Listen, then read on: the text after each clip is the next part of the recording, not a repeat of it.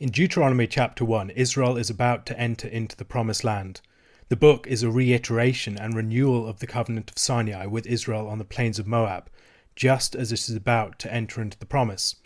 The focus is upon preparatory teaching, with a series of lengthy addresses from Moses unpacking the meaning of the covenant. It is also the conclusion of Moses' own life and his leadership of Israel. He is going to have to die before entering the land, and the book concludes with his final blessing of Israel. There's a transition here in Moses' role. Moses has formerly been the deliverer, the intercessor, the lawgiver, the leader and the ruler, the prophet, but now he is primarily the teacher. He's instructing Israel in the way of the Lord. There appears to be some sort of ceremony involved in the book, as the background for all these things that he's teaching. The nation is assembled to hear Moses' words, and it seems to be a formal renewal of the covenant. This is suggested in places like Deuteronomy chapter 26, verses 16 to 19. This day the Lord your God commands you to do these statutes and rules. You shall therefore be careful to do them with all your heart and with all your soul. You have declared today that the Lord is your God, and that you will walk in his ways and keep his statutes and his commandments and his rules, and will obey his voice.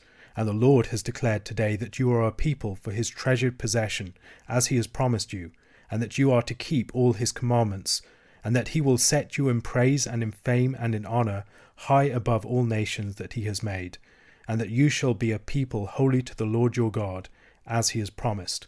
We see the same thing in chapter 27, verse 9. Then Moses and the Levitical priests said to all Israel, Keep silence and hear, O Israel. This day you have become the people of the Lord your God. They are presented with blessings and curses in consequence for obedience or disobedience.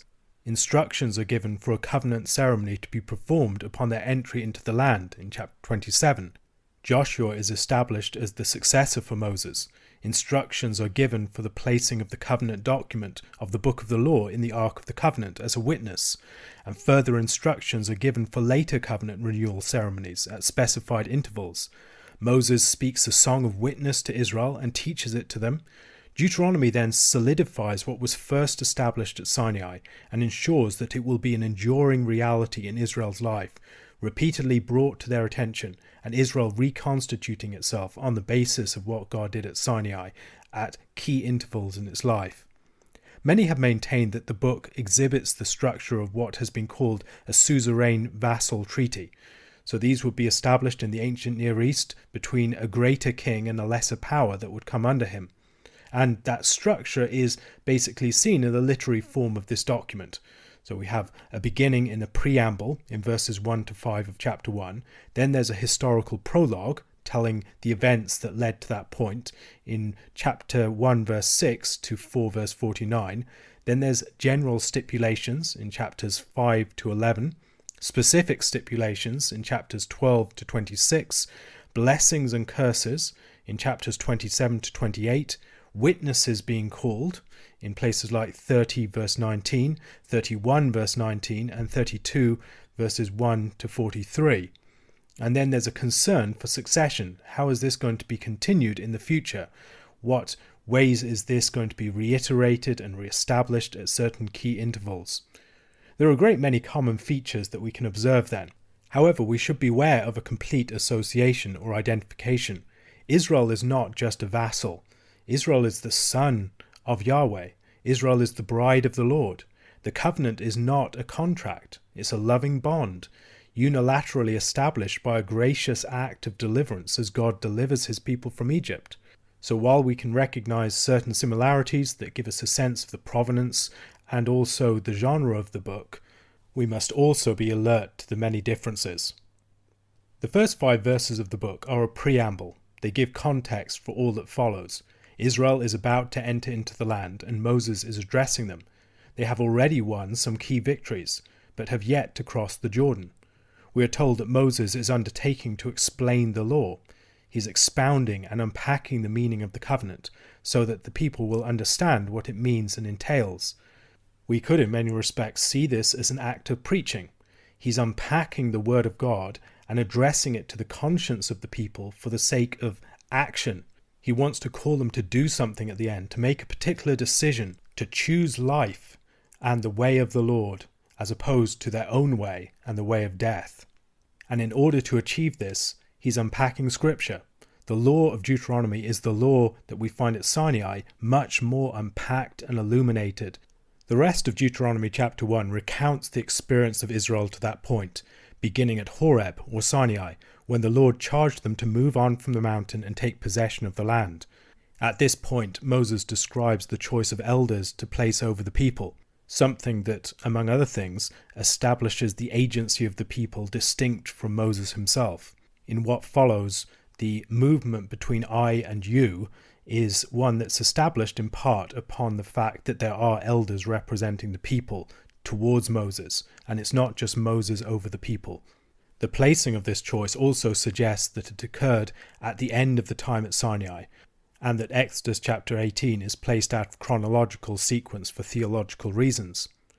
One reason why we might have this mentioned here is that much of the law will be addressed most particularly to the elders and leaders of Israel. They will bear a special responsibility to teach, to administer, to uphold, and to judge according to the law. The book of the law is addressed to the people as a political body, not just as private individuals. So keeping the law depends a very great deal upon the men who are their rulers and representatives. The elders were given the responsibility of judges, and the exposition of the law that Moses is about to give is an articulation, among other things, of jurisprudence. In Moses addressing all Israel, we should not presume that Moses is speaking to every individual. That wouldn't be possible. There's over 600,000 people here. But rather he's addressing their elders and rulers and the priests and Levites in particular, who would then instruct the rest of the people accordingly.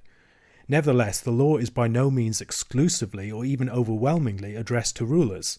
It is addressed to everyone as members of the covenant body. It is a civil, moral, and religious code for all to abide by. Moses recounts the refusal of Israel to enter the land and their rebellion against God at Kadesh. The Lord condemned that generation to wander in the wilderness until they all perished, save for Caleb and Joshua, who would then lead the people into the land. The Lord was even angry with Moses on their account. Moses' association with them and his failure to resist the contagion of rebellion in chapter 20 of Numbers caught him up in their consequences, even though he was able to intercede with them on many previous occasions. The retelling of the history to this point foregrounds many of the issues of the book as a whole. Moses is reminding Israel where it has come from. He is reminding Israel of the incredibly costly errors that they have made in rebellion. A journey that should have taken no more than a couple of weeks ended up taking 40 years. Israel is reminded of how they went off course so that now they can take the right route. Deuteronomy is a book about the decision between life and death, and in the choice not to enter the land, Israel's fathers chose death, except for Caleb and Joshua, who are held out as the examples for Israel at this point. The fact that after being told that they could not enter the land, they tried to enter in under their own power and failed so abysmally serves as evidence of their need to depend upon the Lord for this. So they find themselves at this juncture in history, about to enter the land. They're looking back on what has happened in the past, and they're being instructed as they go forward. A question to consider: what might Deuteronomy chapter 1 highlight for us about the importance of reflecting upon the past within the task of obedience? Deuteronomy chapter 2 begins as the 38 years of wandering after the failure to enter into the land are about to come to an end. The warriors of the first generation of the Exodus have been wiped out. Not all the women and children of that generation, presumably, but the adult males. And great numbers of these have been wiped out by special judgments of God, not just by old age. We recall the path of Israel from Numbers chapter 20 onwards in this chapter. The first time they were going to go straight into the land from Kadesh Barnea, but now they have to go the longer way round. They pass round a series of nations: Edom, Moab, Ammon, and then they fight the Transjordan Amorite kingdoms of Sihon and Og. They will now enter the land from the east. These are related peoples, in many cases, the children of Lot, Moab and Ammon, and the children of Esau in Edom.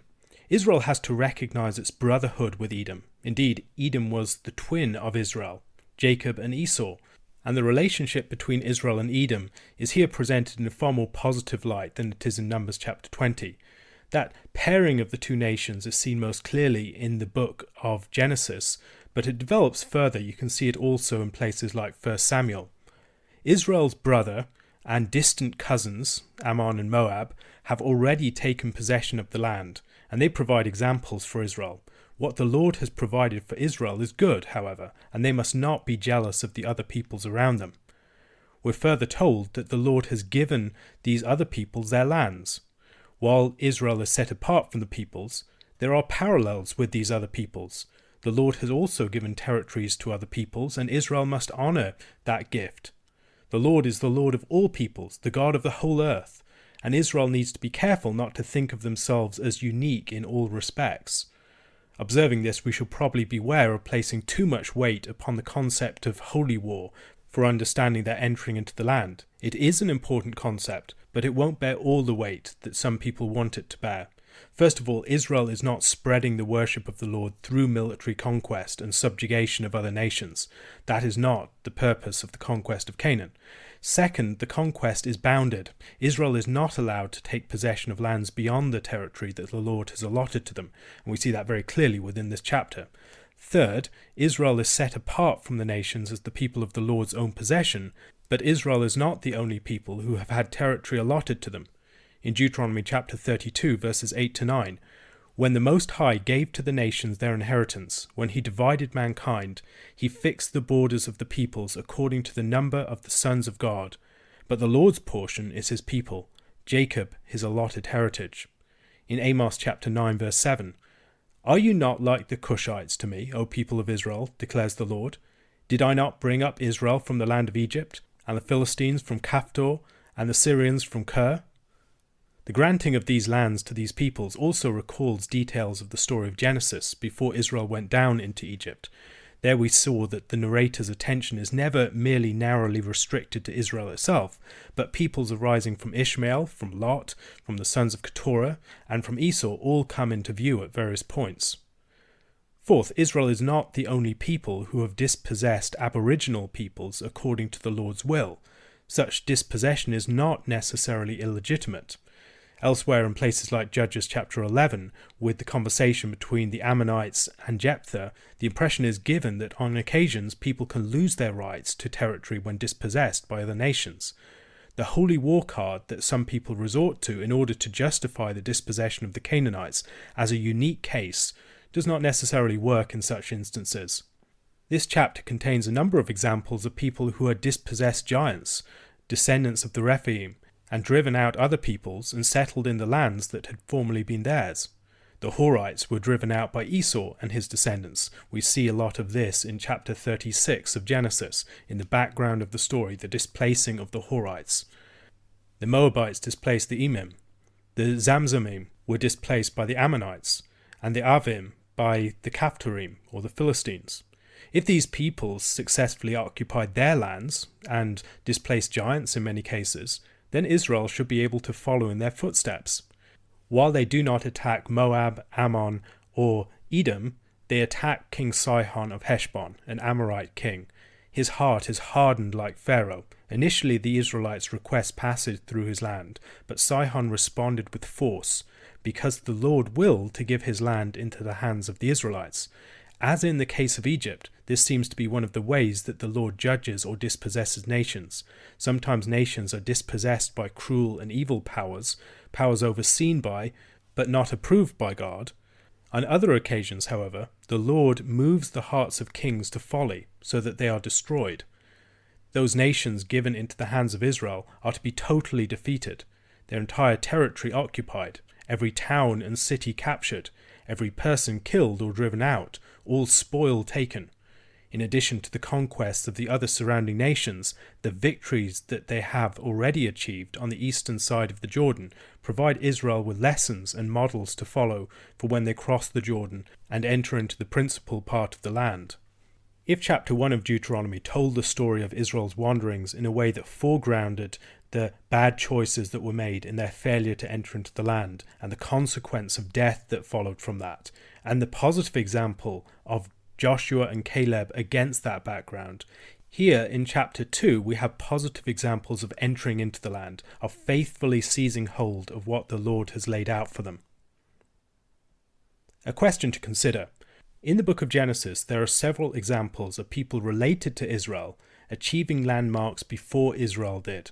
In this respect, they provided patterns for Israel to follow, examples for them to learn from, both positive and negative lessons, and also encouragements that what was possible for these other people might also be possible for them, and certainly with the Lord's help. Looking back to the book of Genesis, can you identify some of these examples? Deuteronomy chapter 3 continues the opening account of the victories of Israel over the Transjordanian kings, Sihon, king of Heshbon, and Og, king of Bashan. The end of Deuteronomy chapter 2 spoke of the defeat of Sihon of Heshbon, and this chapter describes the defeat of Og of Bashan in a similar manner. Once again, there was a total routing of the Amorite king and a complete conquest of his territory, 60 towns. Og was one of the remaining giants, and the size of his bedstead is described as evidence of his great stature. The land of the Amorite kings stretched from the Salt or Dead Sea above the Moabite kingdom up to Mount Hermon, some way north of Kinnereth, the Sea of Galilee, adjoining Aram. All of this land was parcelled out to the half-tribe of Manasseh, the Reubenites and the Gadites. The land was conquered from south to north, but the parcelling out of the land here is described from north to south in the verses that follow. Jair, the son of Manasseh, was Manasseh's great-great-grandson. In 1 Chronicles chapter 2, verses 21 to 22, he's described as follows. Afterward, Hezron went in to the daughter of Machir, the father of Gilead, whom he married when he was 60 years old, and she bore him Segub.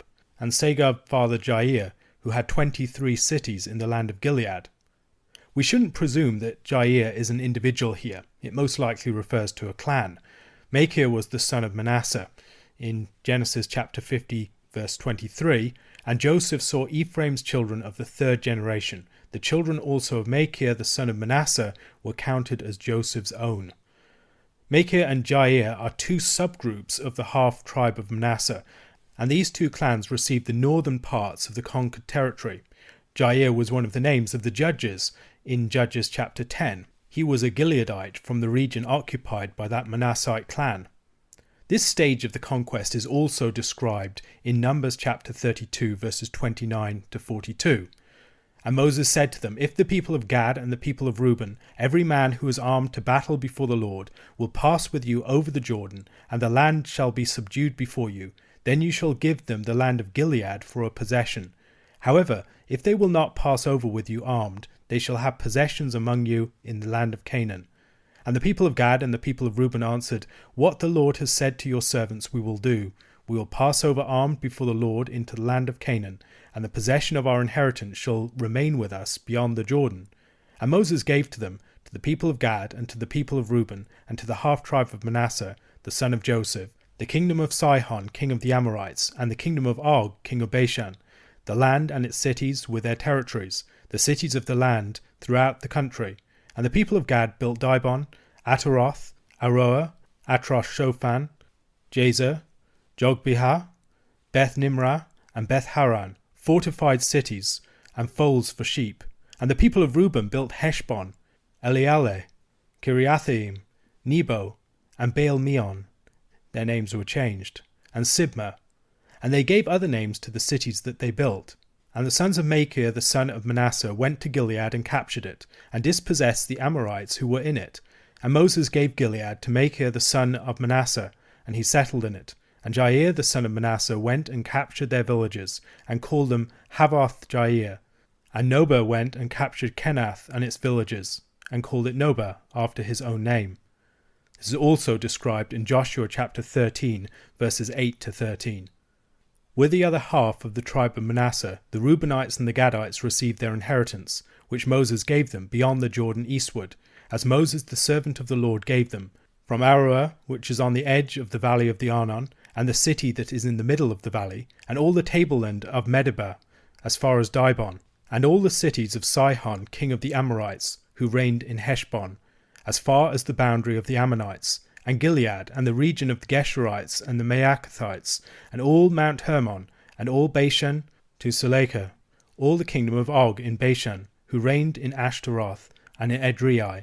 He alone was left of the remnant of the Rephaim. These Moses had struck and driven out. Yet the people of Israel did not drive out the Geshurites or the Maacathites, but Gesher and Maacath dwell in the midst of Israel to this day. Gesher and Maacath appear to be micro-kingdoms. In Numbers chapter 32, verses 6 to 27, Moses had required Reuben, Gad, and the half-tribe of Manasseh to join the rest of the tribes in their conquest of the land on the west side of the Jordan. But Moses said to the people of Gad and to the people of Reuben, "Shall your brothers go to the war while you sit here? Why will you discourage the heart of the people of Israel from going over into the land that the Lord has given them? Your fathers did this when I sent them from Kadesh Barnea to see the land. For when they went up to the valley of Eshcol and saw the land, they discouraged the heart of the people of Israel from going into the land that the Lord had given them. And the Lord's anger was kindled on that day, and he swore, saying, Surely none of the men who came up out of Egypt, from 20 years old and upward, shall see the land that I swore to give to Abraham, to Isaac, and to Jacob, because they have not wholly followed me, none except Caleb the son of Jephunneh the Kenizzite, and Joshua the son of Nun, for they have wholly followed the Lord. And the Lord's anger was kindled against Israel, and he made them wander in the wilderness 40 years, until all the generation that had done evil in the sight of the Lord was gone. And behold, you have risen in your father's place, a brood of sinful men, to increase still more the fierce anger of the Lord against Israel. For if you turn away from following him, he will again abandon them in the wilderness, and you will destroy all this people. Then they came near to him and said, We will build sheepfolds here for our livestock, and cities for our little ones, but we will take up arms, ready to go before the people of Israel, until we have brought them to their place. And our little ones shall live in the fortified cities because of the inhabitants of the land. We will not return to our homes until each of the people of Israel has gained his inheritance. For we will not inherit with them on the other side of the Jordan and beyond, because our inheritance has come to us on this side of the Jordan to the east. So Moses said to them, If you will do this, if you will take up arms to go before the Lord for the war, and every armed man of you will pass over the Jordan before the Lord, until he has driven out his enemies from before him, and the land is subdued before the Lord, then after that you shall return and be free of obligation to the Lord and to Israel, and this land shall be your possession before the Lord. But if you will not do so, behold, you have sinned against the Lord, and be sure your sin will find you out. Build cities for your little ones, and folds for your sheep, and do what you have promised. And the people of Gad and the people of Reuben said to Moses, Your servants will do as my Lord commands. Our little ones, our wives, our livestock, and all our cattle shall remain there in the cities of Gilead, but your servants will pass over, every man who is armed for war, before the Lord to do battle, as my Lord orders. In the willingness of the tribes of Gad and Reuben and the half-tribe of Manasseh to fight with their brothers for the rest of the land, there is an expression of the commonality of the people of Israel. They are not just detached tribes, but they are coming together for a common purpose and a common destiny. They are divided in the land into different territories, but they have a common possession in the land, as they all belong to the one nation. Fighting for each other's territories is one of the ways in which this is expressed. Moses also charges Joshua as the new leader of the people at this point. The defeat of the two Amorite kings, Sihon and Og, is held forth as an example of how the Lord would bring them victory on the other side of the Jordan. The Lord fights for Israel. Having been told that he could not enter the land, Moses pleaded with the Lord that he might be permitted to go over and see it. However, the Lord was angry with Moses on account of Israel, and he could not.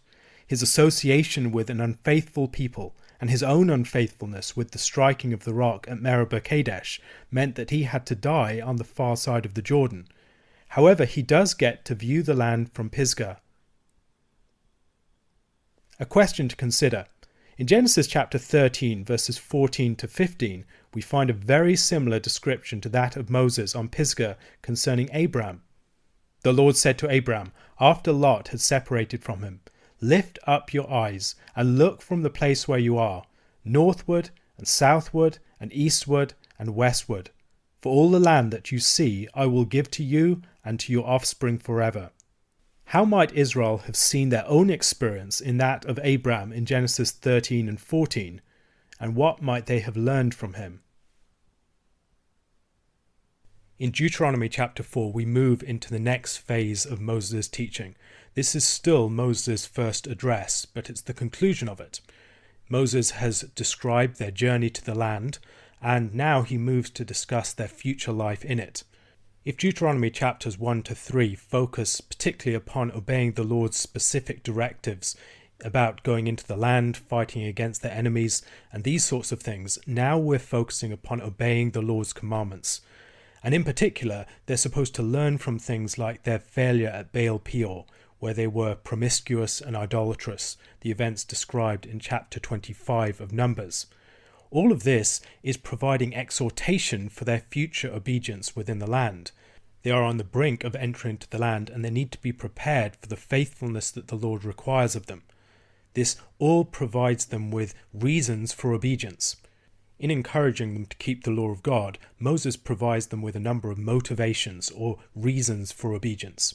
First of all, they're supposed to learn the lessons of places such as Baal Peor, the lessons of disobedience to the law of God, and the things that happen to those people that reject the Lord and rebel against him.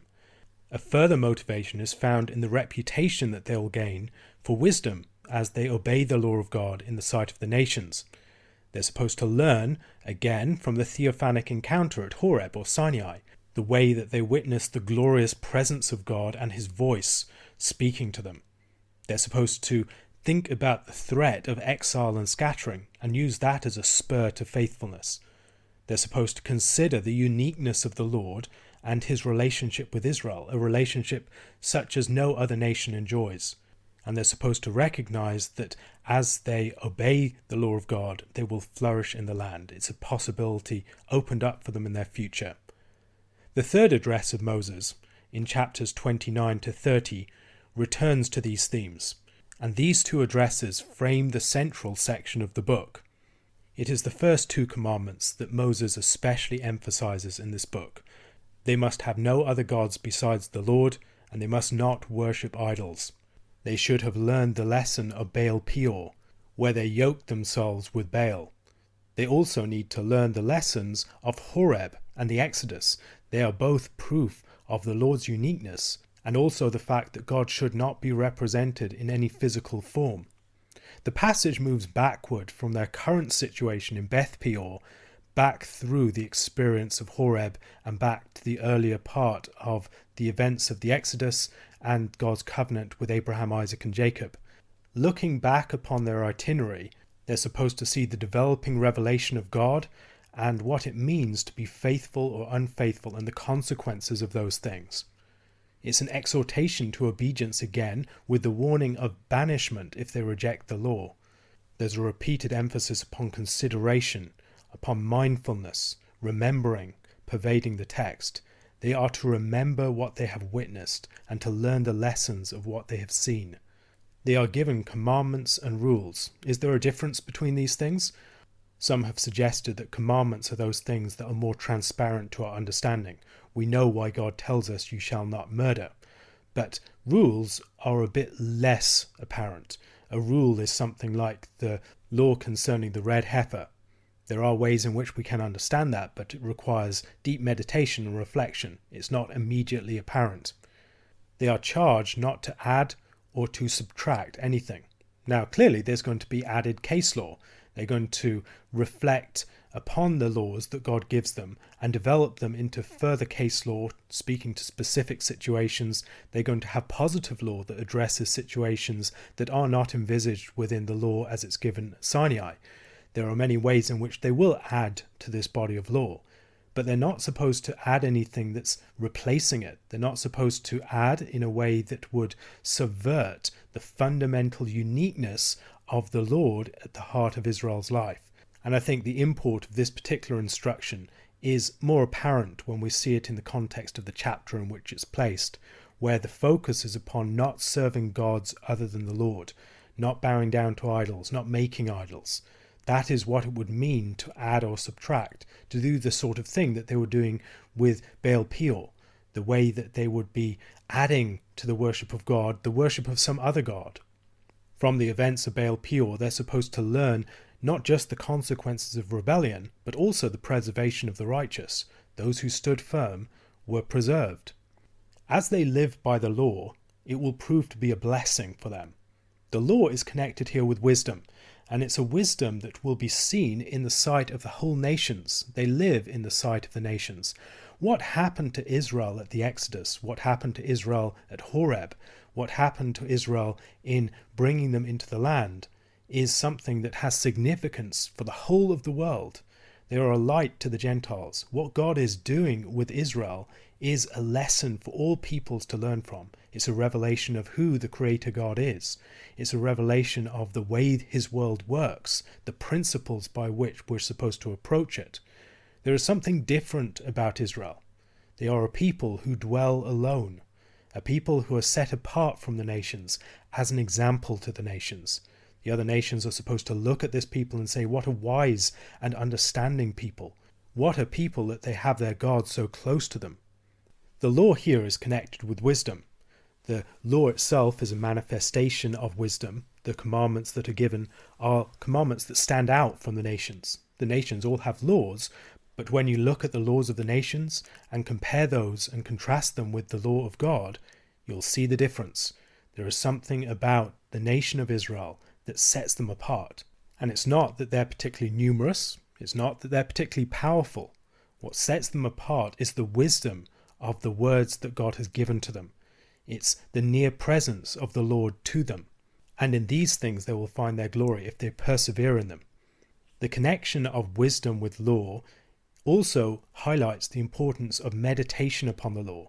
The law is not just a series of rules to be enforced by Israel's leaders, with criminals and transgressors to be punished. That's not the purpose of the law primarily. The purpose of the law is to train people in righteousness. This is a means by which people will gain wisdom, insight into the world. It's a means by which the society will become one of justice. And this law is given not just for the civil authorities of Israel. It's given for all the people, and for all the people to meditate upon, to reflect upon, to chew over this law constantly. And as they chew over it, to recognize the deeper logic of it.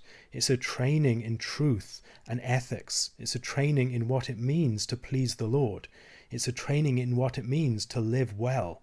And as we go through the book of Deuteronomy, it should become apparent that it is precisely in the interplay between the condensed principles and the expanded principles that literacy and understanding in the law and in the world will be achieved.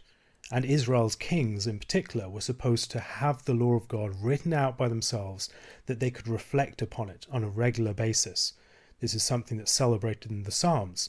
The person who is righteous meditates on the law of God day and night and becomes like a fruitful tree planted by streams of water. This is something that we see in Psalm 119 in particular, as David goes through all the different ways in which the law is his delight, brings him understanding and wisdom and truth. And the Israelites are charged to teach this law to their children. They're supposed to pass it on to generations after them, and in that process of passing it on, to come to a deeper understanding of it themselves. We can look back to Genesis chapter 18 verse 19 to see some of the importance of what it means to teach children the law of God.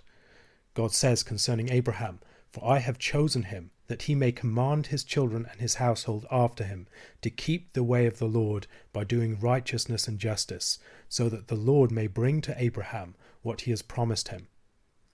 Israel must learn the lessons of Horeb, the lessons of Sinai and the great theophanic appearance of God's glory.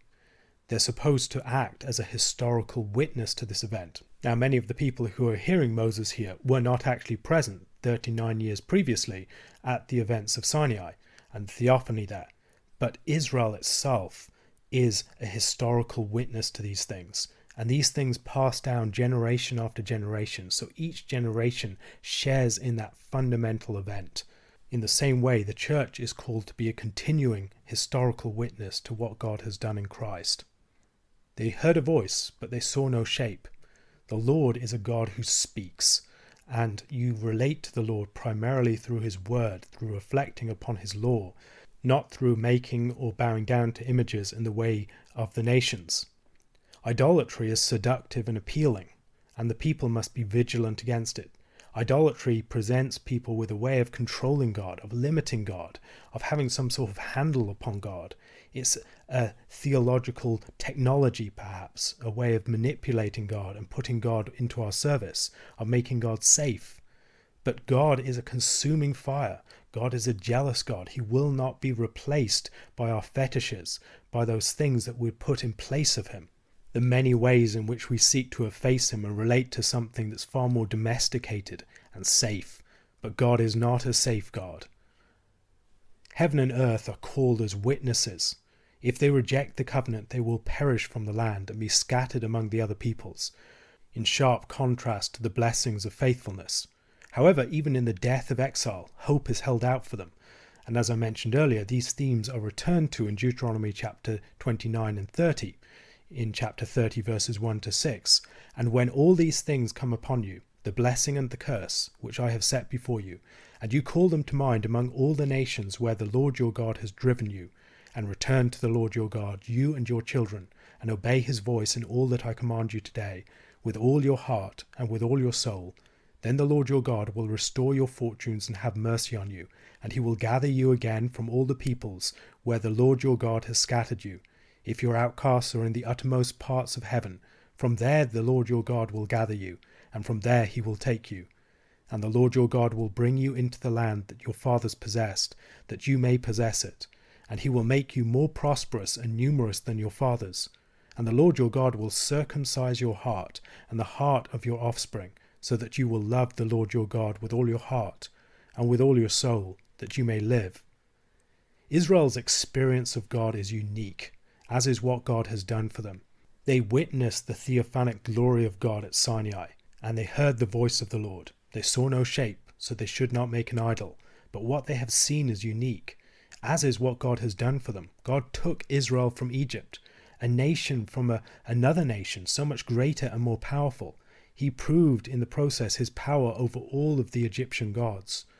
The Lord alone is God, in heaven above and on earth below. This is a strong statement of monotheism, and this statement of monotheism is a keynote for understanding the book of Deuteronomy.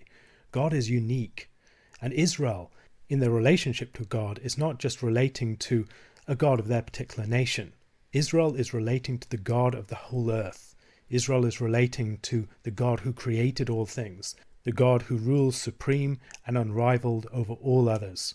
All other powers are beneath him. All other powers are created, but he is uncreated. And Israel, then, is a witness to this one true God. They're supposed to be a light to the nations. The other nations should see them and see that there is something different about this people, that this people stands out from all of their neighbors, that the law that this people has, the law that has been given to them by the Lord, that as they obey it, they grow in wisdom, and that wisdom is something that sets them apart, that makes them different, that shows grace, that shows truth, that shows insight into reality.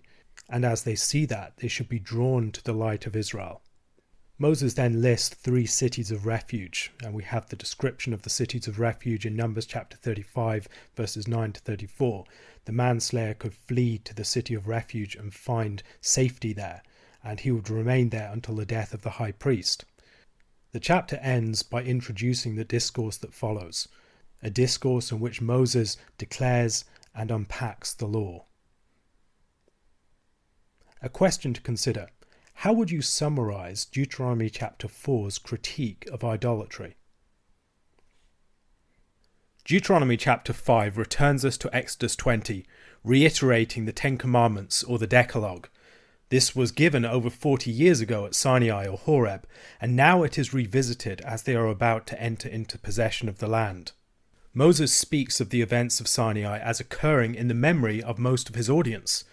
This might seem strange to people who think that the whole generation of those who came out of Egypt died in the wilderness and this is a new generation. In some senses it is, but a significant number of the people that Moses is talking to were present as children or as teenagers. They witnessed the events of Sinai, and so this isn't something that their parents told them about. They saw it with their own eyes. Beyond those who were children at the time, there would also be a great number of women who did not die out with the men who were destroyed from the first generation. Beyond all of this, Moses also speaks about the experience of Israel in the Exodus and the wilderness as if a living body of memory that is constantly being returned to and renewed. The 10 Commandments were at the core of the covenant document. These were the central principles that were expounded and unpacked in all of the rest of the material. In the present context, these 10 commandments are the basis for all the laws that follow. It's the introduction to the main body of the book. The claim that there were 10 commandments is something that we get from the text itself, in Deuteronomy chapter 4 verse 13, and he declared to you his covenant, which he commanded you to perform, that is, the 10 commandments, and he wrote them on 2 tablets of stone. The structuring of the commandments in terms of the number 10, divided into 2 tables, is something that is common to most accounts of the law. The tablets of stone are the great symbol of the covenant document. God takes Israel to himself as he delivers them out of Egypt and brings them to Sinai, where a covenant is made with them. They are taken as his bride, or according to a different metaphor, as his firstborn son. And this document is not just a dry series of laws that will be enforced by judges in the life of Israel. It is the document that expresses God's relationship with his people, and his people must meditate upon it and delight in it, and live it out in all areas of their lives. The laws, as Moses recounts them here, differ from those in Exodus chapter 20 in some slight ways. For instance, the rationale for the Sabbath in the 4th commandment has changed from that given in Exodus chapter 20. In Exodus chapter 20, it focuses upon creation, that God created in 6 days and rested on the 7th, whereas here the emphasis lies elsewhere. It's upon the Exodus. You shall remember that you were a slave in the land of Egypt, and the Lord your God brought you out from there with a mighty hand and an outstretched arm. There are further details of this commandment that differ from those that we have in Exodus chapter 20. For instance, the purpose of the law is given in part that your male servant and your female servant may rest as well as you. That was not found in Exodus chapter 20. Again, therefore the Lord your God commanded you to keep the Sabbath day. That is another statement that is not found in the earlier body of law. It is also a statement found in the 5th commandment for honouring father and mother, a commandment that also includes an additional element in the statement, and that it may go well with you. Beyond some other minor changes, we see that the order of items in the last commandment have changed. In Exodus chapter 20 verse 17 we read, "You shall not covet your neighbour's house, you shall not covet your neighbour's wife, or his male servant, or his female servant, or his ox, or his donkey, or anything that is your neighbour's." Whereas here it says, "And you shall not covet your neighbour's wife, and you shall not desire your neighbour's house, his field, or his male servant, or his female servant, his ox, or his donkey, or anything that is your neighbour's." The change in order might seem minor, but there is something significant about it, insomuch as the wife is removed from the house, as it were. The wife stands apart from the household in a way that she doesn't in Exodus 20, and then the rest of the items of the household are listed. Looking through the commandments, there are a number of things that we can observe. First of all, they seem to move from the most serious offences down. So it begins with offences against God, having another God beside the Lord, then various other offences of worship, moving down through the Sabbath to honouring father and mother, and then into various commandments concerning one's neighbour. The first 5 commandments can be contrasted with the later 5 commandments in that they have explanations or warnings or rationales or some other thing attached to them, such as a promise. The final 5 commandments, by contrast, tend to be just straightforward imperatives. In Deuteronomy's list of the 10 commandments, we also recognize that the Lord's name is found in each of the first 5 commandments, but not in the ones after that. The first 5 commandments seem to deal with vertical offences against those who are over us, God particularly, but then also father and mother. And the next 5 commandments are commandments dealing with offences against our neighbour. There is a logic as we follow through them as well. First of all, we notice that there are 2 positive commandments at the centre.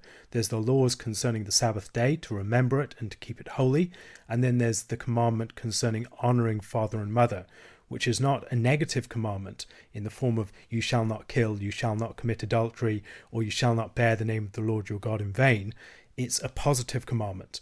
And at the very heart of these things, we see a positive vision emerging. Like the marble that must be removed by the sculptor to reveal the great image beneath, the commandments list a number of things that must not be done, surrounding some positive things that must be done.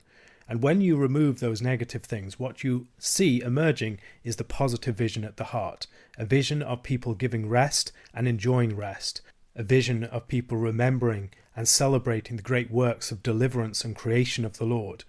a vision of father and mother joined together, male and female, in peaceful union, and then peace between the generations and honour between the generations. This is the positive vision at the heart of the law, and all the rest of the law surrounds this.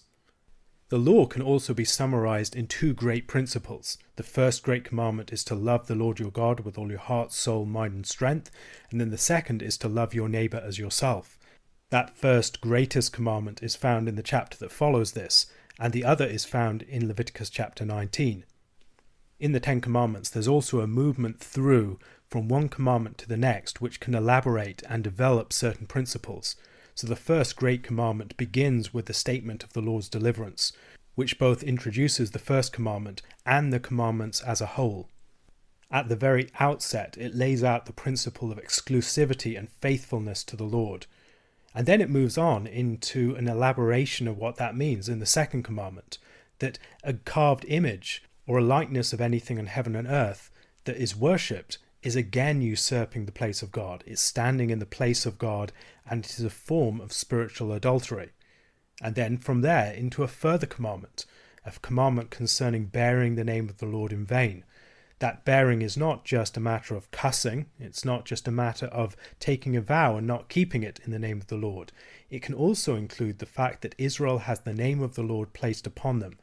The notion of bearing the name of someone can be found in Exodus chapter 28, where the high priest would bear the name of Israel into the presence of the Lord.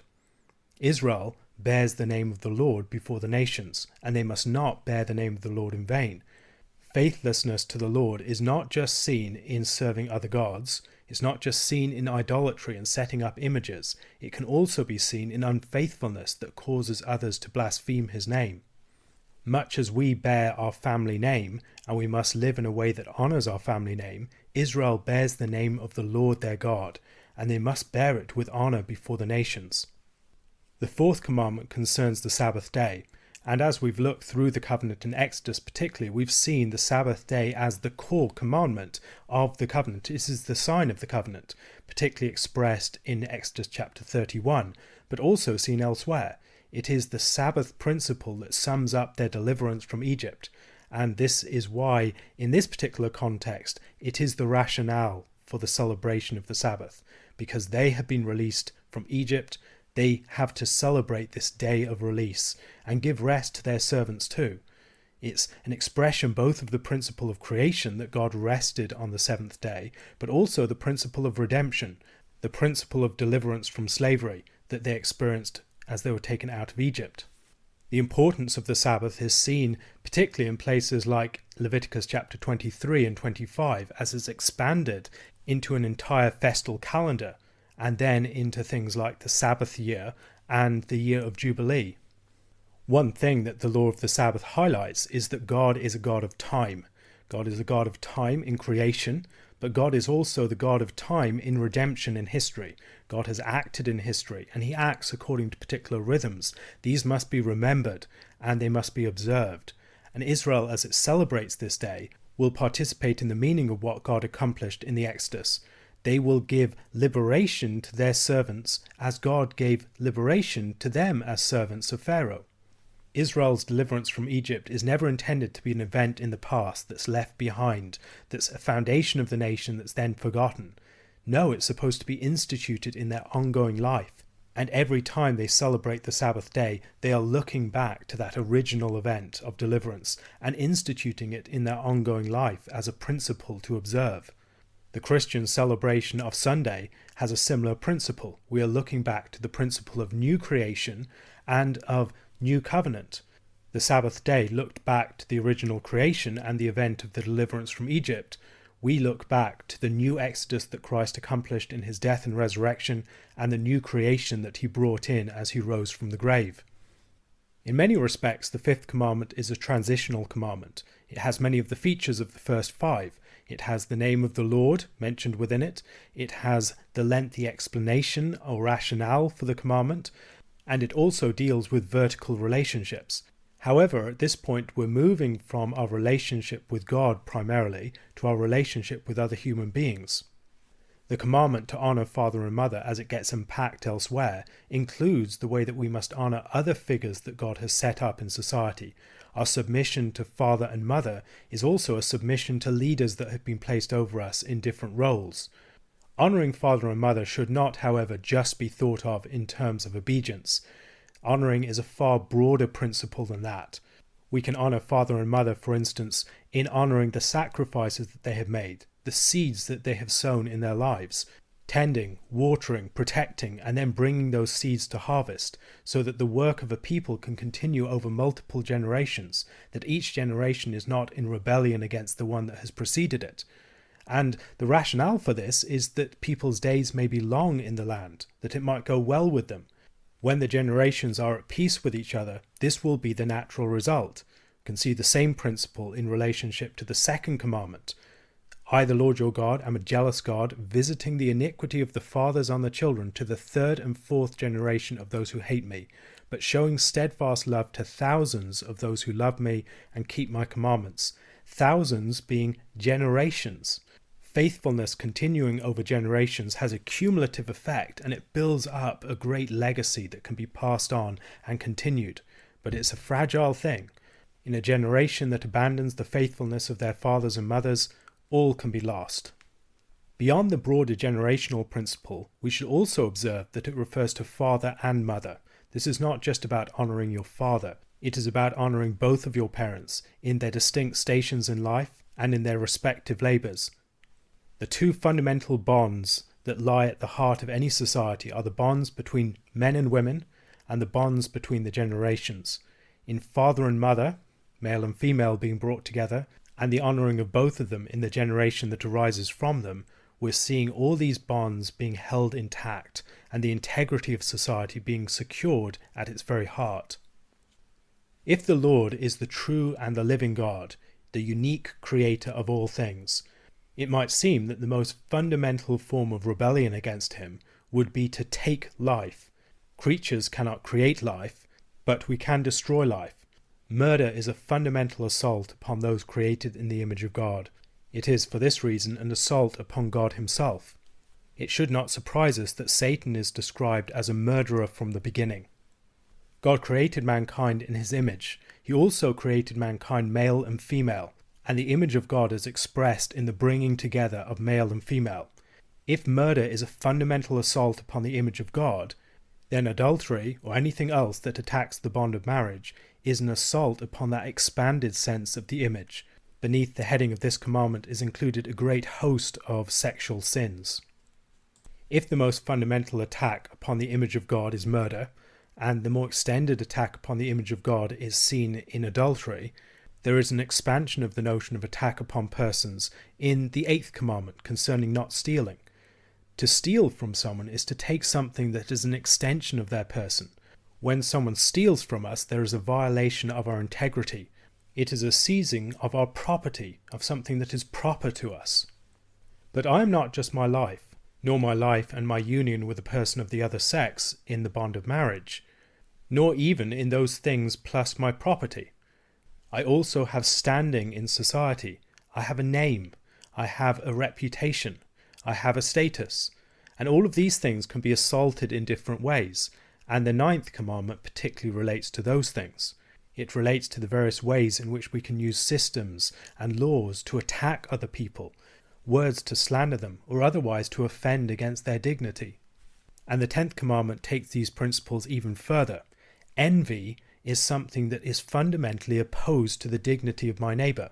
In envy is found the great seed of antagonism towards my neighbour. In envy, I want to be my neighbour. I want to occupy his place in the world. I want to occupy his possessions. I want his house to be my house. I want his wife to be my wife. His existence and his well-being is experienced as a slight against my person. The 10 Commandments bring this sin to light, and they challenge it. This sin that lies at the heart of so much dysfunctional social relation. We should also observe the way that the 10th commandment turns the attention in.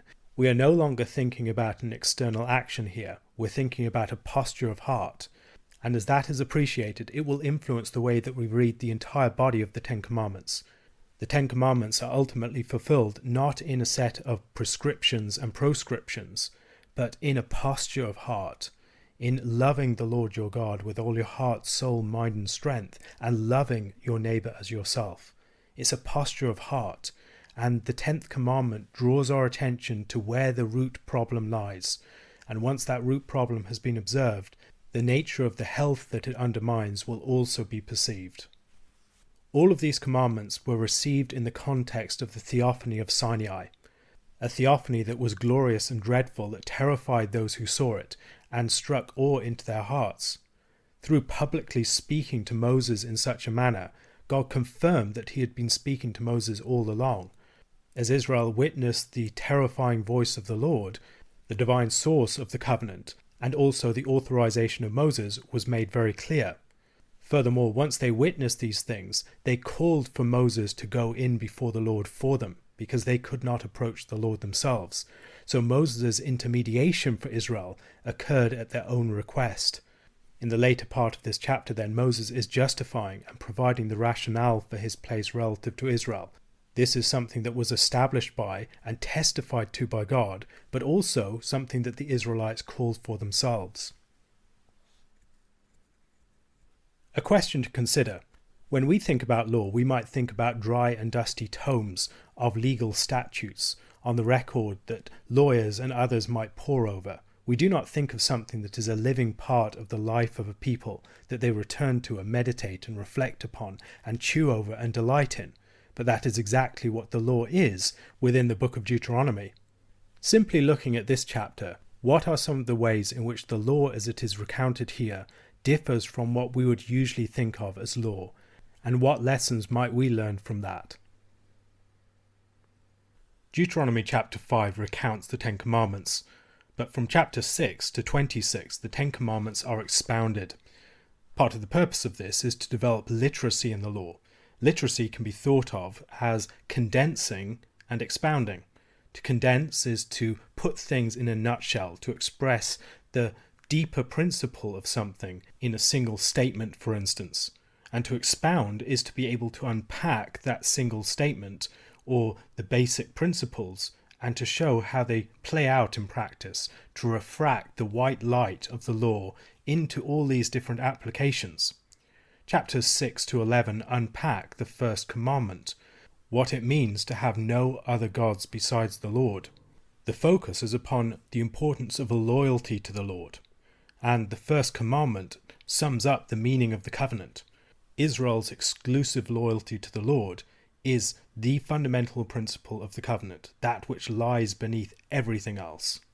Their observance of the commandments and statutes that the Lord has given them is their way in which they will express the loyalty that they have to the Lord their God.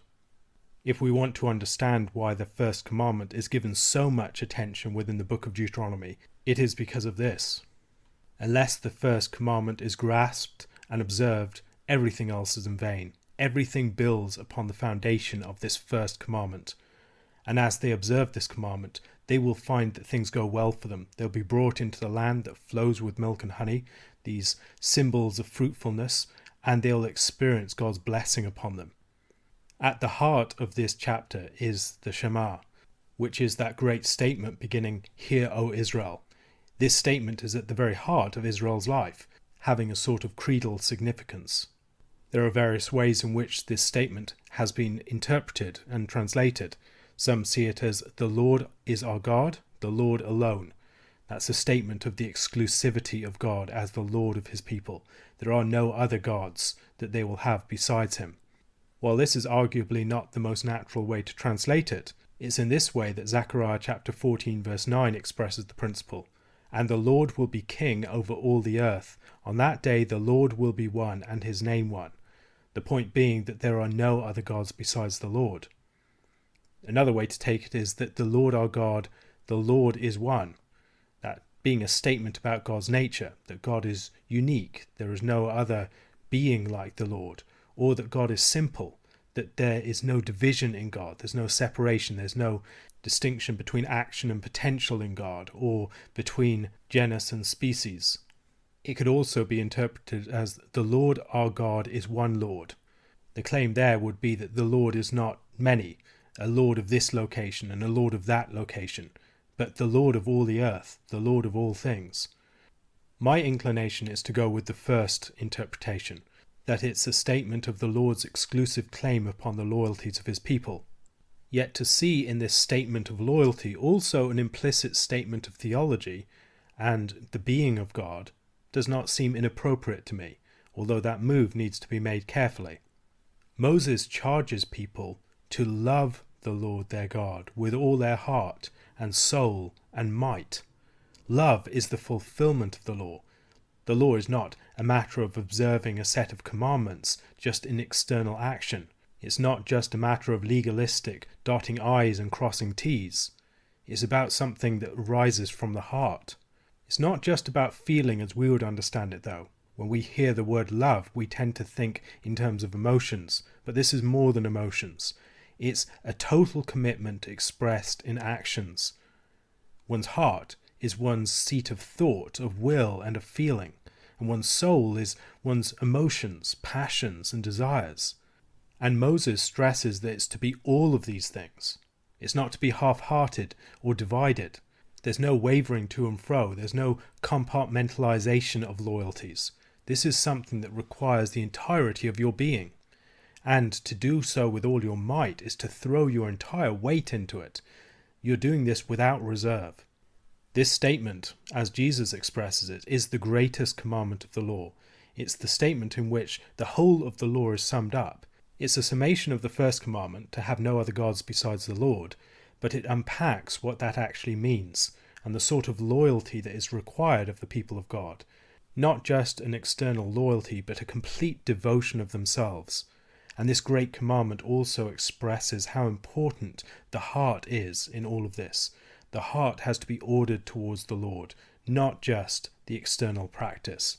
And from this fundamental statement of the first commandment and the love and the loyalty that is required of God's people, Moses moves to the words that he's about to teach them, that those words must be in their heart.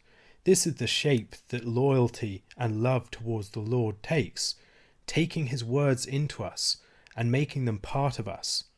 The taking of words into the heart might imply, among other things, memory, that we memorize Scripture, that we chew it over, that it is something that is within us. I have stored up your word in my heart that I might not sin against you. The memorization of Scripture really does seem to be part of what's in view here. Having the words of God in your heart is also having those words as matters of delight. Words in your heart are things that you rejoice in, that you take pleasure in, that you return to again and again and again. It's also a matter of meditation. Meditation in that you chew over these words, you ruminate upon them. And the Psalms seem to be part of the fulfillment of this, not just in the way that you memorize the Psalms, but also in the way that the Psalms conscript the emotions and the desires, so that when you sing the Psalms, your desires are made part of your expression of the Word of God. This is part of what is meant, I believe, in having the Word of God in our heart. This also anticipates the new covenant. In Jeremiah chapter 31, verses 31 to 34, God declares, "Behold, the days are coming, declares the Lord, when I will make a new covenant with the house of Israel and the house of Judah, not like the covenant that I made with their fathers on the day when I took them by the hand to bring them out of the land of Egypt, my covenant that they broke, though I was their husband, declares the Lord. For this is the covenant that I will make with the house of Israel after those days, declares the Lord. I will put my law within them, and I will write it on their hearts, and I will be their God, and they shall be my people. And no longer shall each one teach his neighbour and each his brother, saying, Know the Lord. For they shall all know me, from the least of them to the greatest, declares the Lord. For I will forgive their iniquity, and I will remember their sin no more."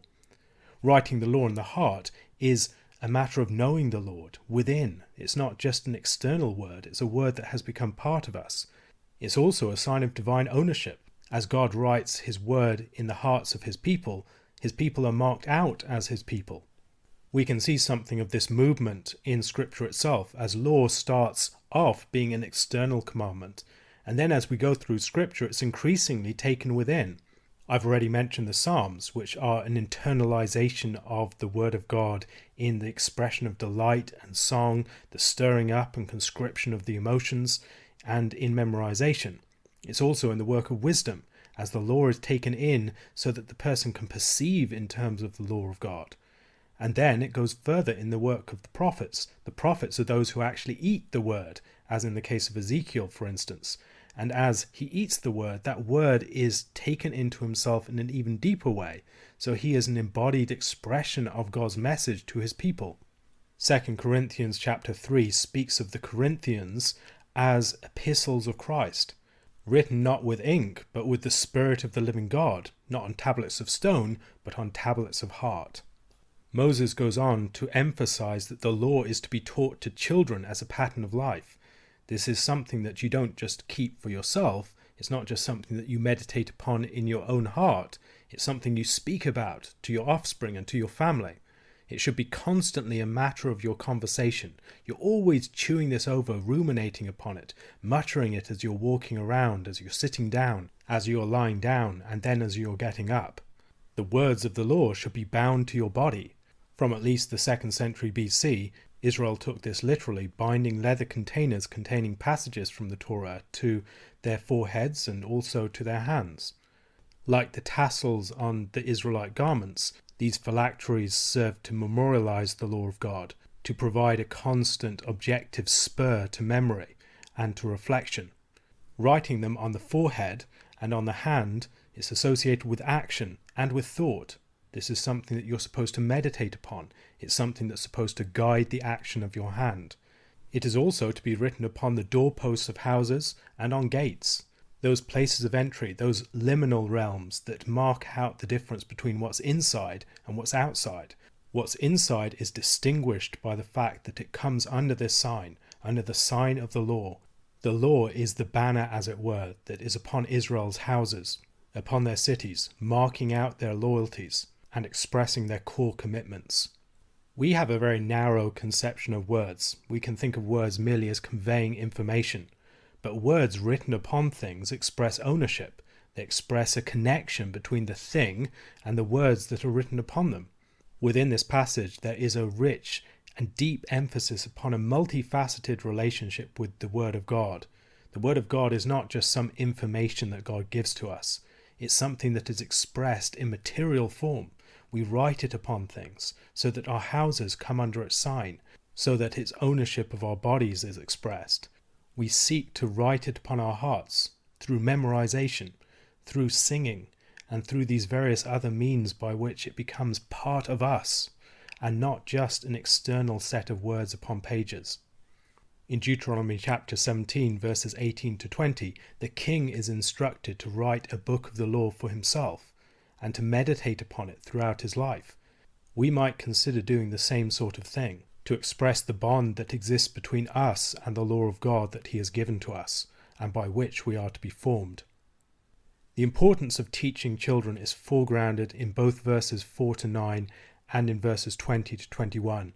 The sections in between focus upon not forgetting the Lord or the lessons of the Exodus and the wilderness. The Lord is a jealous God, and those who reject or forget him will suffer severe consequences.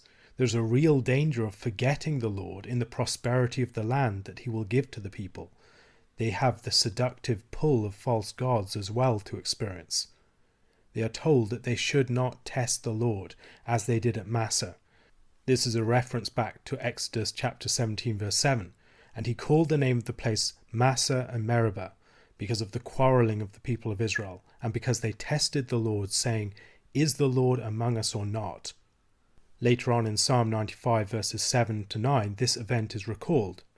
"Today, if you hear his voice, do not harden your hearts as at Meribah, as on the day at Massah in the wilderness, where your fathers put me to the test and put me to the proof, though they had seen my work."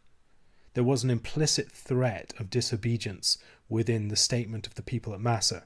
Is the Lord among us or not? Is he going to act on our behalf? If he doesn't, well, we might just reject him, even though they had seen all of the things that God had done for them in the wilderness, and then before that in the events of the Exodus itself. They must teach all of these things to their children. They need to know the rationale for obedience. They're not just being told you must obey. They're being told why they must obey. And as they understand that, they'll grow in wisdom and a deepening acquaintance with the law. The law will not just be something that's laid upon them from outside, it'll be something that they can take into themselves. Parents, to do this, are to retell the story of the Exodus, their former state in slavery, the deliverance that God accomplished for them, God's judgments upon Egypt, his good purpose for them in bringing them into the land, his gift of the law at Sinai, and his requirement of obedience for their good. Moses ends with the statement that such obedience will be righteousness for us. As people express their loyalty to God in observing the commandments, it will be to their credit. They will be in right standing with the Lord. It is imperative that we see what is at the heart of the faith of Israel. At the heart of Israel's faith is not a set of legalistic requirements. It's the calling to love God, to be loyal to him. It's a calling to faith. This is ultimately what will be righteousness for the people of God. This loyalty, the steadfast commitment to the Lord their God, looking to God for provision, for care, trusting him and his character to look after them and to bless them, and expressing that in obedience and faithfulness in the things that they do, delighting in his word, taking that word into them, meditating upon that word, singing about that word, making that word their constant reflection, and teaching that word to their children after them. This is what it will look like to be the people of God. A question to consider: where can we find New Testament allusions to the Shema? Deuteronomy chapter 7 is a chapter that concerns in large measure Israel's relationship to the other nations of the land of Canaan. The Lord will clear out the nations before them, these 7 nations that are greater and more powerful than they are. And there's a serious warning against intermarriage. Now, when we think about intermarriage, we're often thinking about 2 individuals coming together and their individual ancestry. But that isn't the emphasis here. Rather, it's about joining families and intermingling peoples. For our understanding of marriage, it's very much 2 detached persons. But within that culture, it's a greater bringing together of peoples. And so the intermarriage would be forging a bond between peoples, not just between isolated individuals who have a romantic attachment. Israel seems to face a real temptation to intermarriage. Why is that the case? We could maybe suppose that it's about the romantic attraction between 2 individuals that fall in love. One happens to be a Midianite, one happens to be an Israelite or something. And the star-crossed lovers are chafing at the restrictions that prevent them from coming together. Now, that may be part of it, but I think there's more going on here. There is a temptation to intermarry because Israel is a small nation. And if you're a small nation, one of the ways that you develop strength is by strategic alliances, by joining families and intermingling peoples. And along with this would be the natural accompaniment of making covenants with them and having religious syncretism as a part of that. They would serve their gods, they would make treaties with them, and then they would intermarry with them, and they'd become one mingled people. There is an example of just this taking place, of course, in Numbers chapter 25, in the relationship with the Moabite women and the Midianite women. There is also a warning against it in Exodus chapter 34, verses 12 to 16.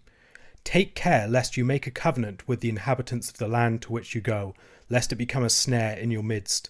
You shall tear down their altars, and break their pillars, and cut down their asherim. For you shall worship no other God, for the Lord, whose name is jealous, is a jealous God. Lest you make a covenant with the inhabitants of the land, and when they whore after their gods, and sacrifice to their gods, and you are invited, you eat of his sacrifice, and you take of their daughters for your sons, and their daughters whore after their gods, and make your sons whore after their gods. The warning here shows that alliances with people in the land, worshipping their gods, and marrying their daughters and their sons all go together. If you engage in the covenant making, these other things will tend to follow quite naturally. Daniel Lowenstein observes that there is a parallel with this, of course, in Genesis chapter 34. Make marriages with us, give your daughters to us, and take our daughters for yourselves. You shall dwell with us, and the land shall be open to you. Dwell and trade in it, and get property in it. Genesis chapter 34, verses 9 to 10. This is the invitation of Hamor. This is an attractive offer. If you're someone who's wandering around from place to place, who doesn't have great power or great numbers, then you could get security by marrying into one of these established groups, and it would enable both of them to be stronger for the alliance. The marriages then were the means of knitting peoples together, of intermingling peoples, and along with the alliance making and the intermarriage came the worshipping of the other's gods. That syncretism that brought together two cultures, two peoples in the worship of the idols of each other. After the actions of Simeon and Levi in destroying Shechem, Jacob says to them, "You have brought trouble on me by making me stink to the inhabitants of the land, the Canaanites and the Perizzites. My numbers are few, and if they gather themselves against me and attack me, I shall be destroyed, both I and my household." The temptation for someone in that position is to intermarry, and appreciating the weakness of his position and how easily he could be preyed upon by others, Jacob was prepared to make some sort of treaty with the people of Shechem. And that treaty was one that involved them getting circumcised, but that circumcision did not seem to be arising out of a deep commitment to the worship and serving of the Lord. It was a sort of religious syncretism. And the danger, of course, was that the syncretism went in two directions. In the next chapter we read a very instructive passage. "So Jacob said to his household and to all who were with him, 'Put away the foreign gods that are among you, and purify yourselves, and change your garments. Then let us arise and go up to Bethel, so that I may make there an altar to the God who answers me in the day of my distress, and has been with me wherever I have gone.' So they gave to Jacob all the foreign gods that they had, and the rings that were in their ears. Jacob hid them under the terebinth tree that was near Shechem. And as they journeyed, a terror from God fell upon the cities that were around them, so that they did not pursue the sons of Jacob." Jacob is aware of how small he is in numbers, and the need to make these sorts of strategic alliances with the people in the land. However, the result of this is a sort of syncretism. They have all these foreign gods. Whether these idols were taken just in the day-to-day interacting with the people of the land, or in the plundering of the city that we see at the end of chapter 34. In both of these acts, Jacob's household was snared in idolatry. However, as they cut off those idols and completely removed themselves from the worship of the people of the land and distinguished themselves as a people, not forming these sorts of entangling alliances, God puts a terror upon the cities round about them so that they are not attacked. And a similar thing seems to be going on here. They must completely dissociate themselves, completely reject the Canaanites and their ways. They must beware of appropriating their gods and their property. If they defeat a city, they must not take the spoil, because the spoil, as it was for Jacob's sons, seems to have been a snare, and they take the idols, and they start to worship the idols. Rather, they are to be a people holy to the Lord, a people dwelling alone, not a people who are mixed in with the nations because they fear them defeating them. The story of Genesis chapter 34 is a despoiling of the Hivites, and at the end he talks about his fear of the Canaanites and the Perizzites. These are nations that are mentioned at the beginning of this chapter, and so the parallels between these stories would have been apparent to people who are reading this. Where else do we find a story of the Israelites completely destroying a city of the people of the land? It's in Genesis 34. On the third day, when they were sore, 2 of the sons of Jacob, Simeon and Levi, Dinah's brothers, took their swords and came against the city while it felt secure, and killed all the males. They killed Hamor and his son Shechem with the sword, and took Dinah out of Shechem's house and went away. The sons of Jacob came upon the slain and plundered the city, because they had defiled their sister. They took their flocks and their herds, their donkeys, and whatever was in the city and in the field, all their wealth, all their little ones and their wives, all that was in their houses, they captured and plundered. And this plunder seems to have become a snare to them. This was a pattern that the Israelites, as they went into the promised land, should not follow. They should learn from the failures of Jacob, but also from the failures of Simeon and Levi. Jacob failed by not keeping the people holy to the Lord, by making a covenant with the people of the land that would lead to intermingling. And Simeon and Levi failed by again not keeping themselves holy, by taking things from the city that ended up trapping them in and their people in the sin of idolatry. The snare of plunder must be avoided, and so they must bury the spoil if they're to escape. They are to be a people holy to the Lord. The Lord did not choose them because they were great in number. The Lord knows that they are few, and the Lord will protect them as such. They must fear the Lord and be faithful to him, rather than fearing the nations of the land. The Lord will put his terror in them and protect them just as he did Jacob their forefather. The Lord set his love upon them. They didn't do anything to deserve it. He promised to their forefathers, and he delivered them from Egypt. Rather than engaging in strategic alliance making, they need to be faithful to the Lord. That is the covenant that will pull them through, not the covenants that they will make in a shrewd way to gain favour with the people of the land. It will be by cleaving to the Lord and not departing from him in any way. Why is God giving them the land? Verse 12 gives us an answer. And because you listen to these rules and keep and do them, the Lord your God will keep with you the covenant and the steadfast love that he swore to your fathers. Now this should remind us of something that we've heard elsewhere, earlier on in the story. It's the statement that God makes to Abraham after his sacrifice of Isaac, or his preparedness to sacrifice Isaac. And the angel of the Lord called to Abraham a second time from heaven and said, By myself I have sworn, declares the Lord, because you have done this, and have not withheld your son, your only son, I will surely bless you, and I will surely multiply your offspring as the stars of heaven, and as the sand that is on the seashore.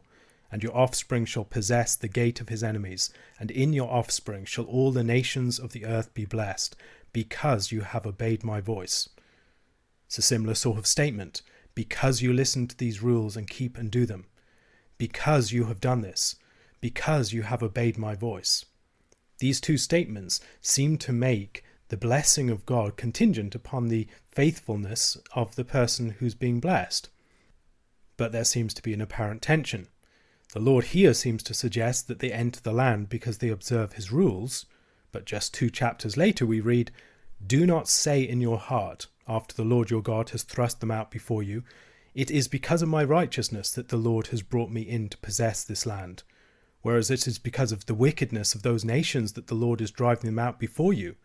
Not because of your righteousness or the uprightness of your heart are you going in to possess the land, but because of the wickedness of these nations the Lord your God is driving them out from before you, and that he may confirm the word that the Lord swore to your fathers, to Abraham, to Isaac, and to Jacob. That's Deuteronomy chapter 9, verses 4 to 5. And here it seems, in contrast to chapter 7, verse 12, they enter in because of the wickedness of the nations and purely because of the Lord's promise and love to their ancestors. How do we reconcile these statements? How is it that they are given the land because they listen to and observe the commandments, but they don't in any way earn it? The answer is, although the Lord didn't choose Israel because of anything in them, he chose them for a purpose. Their obedience is the means by which the purpose and the promise is fulfilled, not a means by which they earn the Lord's favour or love.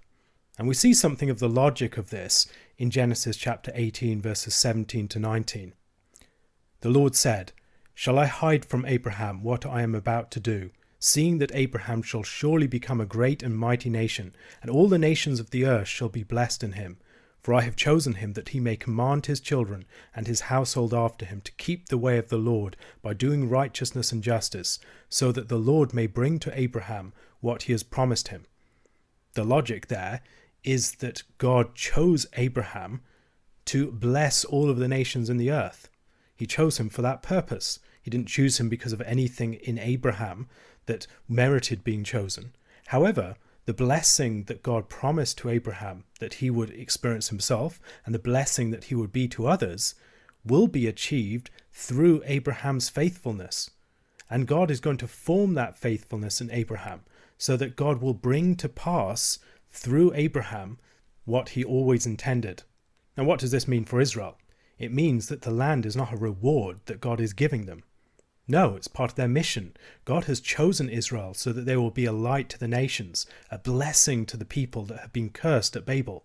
He's going to drive out nations before them, but not because Israel is great, but because his purpose in Israel requires that they have the land. The land is a tool for them to achieve the purpose for which he has called them.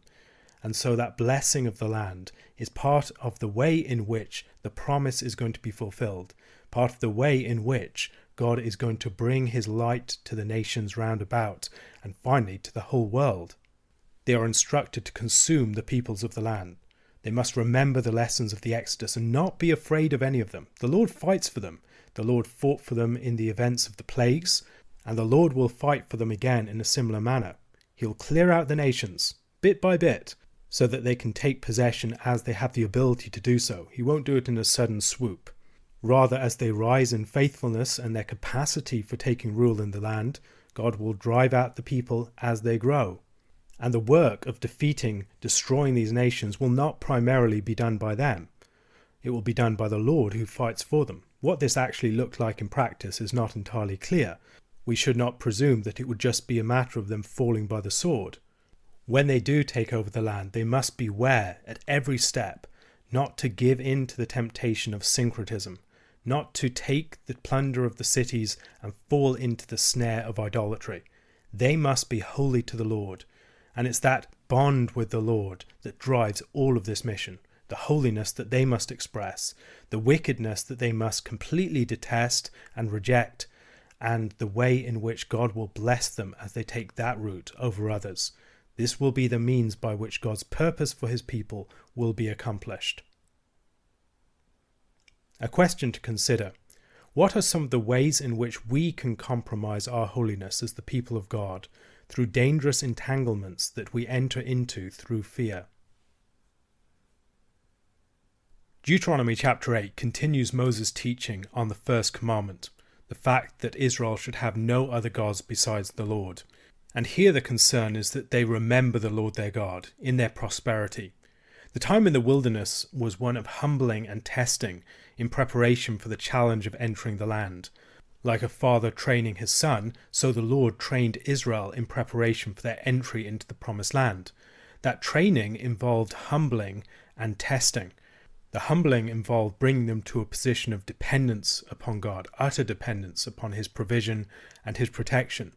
And the testing was to discern what was in their hearts. The gift of the land was for the sake of Israel's calling, but if they weren't careful, it would become a snare to them. Consequently, before they could enter into the land, they had to be prepared for it. In the wilderness, they lacked provisions, they lacked power, and they lacked direction. And they had to depend upon the Lord for each of these things. The Lord would guide them through. The Lord would give them the food that they needed. The Lord would protect them from their enemies and from the wild creatures of the wilderness. And during that time, they would hopefully learn the lesson of what it meant to relate to the Lord their God properly.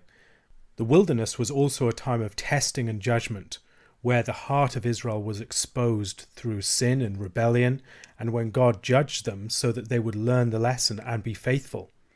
If they had entered into the land as a haughty and disobedient people, the land would not bring blessing to them. It would not be a context of enjoying fellowship with God. It would actually be a snare to them. It would be a means of their own destruction. The land wasn't a reward for Israel's righteousness. Rather, it was something that they were supposed to mature into. It was a realm of increased responsibility and blessing. However, before they could enter into the land, they had to learn the lessons of the wilderness and graduate from that class. And when they failed to do so, when they failed to heed the word of God, to obey his voice, they had to take this remedial period of 40 years of testing and humbling, and they were judged for that period of time because they were not prepared for that new level of responsibility. The manna in particular is singled out as something that was designed to teach them that man lives by every word that comes from the mouth of God. In times of plenty, we might be tempted to think that we live primarily by material resources. We live by our crops, by our wealth, by the strength of our hand and our military, and we live by the way in which we can foresee the future and plan for it. However, the wilderness was designed to teach Israel that societies ultimately live by the word of God. And the manna was a way in which God taught this. It taught dependence. You couldn't accumulate the manna. You couldn't build it up and become wealthy through manna. You couldn't preserve it. Each day you had to depend upon God for your daily bread. You couldn't cultivate it. Ultimately, it came from God. It was not something that you could produce by your own might and ability and skill. It taught obedience. You had to work according to God's schedule. You had to survive on his provisions. And it was absolutely imperative that this lesson wasn't forgotten when they entered into the land. One aspect of the Feast of Firstfruits was to recall this fact, when they offered an omer of the barley grain of the land. This omer corresponded with the omer that they would gather each day of the manna. It expressed the fact that the reality of God's provision in the manna continued in the grain, that the principle of the wilderness, while not so obvious, continued in the land. Israel is on the brink of its greatest test. They have the choice between enjoying the good gifts of the land and forgetting the Lord, or enjoying the good gifts of the land and remembering the Lord. This is the real challenge. It's one thing to remember the Lord in the tough times, quite another to do so in times of prosperity. Decadence easily develops when we lack any crisis, and life is easy when everything is handed to us on a plate. And Israel was about to enter into a situation of plenty and prosperity, and Moses wants to be absolutely certain that they're ready for this. How do you prepare yourself for the difficult days when decadence crouches at the door of your prosperous society? This is what Israel is being prepared for in this chapter. When we look through the Pentateuch, it is startling how much of it is devoted to memory. Israel is constantly having its mind directed back to the events of its history. It's recalling these in retelling the story, but also in the repeating of the rituals over time. The second half of Exodus, the book of Leviticus, much of the book of Numbers, and the book of Deuteronomy all have the establishment of memory and continued practice and memorialization at their very heart. The tabernacle and its sacrifices is an institutional continuation of the meaning of Sinai and that event of meeting with God there. The Sabbath and all the feasts of Israel's calendar are a continuation of the meaning of the Exodus event. In the Passover and the Feast of Unleavened Bread, they are entering once again into the experience of Israel leaving the land of Egypt. And then again at the end of the festal year, when they celebrate the Feast of Booths, they are once again entering into that experience of leaving Egypt for the first time. These events are not to be forgotten. These events are written into the calendar. They're written into the book that Israel is supposed to take into itself. They are supposed to meditate upon these events, and that will preserve their society from decadence and the destruction that comes to decadent societies. God never wanted Israel to remain all of its life in dependence in the wilderness. He wanted them to grow in strength, to act in strength. And so he strengthened them to act, and he gave them resources to cultivate and employ for their strength. However, when you have such strength, it's very easy to forget where that strength has come from. Unless Israel constantly returns to the events of its history, it will forget. And in forgetting, they will forget not just their history, but forget the Lord who has equipped them with this strength. I have argued that this section belongs to an extended sermon concerning the first commandment. And here we see part of the purpose of that. We must have no other God beside the Lord. The point of this is not merely that we shouldn't replace God with idols and false gods, but also that we must not forget him. The uniqueness of God is seen in his provision for all of our needs, our dependence upon him in every area of life, the fact that whatever we do, our strength, our resources, our provision, our protection, all of these things ultimately come from the Lord. And perhaps the greatest and most dangerous idolatry of all is assuming that we are God, that we are the ones whose providence rules the affairs of history, that we are the ones who provide for all of our needs, that we are the ones who have the autonomous strength to serve all of our purposes. And this temptation to forsake and forget the Lord our God is felt most keenly in times of prosperity and growth. This, of course, is perhaps the greatest temptation that we face in the modern world. And the consequence of such forsaking and forgetting is destruction. Such societies will decay and collapse. The discipline of constant memory is the way in which we will be preserved from this. Remember our history. Remember the Lord our God, what he has done for us. Remember the lessons that we learnt in times of humbling and testing. Constantly return to these. Learn the lessons that God has taught us at those times, and then move forward in the light of those things. A question to consider: what are some of our practices of memory and memorialization that ensure that we do not forget the lessons of the past? Deuteronomy chapter 9 begins with a statement that Israel is about to go into the land, displacing powerful peoples, because the Lord will go over before them as a consuming fire. The Lord has previously been described as a devouring fire in chapter 4 verses 23 to 24. Take care lest you forget the covenant of the Lord your God, which he made with you, and make a carved image, the form of anything that the Lord your God has forbidden you. For the Lord your God is a consuming fire, a jealous God. While on this occasion it relates to God's judgment upon the people in the land, on the earlier occasion it relates to God's judgment upon Israel if they are unfaithful. Israel then cannot presume upon God's judgment, as if it were only directed against their enemies. When the nations of the land were driven out before them, the natural temptation for Israel would be to speculate that this happened because of their own righteousness. The Lord is clearly rewarding them for being an upright people. And the point of this chapter, more than anything else, is to leave Israel under no illusion that this is the case. The majority of this chapter is devoted to cataloguing the various forms of rebellion that Israel committed in the wilderness, while also making entirely plain that it was only on account of the intercession of Moses and his appeal to the grace of God that they survived as a people. When we're the beneficiaries of great fortune or favour that sets us apart from others, the natural underlying question that we and others are asking is, why us?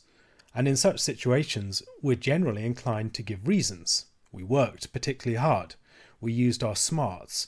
We were the most talented of the people in the situation. We like to believe that our good outcomes set us apart from others, not just in the outcomes themselves, but in some deeper way. Those outcomes reveal something about us that makes us special, that sets us apart, that demonstrates in some way or other that we are special, that we are above others, and we should not only enjoy our good fortune, but we should feel entitled to it. We merit this. We're the type of people to whom this sort of fortune belongs. While we might attribute negative results to our bad luck, whenever we have positive outcomes, we want to draw a line that connects it to our greater virtue, our greater capacity, our shrewdness, or some title that we have to it. And in a society that appeals to meritocracy as much as ours does, this is a particular problem.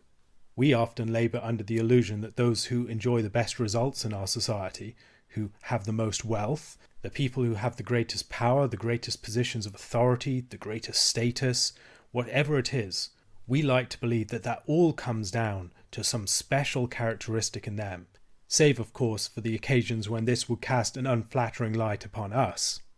We have already seen that Israel would face the temptation when they entered the land to forget the Lord in their prosperity. This is another temptation that Israel would face, the temptation of attributing their blessings to their own righteousness.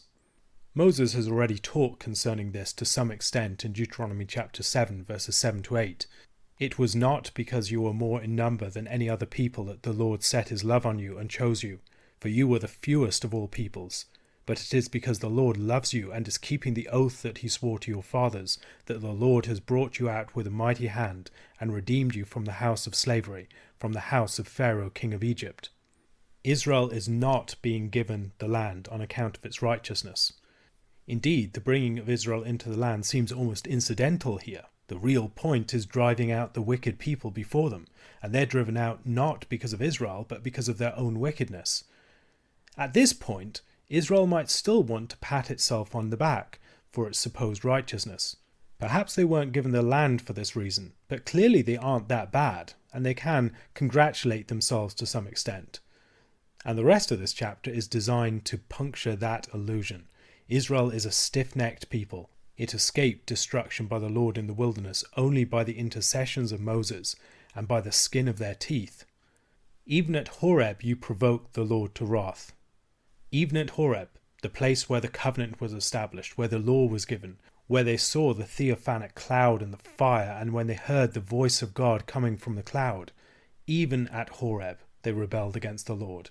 And Moses discusses the golden calf for the first time in the book, recounting the events of Exodus chapter 32 to 34, Israel's sin and his intercession for them. In that passage, it was only because Moses stood in the gap between the Lord and his people and prevented the Lord from destroying them that Israel was saved. The Lord was about to blot them out and start anew with Moses, and Aaron also was about to be destroyed. Moses had to intercede for both of them. And then he goes on to list sites of Israel's rebellion: Taberah, Numbers chapter 11 verses 1 to 3, a place where they complained. Massa, Exodus chapter 17 verses 1 to 7, they tested the Lord there, and he gave them water from the rock. Is the Lord truly among us? Kibroth Hattaava, Numbers chapter 11 verses 31 to 35, the events with the quail. And then finally, of course, Kadesh Barnea, Israel's failure to enter into the land. Israel must not forget these events. If at any point Israel forgets these events, they may fall into the trap of thinking that they entered the land because of their righteousness, because they were better than all the other peoples, that they enjoy these blessings on account of some virtue in themselves. Once again, the task of memory is important here. It will be as they remember their sin in the past, and the way that God showed grace and forgiveness to them. It's only in their remembrance of that they will be saved from deep error in the future, and all the dangers that would open them up to. Moses saves his most powerful argument till the end. He mentioned his intercession earlier in the chapter, but he did not outline its contents. It is when we see the contents of Moses' intercession that it becomes plain. Israel has no claim by virtue of its own righteousness. Indeed, if God were to judge Israel according to its own behaviour, there would be nothing but destruction awaiting them. What was Moses' argument? First, he spoke of the way that Israel is the Lord's heritage, and that he has delivered them from Egypt. He then recalls the patriarchs and the covenant, and the promises that God had made to his people. Third, he speaks of the way that the Lord should do this for the sake of his own name among the nations. And then at the end he returns back to the claim with which he began. Israel is the Lord's inheritance, and he has delivered them from Egypt. He has set his name upon them. They are his own people. What should Israel notice? That there is no reference to their own behaviour here. That indeed, the whole purpose of Moses' intercession is to draw attention to something that stands firm over against the fickleness of their behaviour, a generous grace that persistently resists their stubbornness. This, of course, has much to teach us too. We, like the Israelites, are tempted to attribute our favoured status, the blessings that we enjoy, the privileges that we have, and to attribute all of those to our own virtues, to some characteristic that we have, to some special entitlement that we possess, whatever it is. And, like the Israelites, we need to learn that we have been the recipients of completely undeserved divine favour. We are the recipients of grace and of mercy. God has not given us what is due to us. If he had, we would be destroyed. And God has given us bountifully from his storehouses of favour things that we had no title to.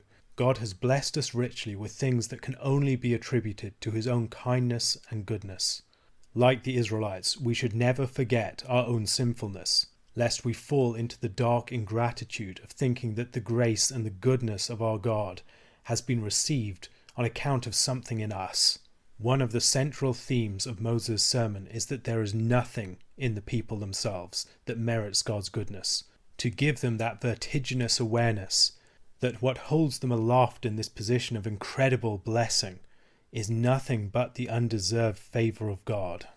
And this is no less true for us. A question to consider: how can we learn from Moses' example in our own prayers for the Lord's forgiveness and favour? Deuteronomy chapter 10 continues the narrative of the preceding chapter. At this point, it's still not clear whether Moses' intercession had its intended effect or not, but God re-establishes the broken covenant, writing the covenant on the tablets of stone, which will be placed in the ark. Moses points out that they are still there, a testimony to the restoration of the relationship. The fact that the tablets are placed in the ark not only protects them, but it symbolically situates them in the presence of the Lord, for his remembrance and for his enforcing of the covenant. We don't know where the places that are mentioned after this actually are situated. Aaron's death is spoken of, but perhaps this is to make clear that the judgment for his sin with the golden calf finally came to him later. In many respects, these verses could be seen as diversion from the course of Moses' argument, because he returns to the subject of his intercession on Mount Sinai again in a few verses' time. At that time Levi was set apart. Now it seems clear that this was not later on at the time after Aaron's death, but rather after the sin with the golden calf, when they rallied to Moses in chapter 32 of Exodus. They had opposed idolatrous worship. so they are made the guardians of Israel's true worship. Their task is to carry the ark, to minister to the Lord, and to bless in his name. The benediction was a central part of the priestly calling, though its significance may often be understated by people. Numbers chapter 6, verses 22 to 27. The Lord spoke to Moses, saying, "Speak to Aaron and his sons, saying, Thus you shall bless the people of Israel. You shall say to them, The Lord bless you and keep you. The Lord make his face to shine upon you and be gracious to you. The Lord lift up his countenance upon you and give you peace. So they shall put my name upon the people of Israel, and I will bless them." The Levites have no inheritance in the land, but the service of the Lord is their inheritance. This is in part in fulfillment of Genesis chapter 49, verses 5 to 7. "Simeon and Levi are brothers, weapons of violence are their swords. Let my soul come not into their counsel, O my glory be not joined to their company. For in their anger they killed men, and in their wilfulness they hamstrung oxen. Cursed be their anger, for it is fierce, and their wrath, for it is cruel. I will divide them in Jacob, and scatter them in Israel." This is a negative judgment upon Simeon and Levi, arising out of their actions in chapter 34 of Genesis, after the affair with Dinah. While both of them were scattered, Simeon had an enclave within Judah, and Levi was scattered throughout the nation in its different cities. It seems that for Levi the judgment was turned into a blessing. The very scattering among Israel that was their punishment became something that set them apart.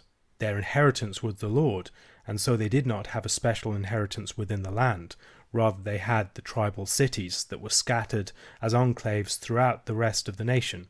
Likewise, the violence and the vengeance that characterize Levi in chapter 34 of Genesis and in chapter 49 in the blessing and judgments upon the sons of Jacob is something that is turned into a positive trait, as we see in the characters of Moses, in Aaron, the Levites in chapter 32 of Exodus, and characters like Phinehas in chapter 25 of Numbers. Their violence is tamed and used for the service of God, as their zeal is used to lead Israel out of slavery, and then as that zeal is used to guard jealously the holiness of Israel to the Lord. And the scattering of Levi is not merely something that sets them apart as a tribe. It's a means by which Israel itself can be established in a common identity, as this one tribe is scattered throughout all of their tribal areas, constantly alerting them to the fact of their common identity, lest they should retreat into tribal separatism. Furthermore, at the heart of Israel's life are people who are dependent upon the hospitality of the nation, of the various tribes. These are people who will be identified with the aliens and the strangers, the poor and the marginal. At the heart of Israel is a diaspora, and Israel itself will later become a diaspora, a scattered people among other nations, but yet set apart within them, a testimony to the God that they serve, as the Levites were a testimony to God as they were scattered throughout the nation. If the various tribes were like great trees planted within the land, the Levites were like the birds that nested in their branches. There is a third reference to Moses interceding on the mountain here, which makes clear that this is a theme that's been running throughout. Deuteronomy chapter 9 verse 18, "Then I lay prostrate before the Lord as before 40 days and 40 nights. I neither ate bread nor drank water, because of all the sin you had committed, in doing what was evil in the sight of the Lord to provoke him to anger."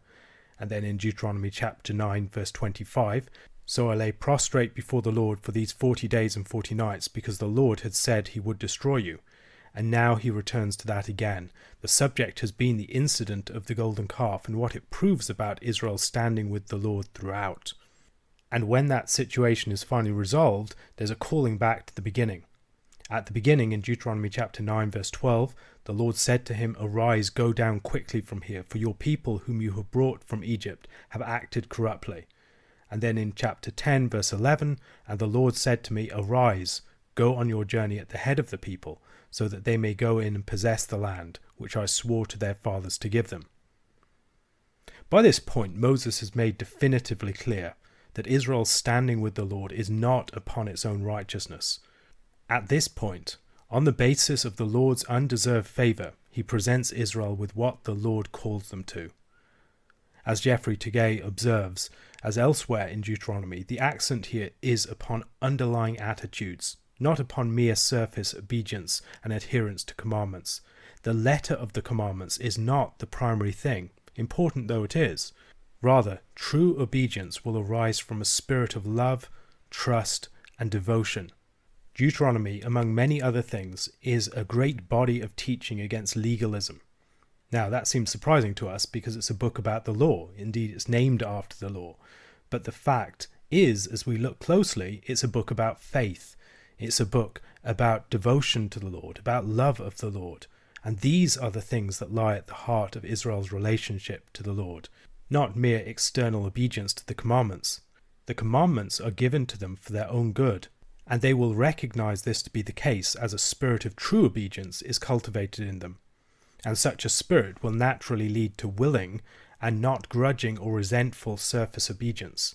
This is the true obedience that is called for, obedience that springs from a willing and devoted heart to the Lord.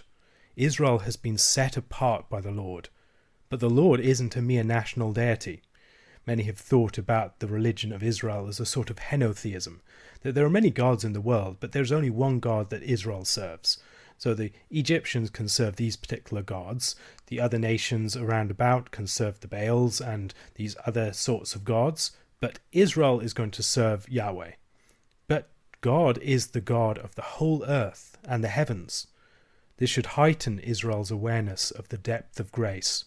God is above all other gods and powers and rulers and authorities. God is unique. He's the uncreated one. He's the one who has made all things. And Israel is faced with the reality of this God's immense grace towards them. The Creator God has chosen them for himself. Moses charges them at this point to circumcise their hearts. They're about to enter into the land, and they must prepare their hearts accordingly. As they stand on the brink of entry, they must rededicate themselves to the Lord.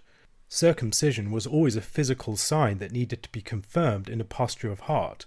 It was a sign and seal of the righteousness that is by faith. Dedication of oneself to the Lord in a physical sign needed to be fulfilled in spiritual dedication, the circumcision of your heart corresponding to the circumcision of your flesh. The Lord is not a partial God. He can't be bribed. He's a God of justice. He regards the widow and the fatherless and takes up their case, those who do not have a man in their life, the widow who has lost her husband, and the fatherless, who's not just an orphan, but someone who does not have a father. God is the one who acts on behalf of such persons. He also loves the sojourner, the one who does not have the security of membership of the society, the same political or civil privileges. Israel itself is reminded at this point that they were once sojourners, and they must have an attitude to the sojourner in their midst that shows that they have learnt the lessons from how it felt when they were sojourners. Israel is to live as the firstborn son of this God, not trusting in their own righteousness, not trusting in some special entitlement that they have, and they are supposed to reflect his character to the world. The Lord is not a tame God. He's not a God in Israel's possession, not a God under their control, not a God who is beholden to them, or a God to whose favour they are entitled. Rather, he is the Lord of lords, the God of gods, the creator of all, heaven and earth. He has graciously taken them for his own, and they must never presume upon his grace and persevere in sin, but they must cleave to him. Moses' sermon continues to chart a way between the insecurity of fear and the oversecurity of presumption. A question to consider: how might the uniqueness and the character of God make devotion to him different from devotion to the gods of the pagan nations? Deuteronomy chapter 11 is the final chapter in the exhortation of Moses. It leads into discussion of the commandments and rules in the chapters that follow, and a lot of the teaching of this chapter concerns the land that they are about to enter into. They're called to love the Lord and to keep his charge, his statutes, his rules, and his commandments always. This is how their future well-being as a nation in the land will be secured. The people Moses is speaking to still remember the events of the plagues in Egypt and the crossing of the Red Sea, while many of the younger people in the nation will not have experienced the events of the Exodus firsthand. It is a living memory for the people as a whole, and it is in reflecting upon this memory that Israel will be best served in their calling to be faithful to the Lord going forward. They remember the plagues in Egypt. They remember the crossing of the Red Sea and the judgment upon Pharaoh and his men there. They remember the judgments of the Lord upon the rebels in the wilderness, upon Dathan and Abiram and Korah. They know the power of the Lord's deliverance and judgment, and so they should live accordingly. Their first-hand experience puts them in the best possible position to understand. Teaching and remembrance are so important for Israel because of the primacy of historical event as testimony to the Lord's character and power. And as they reflect upon these events and keep returning to these events, they will find that they are spurs to trust and to faithfulness. When the Exodus generation passes, obedience will be much harder because there will not be that immediate sense of this is who the Lord is, this is what he has done. A people will arise who forget the Lord their God. They have not had that first-hand experience, and so it is imperative that they remember and that they teach their children after them. Among other things that Israel should learn from the lessons of the destruction of the Egyptians at the Red Sea and of the swallowing of Dathan and Abiram in the wilderness is the Lord's power over sea and land, issues that Moses will reflect upon within this chapter. Within this chapter, Moses often returns to the same sort of charge. Verse 1, "You shall therefore love the Lord your God and keep his charge, his statutes, his rules, and his commandments always." Verse 13, "And if you will indeed obey my commandments that I command you today, to love the Lord your God, and to serve him with all your heart and with all your soul." And in verse 22, "For if you will be careful to do all this commandment that I command you to do, loving the Lord your God, walking in all his ways, and holding fast to him." To this point, Moses has spent a lot of time reflecting upon the lessons learnt from past disobedience. He's also taught them that they don't enjoy their possession in the land as an entitlement or as a result of their own righteousness. So the question is, how are they to live in it? For Moses, the answer to that question is loving obedience. As they devote themselves to the Lord their God and obey God accordingly, they will find that they prosper within the land. Moses stresses that in the land they will have a much more obvious dependence upon the Lord, as opposed to the life in Egypt. Egypt depends for its irrigation upon the Nile and a human irrigation system. The Promised Land, by contrast, depends upon the rains, and it can't be irrigated by the people themselves. Rather, they would have to look to the Lord for his provision of rain, and the Lord must tend to the land, and they must depend upon him. If he does not give the rain, the land will be parched. But if he does give the rain, the land will be fruitful like almost no other. The Feast of Tabernacles is associated with the provision of rain, coming before the early rains. Zechariah chapter 14 verses 17 to 18 describes it in this way. "And if any of the families of the earth do not go up to Jerusalem to worship the King, the Lord of hosts, there will be no rain on them. And if the family of Egypt does not go up and present themselves, then on them there shall be no rain. There shall be the plague with which the Lord afflicts the nations that do not go up to keep the Feast of Booths." Within the Feast of Booths, among other things, there was a water pouring ceremony, something that's mentioned in the background of John chapter 7. And this would involve pouring water on the altar, the water representing the rain and the altar representing the land of Israel. Rain is a symbol of divine blessing. The water cycle establishes communion between the heavens and the earth. There was no rain in the original creation when it was first created. It seems to have been irrigated with a mist or a surge, maybe similar to the way that Egypt was irrigated, with a surge of water coming up. Rain in Israel was more seasonal. It's very important that the rains come at the right times for the agriculture to work. Whereas most temperate countries have rain spread out over a long period of time, for Israel it's far more condensed. It happens within about a 7 or 8 month period, and there are about 40 to 60 days with rain. The first rains would occur in October to November. These would enable farmers to plough and sow, as it would soften the soil, which would otherwise be parched and hard. After this, the rains would increase during December to February, where most of the rains fell, and then in April and May, just as the grain was reaching its full maturity, you would have the later rains, and it would enable the grain to reach its full height. The dependence upon the Lord for rains coming in their right times and in their proper measures was a very important spur for Israel. Their dependence upon the rain forced them to look to the Lord, to be dependent upon him as the giver of rain. In the story of the prophet Elijah, there is a drought declared upon the land, a judgment brought by the Lord upon an unfaithful people.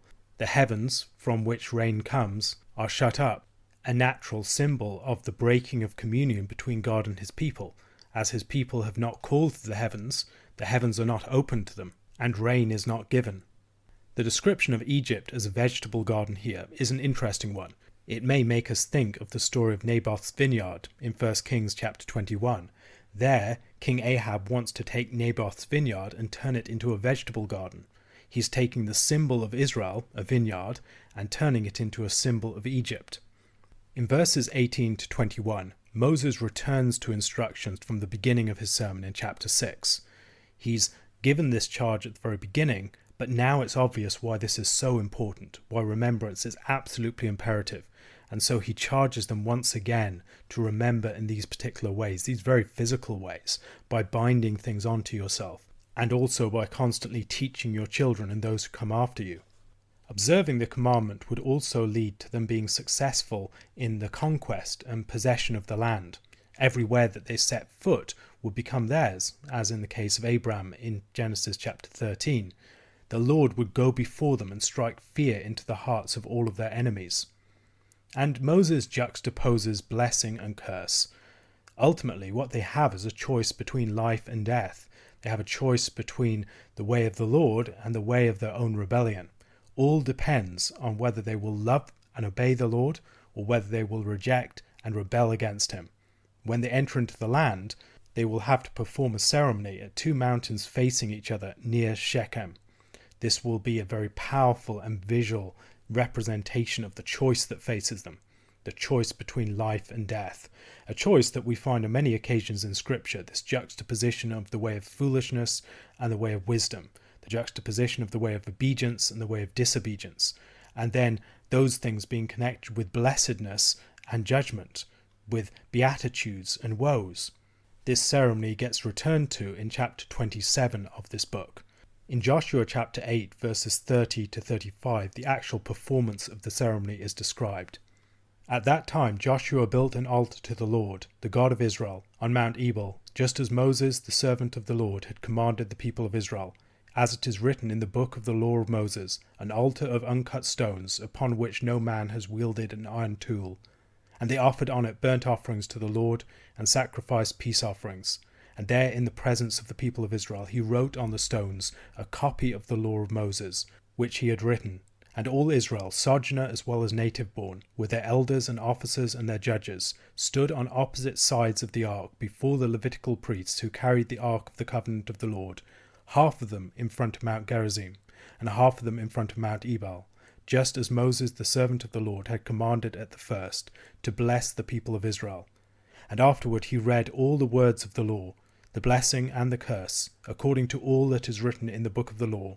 There was not a word of all that Moses commanded that Joshua did not read before the assembly of Israel, and the women, and the little ones, and the sojourners who lived among them.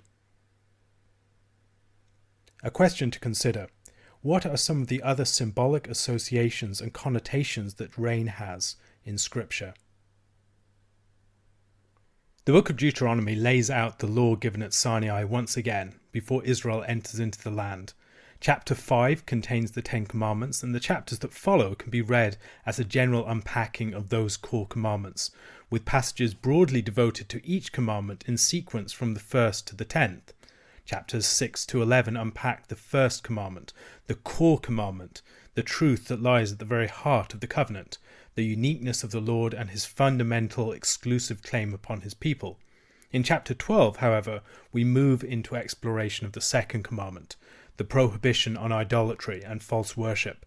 In chapters 12 to 13, there is discussion of true and false forms of worship and religious mediation, and the need to root out all false forms.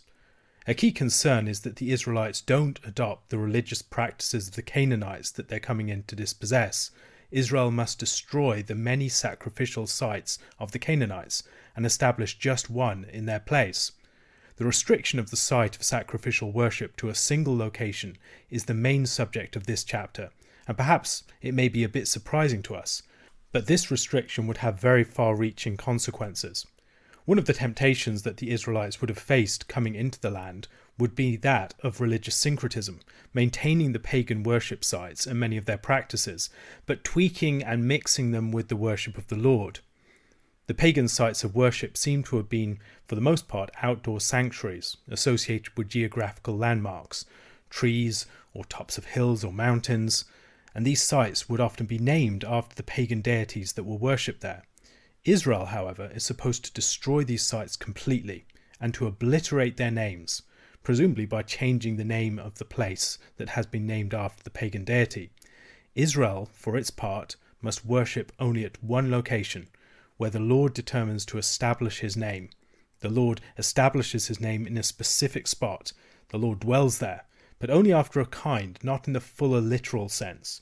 There seems to be something of a resistance to immanentization of God within this chapter, a containing of God within space, the way in which God can be located, pinpointed on a map. That's not the type of God that Israel is supposed to worship.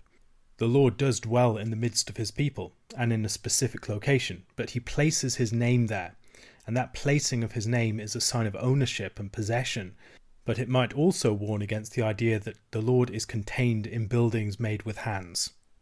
Later in the history of Israel, we see that they often failed on these specific points. They often established false worship, the sort of worship of pagan shrines or high places. Sometimes these had a syncretistic flavour, ostensibly dedicated to the worship of the Lord, but worshipping the Lord after a pagan manner. On other occasions, however, they were simply the worship of idols and false gods. In 2 Kings chapter 17, verses 9 to 11, we have an example of this failure of Israel. And the sons of Israel did things secretly which were not right, against the Lord their God. Moreover, they built for themselves high places in all their towns, from watchtower to fortified city. And they set for themselves sacred pillars and asherim on every high hill and under every green tree. And there they burned incense on all the high places, as the nations did, which the Lord had carried away to exile before them. And they did evil things, provoking the Lord. Why would the site of worship be limited to a single location only? Private altars, perhaps, can be a temptation to a domesticated God, a God who's placed at our own disposal. Perhaps a territorial God tied to various locations, rather than the one creator God over and above all. Territorial deities are a feature of polytheism. Often these would be deities with a specific portfolio, a god of the sea, or a god of this particular river, or a god of these particular mountains, whatever it is, and worshippers can bargain with these gods. Israel's centralized worship and single site of sacrificial worship was connected to their firm monotheism. There was one God, and worship must be unified. The worship of polytheism was typically characterized by varying customs and rituals that would change from place to place, each shrine projecting a god suited to the needs of the worshippers in that specific location. All of Israel's sacrifices, however, have to be brought to the central sanctuary, and presumably this would mostly occur during the pilgrimage festivals. This chapter presents feasting before the Lord as a key feature of Israel's worship. It's easy to call out to the Lord in our distress. That's the time when we think about the Lord. It's something different to rejoice in the Lord's presence, to enjoy his gifts before him. And celebratory meals are a very important part of the religious worship presented by Deuteronomy. This sort of festal worship is a worship that will protect Israel from forgetting the Lord in times of prosperity. It's worship that guards against decadence. And in these times of festivity, it's important for them to include the Levite. Within every single one of their locations, there are Levites who are dependent upon them, who do not have the same stake in the land as they do. Rather, they are God's servants, and the attitude of the Israelites towards God's servants is expressive of their attitude towards God himself. If they honour the Lord, they will honour his servants. And the Levites, because of their dependence upon the charity and the hospitality and the tithes of the people of Israel, are associated with the poor of the land.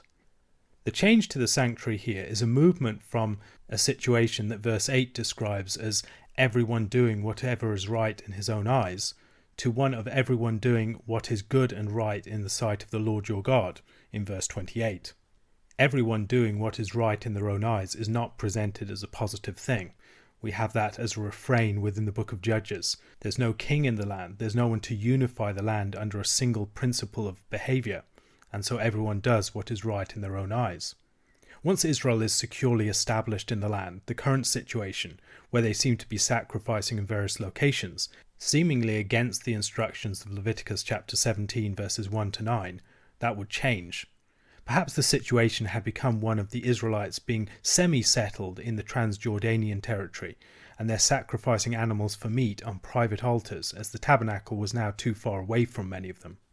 The requirement for centralized worship was emphasized in the kingdom period, mostly against the practice of the people, which was a reversion to the habits of paganism.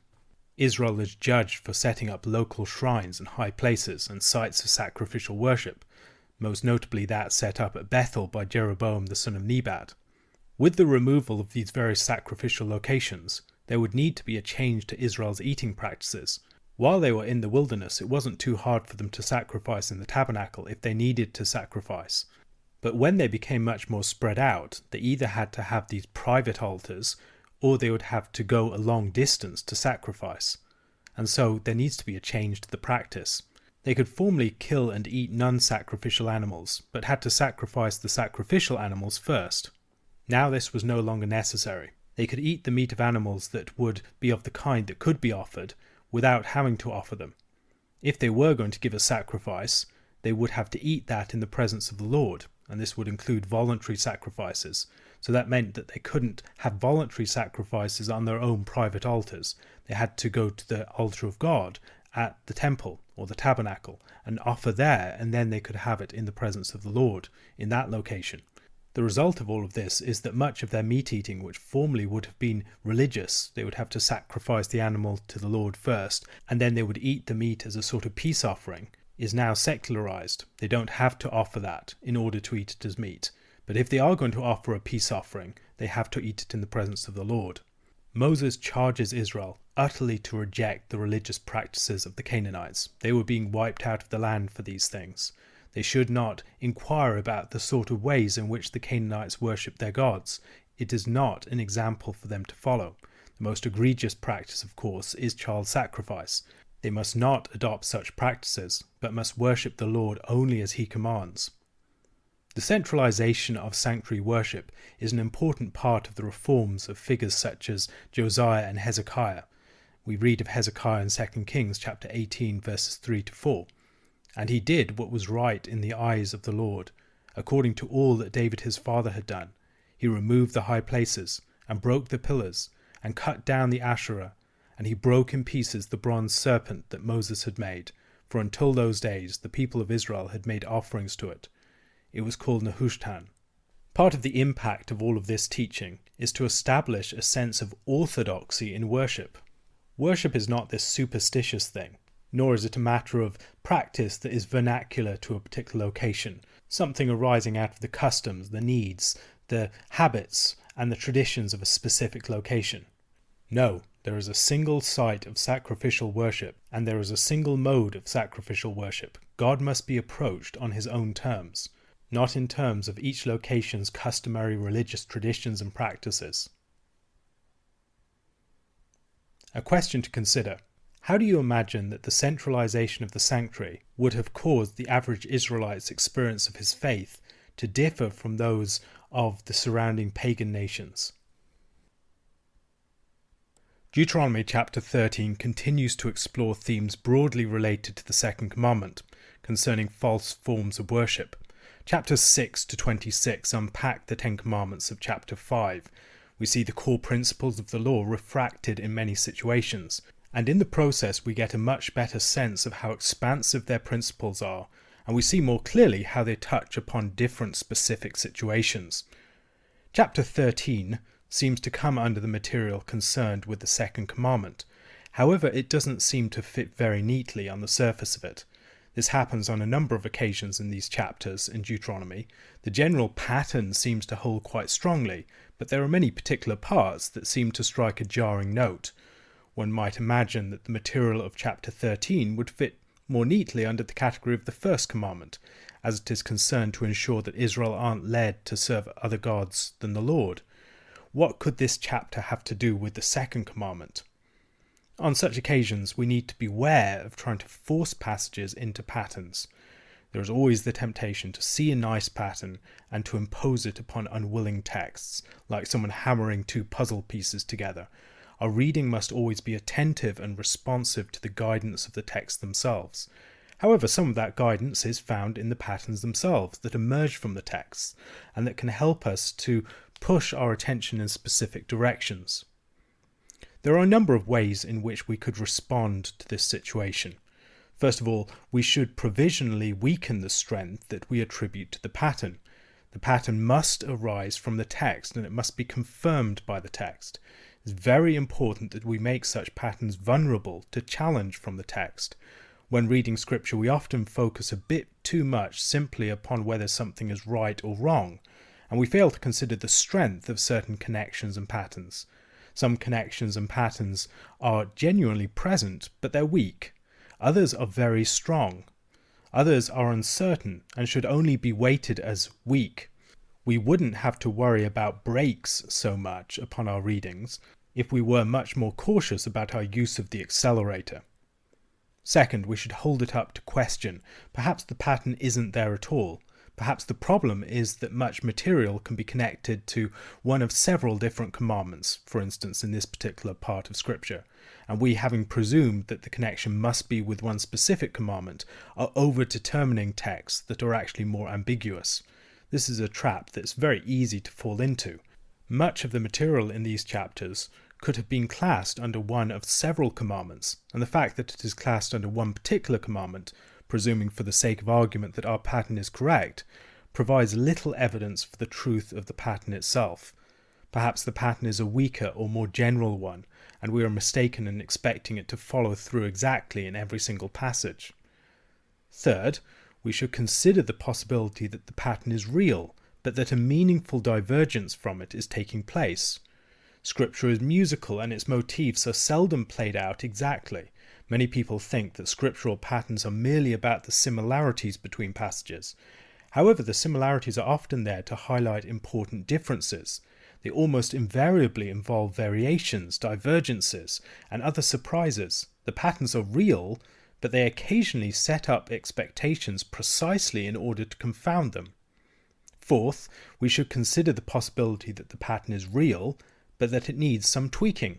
Perhaps in this particular instance, the material related to the first and the second commandments are mixed together. Perhaps they overlap. There is another possibility. Holding the pattern lightly, open to the possibility that it doesn't apply in this particular instance, or may even be undermined by it, we should tentatively explore the possibility that a pattern that seems to be borne out elsewhere might fruitfully direct our attention at this particular, less obvious juncture. Perhaps if we follow where the pattern is directing our gaze, we'll notice something that we might not otherwise have done. It's my belief that this occurs at several points in these chapters of Deuteronomy. There is material that is placed at points where we would not naturally have placed it. But when we think about why it's placed there, we find illumination. Maybe that's what's happening here. But we should suspend judgment until we see whether closer examination of the text itself bears this out. Deuteronomy chapter 13 deals with 3 different cases in which Israelites might be tempted to forsake the Lord. Following from chapter 12, which requires Israel to uproot idolatry from the land, it ensures that it is never allowed to take root in the land again. However it might try to insinuate itself into the life of the people, it must be fiercely and uncompromisingly resisted. And the first case is that of a false prophet with lying signs. The second is in the private statements of a close friend or relative. The third is in the apostasy of an Israelite city. They are warned about being led astray to gods that they and their fathers have not known. In essence, gods that Israel has not experienced in the way that they have experienced the presence and salvation of the Lord. They're warned against straying from the path that God has placed his people on. And there is, in each of these cases, an emphasis upon strong, decisive, and merciless judgment, with reasons attached. Geoffrey Tegay observes that within the reasons, we see the lineaments of a broader theory of punishment. They must remove evil from the community. They must deter wrongdoing. They must guard the relationship between the Lord and his people. The first case is that of the false prophet, and the false prophet is a challenge because he appears to have divine validation. He's a prophet or a dreamer of dreams, these two ways in which people might come up with prophecies and messages purportedly from the Lord. His signs, which seemingly would have been declared in advance, seem to demonstrate the truth of his message. Now, this might be a real prophet who has apostatized, or it might be a prophet who always has been a false prophet. The signs themselves might be tricks, they may be demonically empowered. Perhaps they're produced through natural knowledge and abilities that others mistake for supernatural. We might consider the signs of the Egyptian magicians here. In opposing Moses and Aaron, they perform actual signs. How are these signs performed? We don't know. They might have been performed through actual demonic activity. They might have just been magic tricks. They might have been exploiting the knowledge of lesser-known natural phenomena. We don't know. Maybe, in some occasions, these things might even be produced by God himself. There seem to be occasions where God is involved, at the very least, in giving some persuasive power to false prophets and allowing people to be deluded by them. In 2 Thessalonians chapter 2, verses 11 to 12, therefore God sends them a strong delusion, so that they may believe what is false, in order that all may be condemned who did not believe the truth, but had pleasure in unrighteousness. Moses declares that in such an instance God may be testing his people. See an example of this in 1 Kings chapter 22 verses 19 to 23. And Micaiah said, "Therefore hear the word of the Lord. I saw the Lord sitting on his throne, and all the host of heaven standing beside him, on his right hand and on his left. And the Lord said, Who will entice Ahab, that he may go up and fall at Ramoth Gilead? And one said one thing, and another said another. Then a spirit came forward and stood before the Lord, saying, I will entice him. And the Lord said to him, By what means?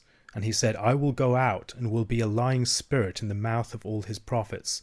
And he said, You are to entice him, and you shall succeed. Go out and do so. Now therefore, behold, the Lord has put a lying spirit in the mouth of all these your prophets.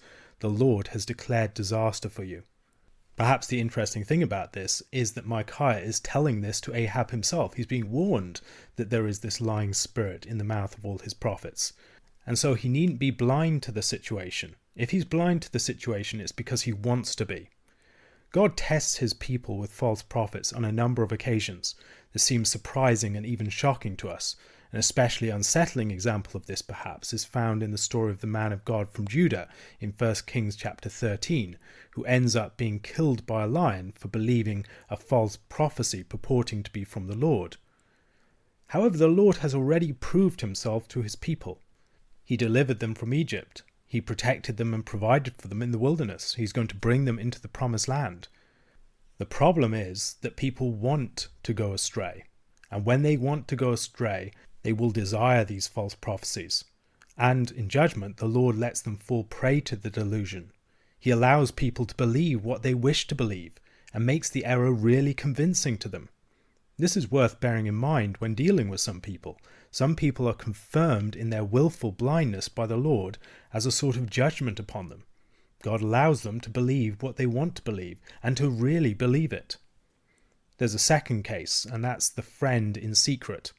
There are a number of examples of the person that this could be. It could be your brother, it could be your son or daughter, it could be your wife, it could be your closest friend. All of these people who are nearest to you, that you have the strongest attachment to. The pull here isn't that of signs and false religious authority, but of love and intimacy. This is a different sort of temptation. It's an enticing. It occurs in secret. And it's likely an ongoing thing. We're told, you shall not yield to him or listen to him. Yielding suggests something of the personal pressure that's being exerted over time. And you feel that pressure building up over many, many days. And you should not yield to that pressure. The person is a traitor to the covenant, and they must be reported. All of the natural attachments, love, empathy, and pity that we feel for those who are closest to us must be resisted. People must be merciless in these sorts of situations. The apostasy must be declared and dealt with publicly and decisively. They must report the person and deal with the issue publicly. Even if it were your own child, who you cared about more than anyone else in the world, or your own spouse, you would be expected to play the part of the witness and take responsibility even for enacting the judgment that came with that. The secret enticement leads to a public stoning, as all of the people participate in the judgment of removing that person from their midst. The third case is that of the apostate city, and this is the most serious case in many respects. It's an entire city that has apostatized. Such a case must be responded to with a thorough investigation of the claim, diligently establishing whether it is in fact the case. If it is the case, the entire city is subject to the ban. They suffer the same fate as the Canaanites that went before. Israel is not immune on account of their ancestry. If they commit the same idolatry as the Canaanites, they will suffer the same fate. Something like this happened in Numbers chapter 25 to those who yoked themselves to Baal Peor. All of the chiefs had to be put to death unless they decisively disassociated themselves from the idolaters. I think that in reading these verses we might also get an indication of what the judgment of the Canaanites could have involved. Any who abandoned their idolatry could be saved and could be made part of the people of Israel, could move out of the land, or could be sojourners among Israel in the land. However, any who held on to their idolatry would be destroyed.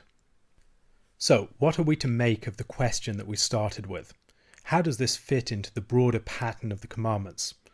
First, we should note that it continues on naturally from the previous chapter.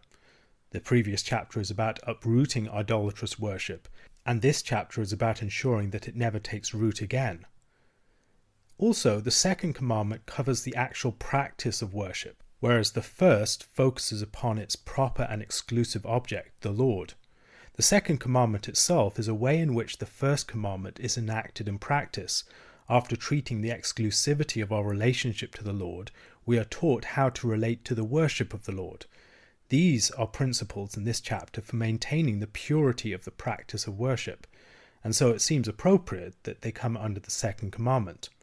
Perhaps we could also see false prophets, family members and friends and cities of the land as potential false mediators, things that could get between us and God and lead us astray if we become wrongfully attached to them. I wouldn't put too much weight upon that particular explanation. Rather, I think that the answer is found in its relationship with the previous chapter and in the way in which the second commandment focuses upon the actual practice of worship. Unlike chapters 6 to 11, the focus of this chapter isn't directly upon the God-Israel relationship.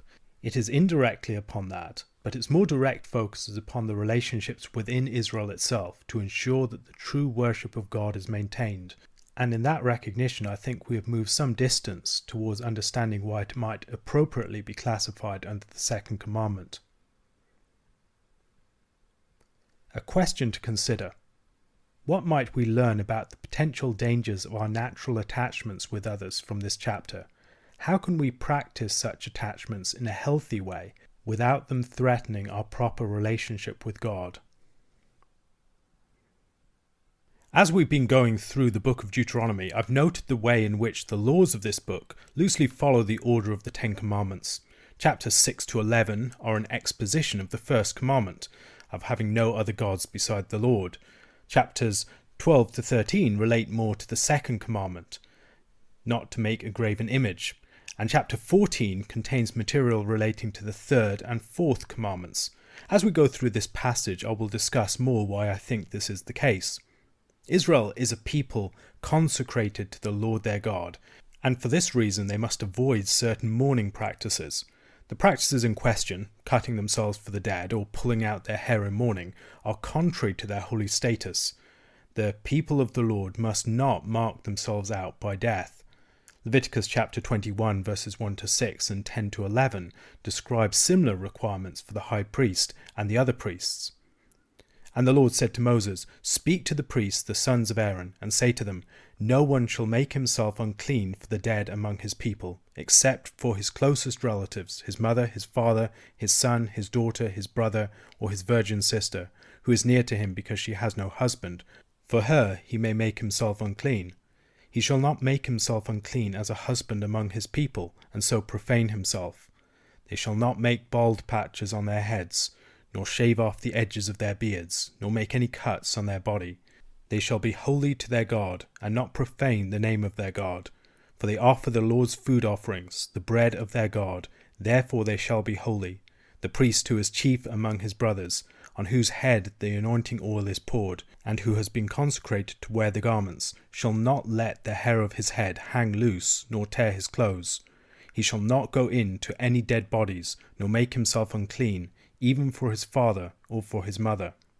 The people of Israel more generally, like the priests, are holy to the Lord, and they must not be a people marked out by the marks of death. God is the Lord and the giver of life, and he does not want his people to become people associated with death. The food laws we have here are far more condensed than those of Leviticus chapter 11, but here they are fundamentally the same. However, certain parts of the law associated with much less commonly eaten animals are not filled out. We aren't sure about the identity of all of the animals mentioned in this chapter, although we have a pretty good sense of most of them. The big question, however, is how are we to make sense of the dietary laws? We should start off by trying to feel around the subject a bit. First of all, the dietary laws seem to be connected with Israel's holiness. This section immediately follows after other material associated with Israel's holy status, and it's bracketed on the other side with a statement about Israel's holiness. For you are a people holy to the Lord. The association between the dietary laws and holiness is not just found here, it's also found in Leviticus chapter 20 verses 24 to 26. But I have said to you, you shall inherit their land, and I will give it to you to possess, a land flowing with milk and honey. I am the Lord your God, who has separated you from the peoples. You shall therefore separate the clean beast from the unclean, and the unclean bird from the clean. You shall not make yourselves detestable by beast or by bird, or by anything with which the ground crawls, which I have set apart for you to hold unclean. You shall be holy to me, for I the Lord am holy, and have separated you from the peoples, that you should be mine. So it's holiness to the Lord, but also separateness from the peoples. Israel is distinguished, and part of the means by which God distinguished his people is through the dietary requirements. The dietary requirements would seem to be in the category of a symbolic law, similar to the law of circumcision. There is reason to it, a sort of symbolic rationale and fittingness, but it wouldn't be classed as a dimension of natural law in the same way as the prohibition on murder would be. A second thing to observe is that sacrificial creatures, oxen, goats, sheep, doves and pigeons, are a subset of clean animals. God consumes sacrifices, and the altar is a sort of table. But fish are never offered on the altar. In the sacrificial system, animals seem to represent Israelite persons. So the bull represents the high priest, the goat represents the leader of the people, the sheep represents the average person, the turtle dove or pigeon can represent the poor of the people. These animals are all domesticated animals. However, Israel's diet could exceed this. They could eat certain game meats, they could eat fish from the sea, they could eat certain types of insects, and certain birds other than the dove and the pigeon. However, if the animals of the sacrificial system represent Israelites and are symbolically consumed by the Lord, then perhaps the dietary requirements are related to symbolic inclusion and exclusion of other persons. This particular line of reasoning would seem to be given some weight from the New Testament, where Peter's vision in chapter 10 of Acts concerning the sheet and the various unclean foods in it is connected with the inclusion of the Gentiles into the people of God. A third thing to note, contrary to much popular thought on the subject, these things do not seem to have to do with health, hygiene or dirtiness. The more closely you look at the requirements, the more they don't really fit that paradigm at all. Fourth, the commandments seem to be exclusive to Israel. They're signs of Israel's holy status. It marks Israel out and teaches Israel to be a people who make distinctions concerning what they assimilate into their life. But God-fearers, other nations round about, and the foreigner were all able to eat many of these foods, without being seen to have done something wrong in the process. Like circumcision then, it seems to be a sign of inclusion in the people of God, and of the nature of the people of God relative to God and also to the nations. It is not an absolute moral commandment. Fifth, we should observe that there are various detailed criteria according to which we determine whether a creature is to be eaten or not. They seem to be there for a reason, they're not just arbitrary. A lot of this material in Leviticus chapter 11 and in this chapter is explaining what you can and cannot eat according to specific principles, and those principles invite explanation and exploration. Sixth, the forbidden creatures are typically carnivores, predators and carrion creatures. Animals that chew the cud and have split hooves are creatures that are herbivores.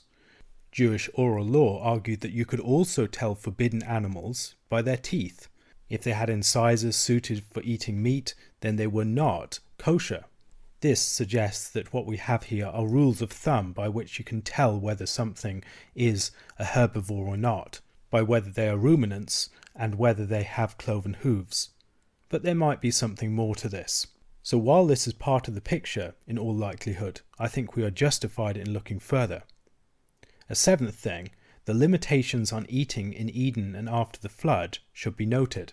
In Eden, the food that was explicitly given to Adam and Eve was all plant-based. After the flood, however, we are told that Noah was given to eat meat, and as that permission is given, he is instructed not to eat the flesh with the blood. The blood must be poured out. The blood of the animal is the life of the animal, and it is important that he does not eat the life with the flesh. Such restrictions upon food were important. It involved, among other things, a recognition that all comes from God and is subject to him. A mindfulness about food and where it comes from alerts us to the fact that God is the Lord and the giver of life. We can't treat the animal creation as if it were ours to dispose of however we will. There is some commonality between human life and animal life, and even though we are permitted to eat animals, we must do so in a way that dignifies the creatures that we eat and does not treat them as ours to dispose of however we will. An eighth point is that it seems that these animals are the ones that are most different from the serpent. The serpent swallows its food. It has a very strong degree of contact with the ground. Serpents are associated with death and prey. Clean quadrupeds, by contrast, do not touch the ground with their skin. They do not have the contact with death of predators and carrion birds. They are herbivores. And Israel's distancing from death is also seen in the fact that they do not eat things that have died naturally. Israel is a people of life, so their exposure to death is limited. The water animals, they're animals without fins and scales, and in that respect they're closer to the serpent in certain respects. They are not to eat carrion birds or birds of prey. Again, these are animals that are associated with death. When we're trying to understand the meaning of these things, we should pay attention not just to the content of passages, but also to the form and the structure and the literary situation of passages. It's like doing a jigsaw puzzle. You pay attention both to the details of the picture and to the shape of the pieces. And Leviticus chapter 11 gives us real insight here, I believe. The literary structure of the book of Leviticus betrays some of the deeper meaning of what's taking place. There is the establishment of this new garden scene, this new tabernacle, and the worship is being set up. The man is being placed in the garden, the high priest, and then everything's set up for this great celebration, and then there's a fall event with Nadab and Abihu and their sin, the forbidden fire that they bring in. And from there, chapter 10, there is a series of chapters, and those chapters play out full themes. So chapter 11 concerns the judgment upon the animals. The judgment upon the serpent followed immediately after the fall. After that, it was the judgment upon the woman. And sure enough, in chapter 12, we have a chapter devoted to the question of childbirth and how that's to be treated. Chapter 13 and 14 concern skin diseases, the judgment upon the sweat of the brow, as it were, and the body. And in chapter 15, it's emissions from the body, and the body as a site of death, the body as a spring of uncleanness. Chapter 16 is the day of coverings, when God covers his people. It deals with themes of expulsion as well, as the goat is sent out into the wilderness. Once that pattern has been recognized, we have a lot more purchase upon chapter 11. It is connected with the judgment on the serpent, and so the restricted foods are foods that are associated with the serpent. Clean animals are animals that are distinguished from death. They are animals that are herbivores. They are animals that do not have the same direct exposure to the polluting dust. Animals with cloven hooves wear, as it were, shoes, in sharp contrast to the serpent who crawls on his belly and eats dust. Unlike the serpent who swallows things whole, ruminants take a long time digesting things. Not only are they not connected with death, they consume their food in a way that makes a far greater distinction between inside and out. A final point we could make. Maybe there are some eschatological themes that can tie into this. We have statements about creatures in places like Isaiah chapter 11 verses 6 to 8. The wolf shall dwell with the lamb, and the leopard shall lie down with the young goat, and the calf and the lion and the fattened calf together, and a little child shall lead them. The cow and the bear shall graze, their young shall lie down together, and the lion shall eat straw like the ox. The nursing child shall play over the hole of the cobra, and the weaned child shall put his hand on the adder's den. Isaiah chapter 65 verse 25. The wolf and the lamb shall graze together, the lion shall eat straw like the ox, and dust shall be the serpent's food. They shall not hurt or destroy in all my holy mountain, says the Lord. The distinctions between animals here seem to be related to their tameness and their engagement in predation. The Lord only consumes domesticated herbivores in the sacrifices on the altar. Israel would mostly eat those animals as well, but they could also eat some other herbivores, creatures that weren't domesticated. The Lord is forming a people that are the polar opposite of the serpent, and Israel's eating of food is a sign of what it should and should not assimilate into its life. By this, it is marked out as a holy people, special to the Lord. However, the time would come when animals formerly unclean would be rendered clean. The inclusion of the Gentiles into the people of God is marked by an extension of the sorts of food that people like Peter could eat. Straight after this, we have one of the strangest commandments in the whole body of the law. Israel is instructed not to boil a kid in its mother's milk. And this, of all things, is a command repeated 3 times. It's also found in Exodus chapter 23 verse 19 and in chapter 34 verse 26. On the other occasions where we find this, it's a climactic statement. In chapter 23 verse 19 of Exodus, it concludes the body of legal material in the Book of the Covenant. In chapter 34 verse 26, it concludes the words of the renewed covenant.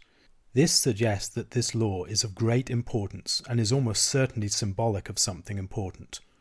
There have been a number of suggestions. Howard Eilberg Schwartz makes an interesting case that there is an allusion to mother-son incest here, or some other form of inappropriate closeness between a mother and a son. I'm not persuaded that this accounts for the prominence that this particular commandment is given on these various occasions. There are almost certainly important symbolic meanings to be discovered in this law. It's repeated 3 times at pivotal moments in the law, in both Exodus and Deuteronomy, as I've mentioned, and it's likely I'm missing several of these entirely. But a meaning nearer to the surface concerns the importance of keeping life and death very strictly separate. That makes sense in the context of what we've just been reading in terms of the dietary requirements. This distinction between the animals is designed to keep death at a distance. It's designed also to distinguish oneself from the serpent. Before that, we have the laws concerning mourning, that Israel should not mark itself out by death. Once again, life and death being kept separate, even in a context like preparing a meal, where you might not be immediately alert to their proximity, the milk of the mother and the flesh of her child. The law charges us to separate them. This fits in with surrounding themes of this chapter then.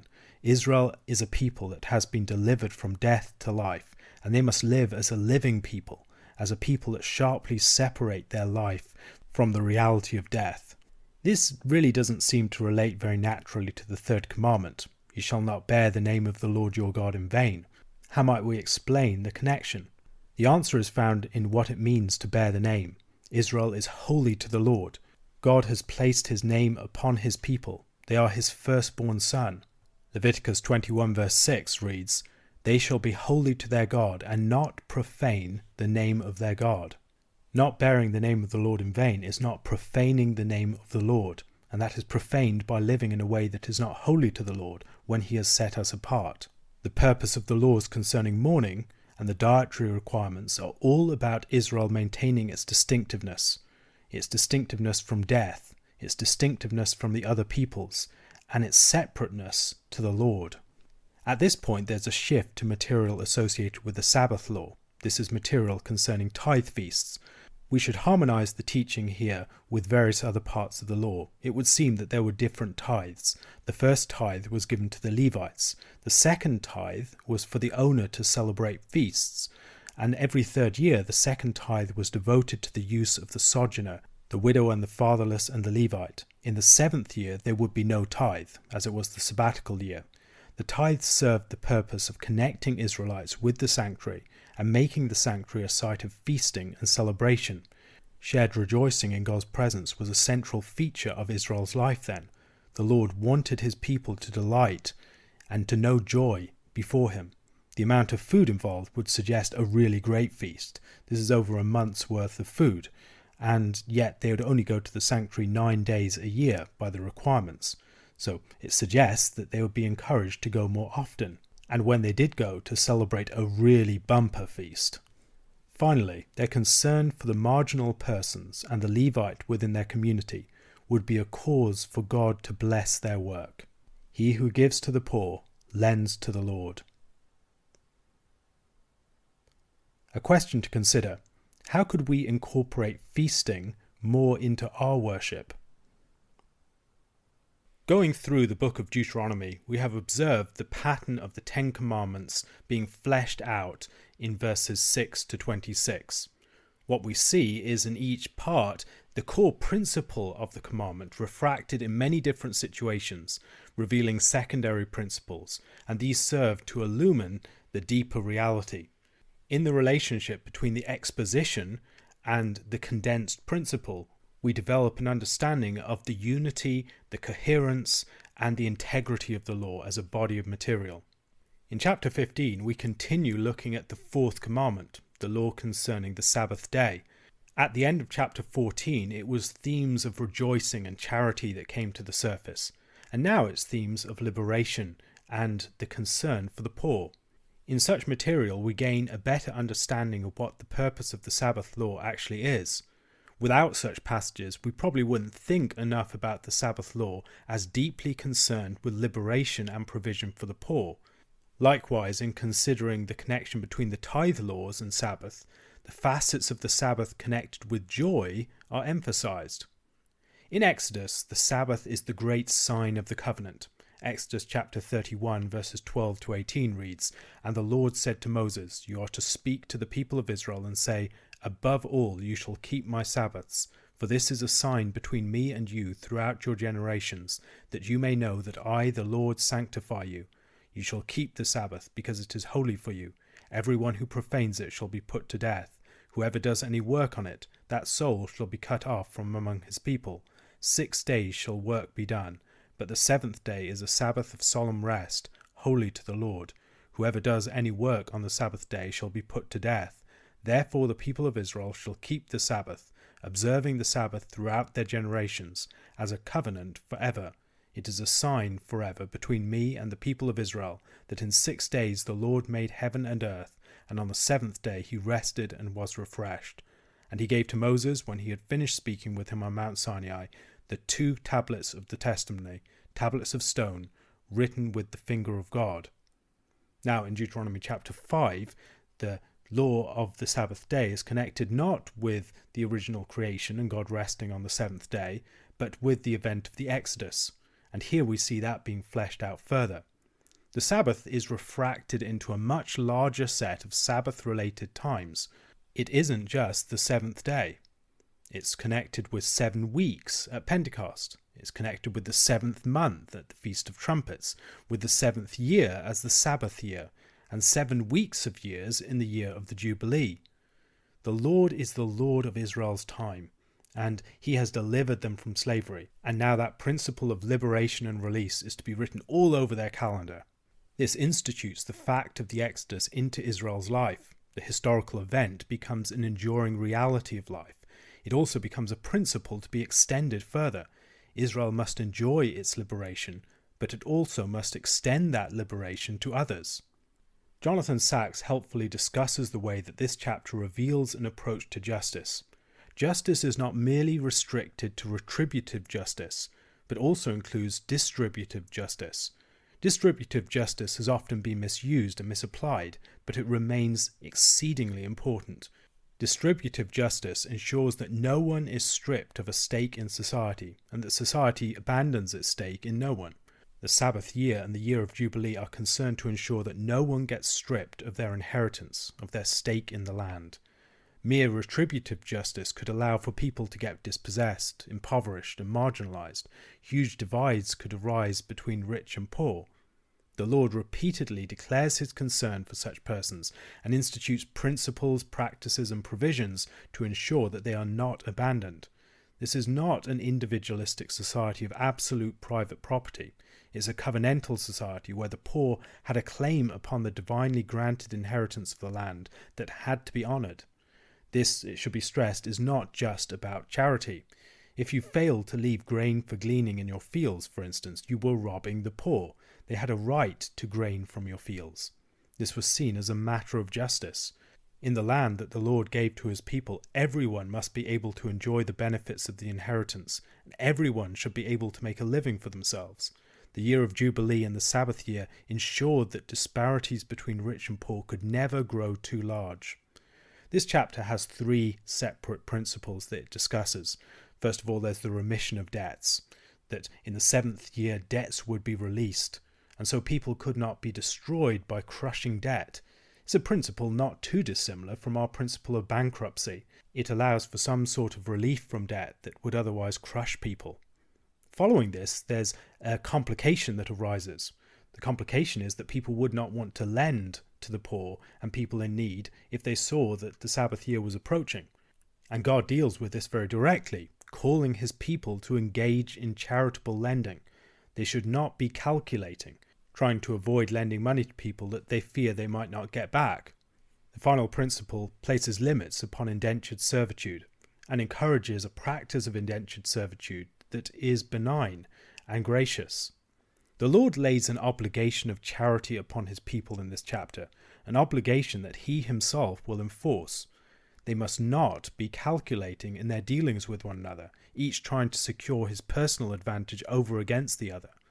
Israel is to enjoy loving fellowship with each other in the land. They should pursue a common good, a way that they can all prosper together rather than each at the expense of others. This would inform the way that they did business with each other. It would limit the degree to which parties in business transactions would be separated from each other. The ideal would be both parties prospering together, or if they did not prosper, that one party wouldn't take advantage of the other, but both would bear the loss.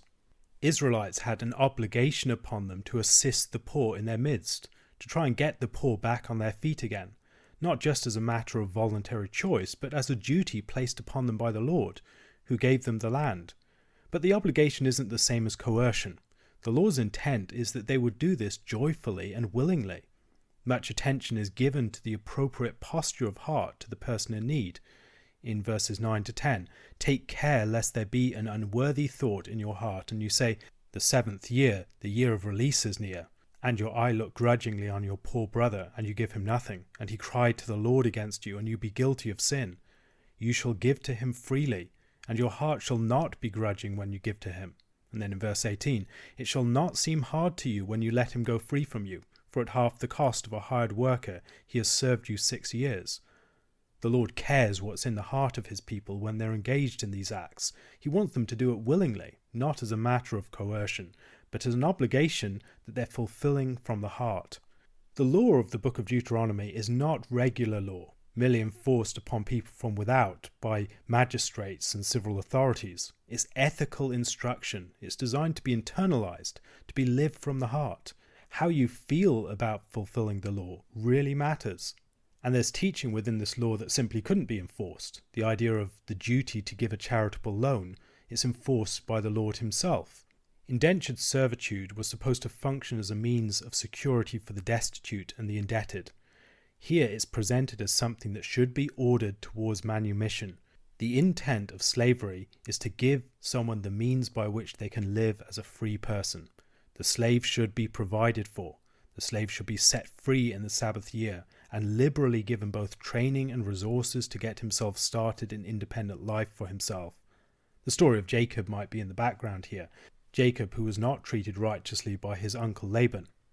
Israelites should remember their own liberation from slavery. They have been in the position of the servant, and they must treat their servants in the way that they would like to be treated. Such indentured servitude was supposed to be so benign that a desire to remain in the state on the part of slaves, on account of their love for their generous and good masters, was supposed to be common enough that there would need to be a law made about it. Much of the logic of this chapter depends upon beliefs concerning the Lord. The Lord is the guarantor of all debts, and so you should be generous. You should give freely, knowing that the Lord will repay. The one who gives to the poor lends to the Lord. If you minister to those in need, the Lord will bless you in your labours. That's the message of this chapter. The Lord has entrusted his people with great gifts in order that they might share in his giving. He has blessed them so that they might bless others. And all of this is fleshing out some of the meaning of the Sabbath commandment. The meaning of the Sabbath commandment is not just that you must take rest. It's that you are now put in the position as one who has been liberated from slavery to give liberation to others, to give release and rest to the people who work for you, to the people in your own household. The chapter concludes with instructions to dedicate the firstborn males of the herds and the flocks to the Lord. Israel is God's firstborn son, and the Exodus is the birth event. In the dedication of the firstborn males, their minds were always being brought back to their liberation event, their deliverance from slavery, that they should be, in turn, a people who liberate others. There are, however, changes that have occurred in the law here, changes from the law that's given in Exodus. No longer are animals to be sacrificed just on the 8th day, but they will be brought on one of the Pilgrim festivals to the central sanctuary. Now that there aren't many different altars, and they will live at a distance from the central sanctuary, the firstborn males will be offered on specific occasions, rather than just on the 8th day after their birth. A question to consider: what are some of the principles that we could learn from this chapter that would teach us how better to relate to our own property? In Deuteronomy chapter 16, we continue to unpack the Ten Commandments. Moses has already presented us under the category of the Sabbath with the tithe feasts, with the Sabbath year, and with principles of charity. And now we discuss the pilgrimage festivals, the Passover or unleavened bread, the Feast of Weeks or Pentecost, and the Feast of Booths or Ingathering or Tabernacles. These are associated with grain harvests, with barley and wheat in the case of Passover and the Feast of Weeks, and with the gathering in of the produce for the winter in the case of the Feast of Booths.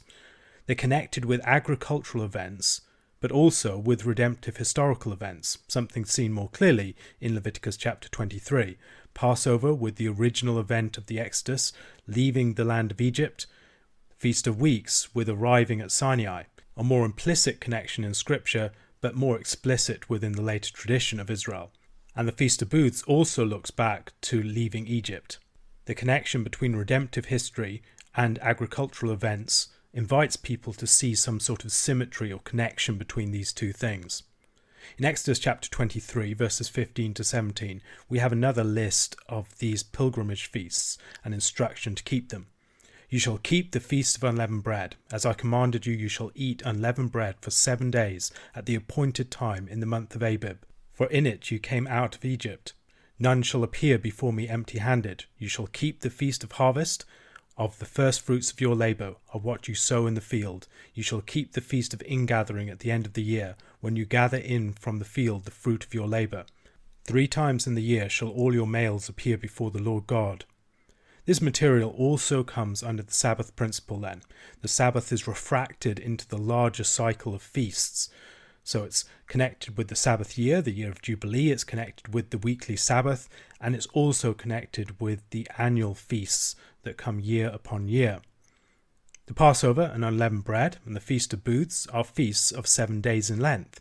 The Feast of Weeks is a feast that's numbered by a Sabbath of Sabbaths, 7 sevens. The 7th day of the Passover is a solemn assembly.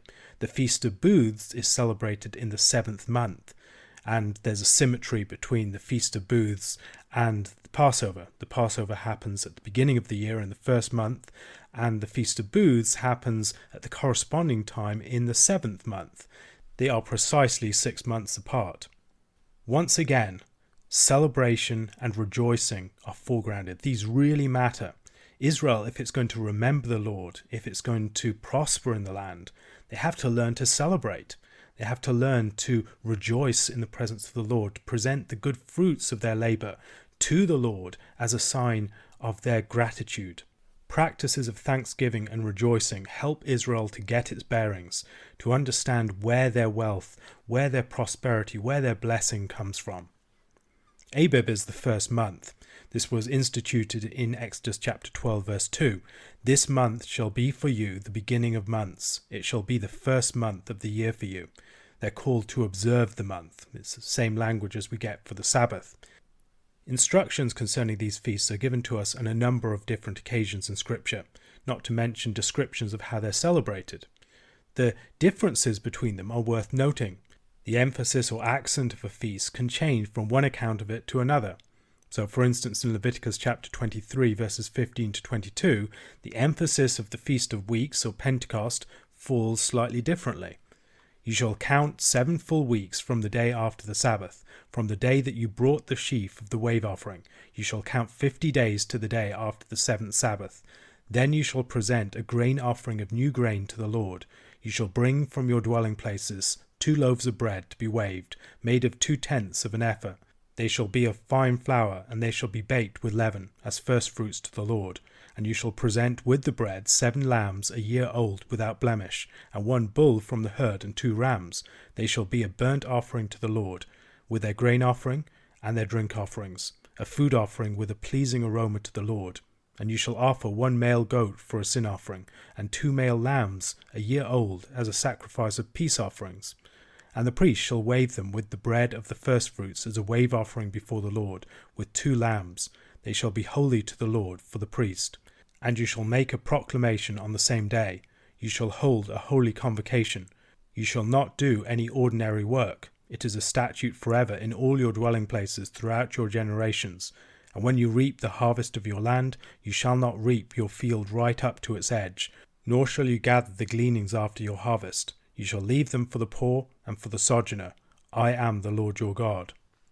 The emphasis in Leviticus then is more upon the sacrifices, whereas within the context of Deuteronomy, the emphasis is upon the rejoicing in the celebratory feast in the presence of the Lord. On these feasts they would have to present themselves to the Lord. They would not be empty-handed. They would come before the presence of the Lord to do homage to him. Every Israelite male was expected to go to the central sanctuary each year at these 3 festivals, at the very least. Many of them would presumably go up on multiple other occasions. The duration of the time of these feasts varied, so for the Passover they only had to be there for 1 day, and then they could travel back and engage in the harvest. In these feasts they would bring the firstfruits of their crop. They would also bring the firstborn of their animals to sacrifice that they couldn't sacrifice when they were living at a distance from the central sanctuary.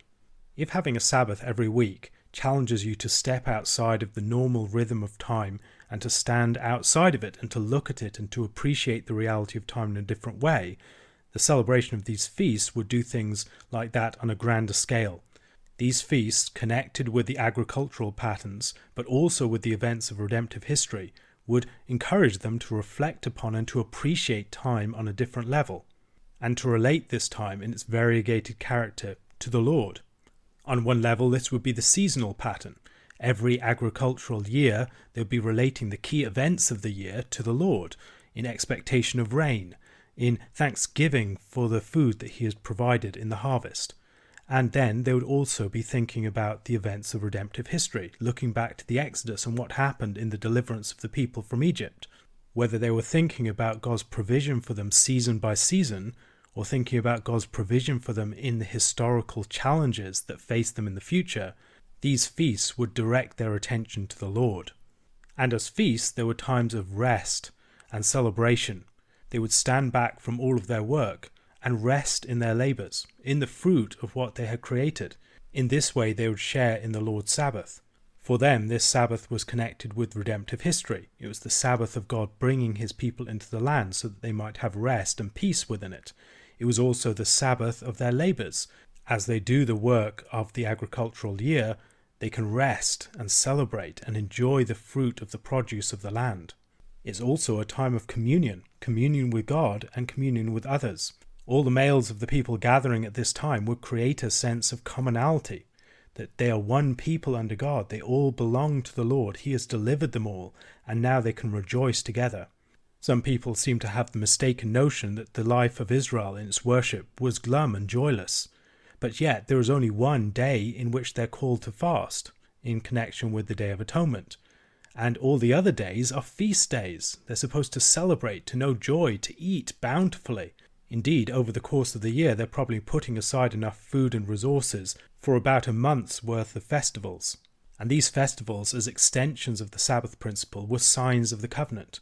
They were ways in which God confirmed his love and his grace and his goodness to his people, not just in the past, in their history, but in the present and for the future. From this, we move into a new section concerned with judges and officers, priests, kings, Levites, and prophets. These are all authority figures, and honouring father and mother, the fifth commandment, is about submitting to authority. It's the principle that gathers all these things together at this point. We've moved then from the fourth commandment to the fifth commandment.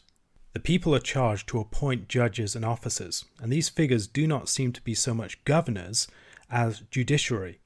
Presumably Israel had their elders and chiefs as rulers, but they were bound to appoint judges. Israel's government, as envisaged in Deuteronomy, is one in which the power of the executive and sovereignty is downplayed, and the task of judgment is elevated. Judgment must be an expression of truth and goodness. It must be righteous judgment, not just an expression of the autonomous will of the sovereign. And the emphasis upon judgment and authorities here are authorities that are very clearly under God. These are authorities who are submitted to the law, who are subject to the law, and who must enact and establish and enforce the law in the life of Israel. Like fathers and mothers, these authorities are authorities under God's authority. Ultimately, the great authority is God's alone. There must be no perversion of justice. Everyone must be given justice, no matter how poor, no matter how rich. There must be no partiality, no bribes. Leviticus chapter 19 verse 15 articulates many of these principles. You shall do no injustice in court. You shall not be partial to the poor or defer to the great, but in righteousness shall you judge your neighbour. At this point we have a very surprising shift. Following these laws concerning justice and judges and officials, we have law about Asherah trees and pillars. And it seems very much out of place here. We might be led to scratch our heads and wonder why God inspired Moses to put this material at this particular point. However, when we see things that seem to be out of place, we should usually pause over them and consider reasons why they may not actually be out of place at all. Before we do that, though, let's first consider why this seems to be out of place. The surrounding material is about structures of judgment and justice in Israel and authority figures. And the material here is about false worship. It seems like it might belong back in chapters 12 and 13, concerned with the second commandment, if we believe that that pattern holds. So what is it doing here? This isn't the only time in the book of Deuteronomy that we have such material that seems to be out of place. But yet, often when we look more closely, we'll find that although material might have been placed elsewhere, where it is invites a certain sort of reflection that can yield insight. The effect of putting it here is to juxtapose the practice of worship with the practice of justice, showing that the two are connected. Adulterated justice and adulterated worship are similar, and the Lord abhors them both. It also has the effect of highlighting that the Lord is our real Father, and that he must be honoured. The forms of worship that are prohibited within these verses and the next verse in chapter 17 are willful forms of worship that actually dishonour God. Whether you're setting up an Asherah tree or a pillar, or you're offering a blemished lamb, these are all ways in which people are purporting to be serving God, but actually adulterating their worship. And ultimately the result is that they dishonour God. Placed here, it invites us to consider the parallel between the justice that the Lord requires, according to very strict and clear guidelines, and the worship that he requires. These things are not dissimilar, and a society that takes the one seriously will usually take the other one seriously too. A question to consider: what are some of the ways in which Scripture presents the task of judgment as the central task of government? Going through the book of Deuteronomy, we have noticed that it follows the order of the Ten Commandments in chapters 6 to 26. The material of chapter 17 falls under the category of the fifth commandment, to honour father and mother, and here it's about authority structures within the life of Israel. What does a free society look like? Israel has been delivered from Egypt in the Exodus, and in Egypt they were under the tyranny of Pharaoh, a king who functioned more like a god. It would be very easy for Israel to fall back into that pattern of society. Moses could disappear from the scene, and then they would establish a king with absolute divine-like authority, and fall under a new form of tyranny. Political structures are, of course, complicated things. On the one hand, there's the disorder of anarchy, every man doing what's right in his own eyes, a society without coordination, without security, and without a strong common life. On the other hand, there's the danger of tyranny, of oppressive, arbitrary government, of being subject to the capricious whims of a willful monarch. Israel had hopefully learned some lessons on this front from the hard-heartedness of Pharaoh and its consequences. There are great benefits in having a strong and effective government if you want to have a common life, if you want to forge an identity that extends over territory and across different periods of time. Deuteronomy exhibits a centralizing impulse when it comes to the worship of Israel, moving everything to a common central sanctuary so that everyone doesn't do what's right in their own eyes, but there is a common form of worship. The establishment of a more centralized government, not an absolutely centralized government by any means, has similar benefits. Yet in the task of establishing a polity, any benefits come with great risks or associated costs. There's no way to opt out of this. In the book of 1 Samuel, for instance, we see a number of different forms of government in operation. We have Eli the high priest functioning as a sort of judge. Then we have the prophetic judge in Samuel. And then, of course, we have the first king in Saul, followed by David. None of these systems of government is perfect. All of them are affected deeply by sin. Yet there are differing advantages and disadvantages associated with each one. And the fact that a more centralized monarchical system comes out on top doesn't seem to be merely an accident of history. In chapters 17 and 18 of Deuteronomy, we're dealing with priests, with kings, and with prophets. One of the first things we should notice is that there is a division between these different offices. Absolute power is not concentrated in any one of these particular offices. Rather, they are all subject to each other in different ways. In verses 21 and 22 of the preceding chapter, we notice some odd commandments concerning Asherah trees and pillars that seemed out of place, and these commandments are followed by another commandment that seems to belong with them, concerning blemished sacrifices. The importance of unadulterated worship is highlighted at this point. They must not worship the Lord on their own terms. Verses 2 to 7 deal with cases of idolatry and rejection of the covenant. This is connected with the preceding verses concerning false worship. You can notice, for instance, the use of the term abomination in both. It is, however, more directly connected with the surrounding theme of judgment and justice. Justice here is seen as something that is a communal responsibility. The entire people need to be actively committed to upholding the will of the Lord in their life as a people. The case of the person rejecting the covenant is the most fundamental case. This is an act of treachery against the sovereign of the people, the Lord himself. We think of the law often as the responsibility of the government, and individuals within the nation, provided they're law-abiding, don't really have to think much about the law. However, the vision of the law in Deuteronomy is one in which the people play a much larger and more active role in upholding the law. The entire people are responsible to uphold the righteous standard of God's law and to establish just processes. Injustice in authorities and wickedness in neighbours makes everyone culpable. None of these things should be tolerated, and they must be dealt with as a matter of the greatest severity. Israel was to have higher courts to which lower judges could send cases that they weren't competent to adjudicate. This is similar to the role of Moses in Exodus chapter 18. The judges and the chiefs of the people would rule in the lesser matters. If they were not competent to judge in a particular matter, they could put it up to Moses. Specific types of cases seem to be in view here, and these would be ones that would be sent up to the Levitical priests and the chief judge when a decision had to be made in a potentially capital crime concerning what type of homicide had occurred. It was supposed to be sent to the higher court. Now, this is not a court of appeal, as we might have for defendants. It's a court to which the judges were expected to direct the cases. The prominent role of the Levitical priests in these courts probably depends in part upon their expert knowledge and familiarity with the law. They were the ones who most meditated upon and studied and taught the law, and so they were in the best position to adjudicate according to it. The authority of the priests and the chief judges had to be honoured, and it would be through this that the authority of the law itself would be rendered effective in practice. Moses now moves on to teach concerning the king.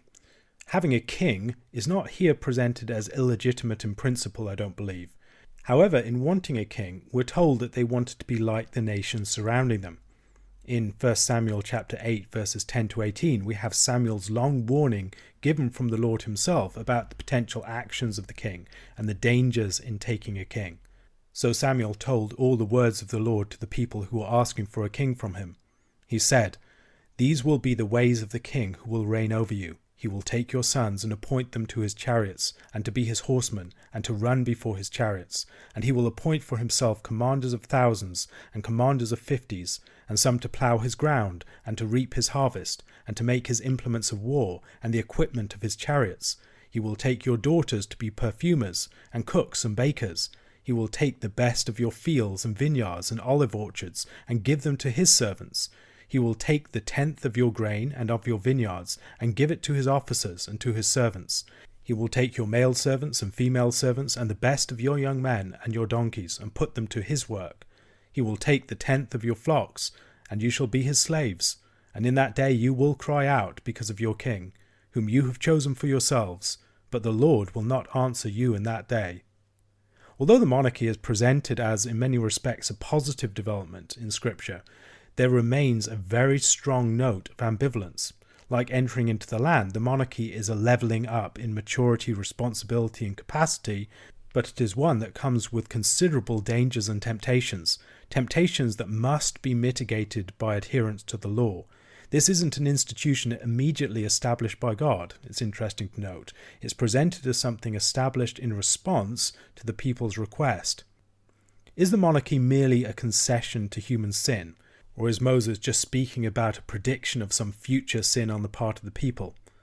I'm not sure that's the case. It is presented as a concession in 1 Samuel chapter 8. The Lord says that the people are rejecting him in their desire for a king. However, a righteous king who ruled under the Lord is a good and a desirable thing. Unfortunately, Israel failed in this respect. The monarchy proved to be a gift that they were not mature enough to handle. Nor is it just presented as a permission. Christ, of course, would ultimately fulfill the purpose of the Davidic king. What would the king do? The king would defend the nation from its enemies. He would assemble and lead its army. He would establish and maintain civil order. He would maintain peace. And he would also, as the guardian and the establisher of civil order, be the one who established the worship of God within the land and maintained that.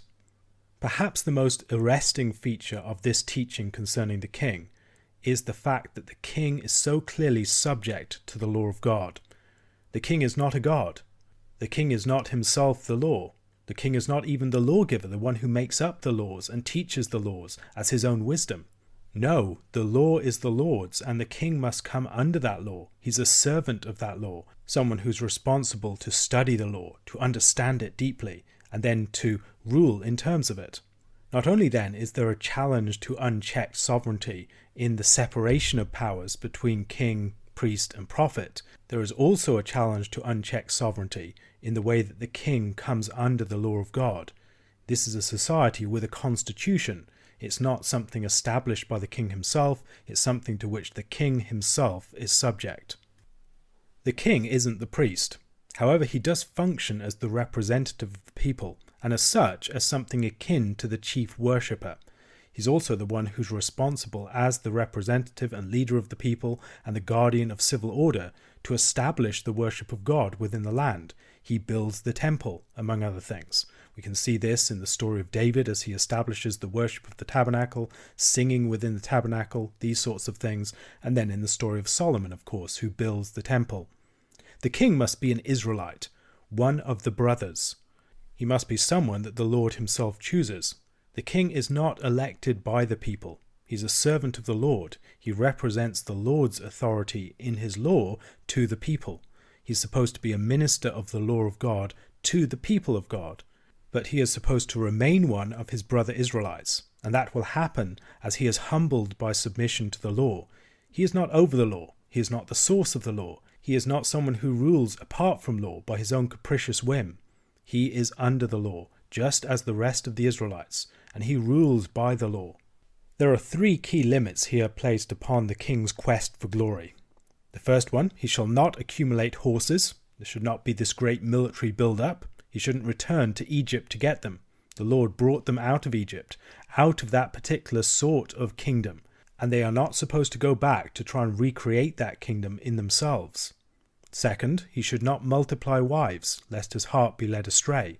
Multiplying wives held a number of dangers. First, in the king's natural love for his wives, it would be very easy for him to be led astray into idolatry and other things. We see great examples of this in the story of Solomon, of course, and then in the story of characters like Ahab.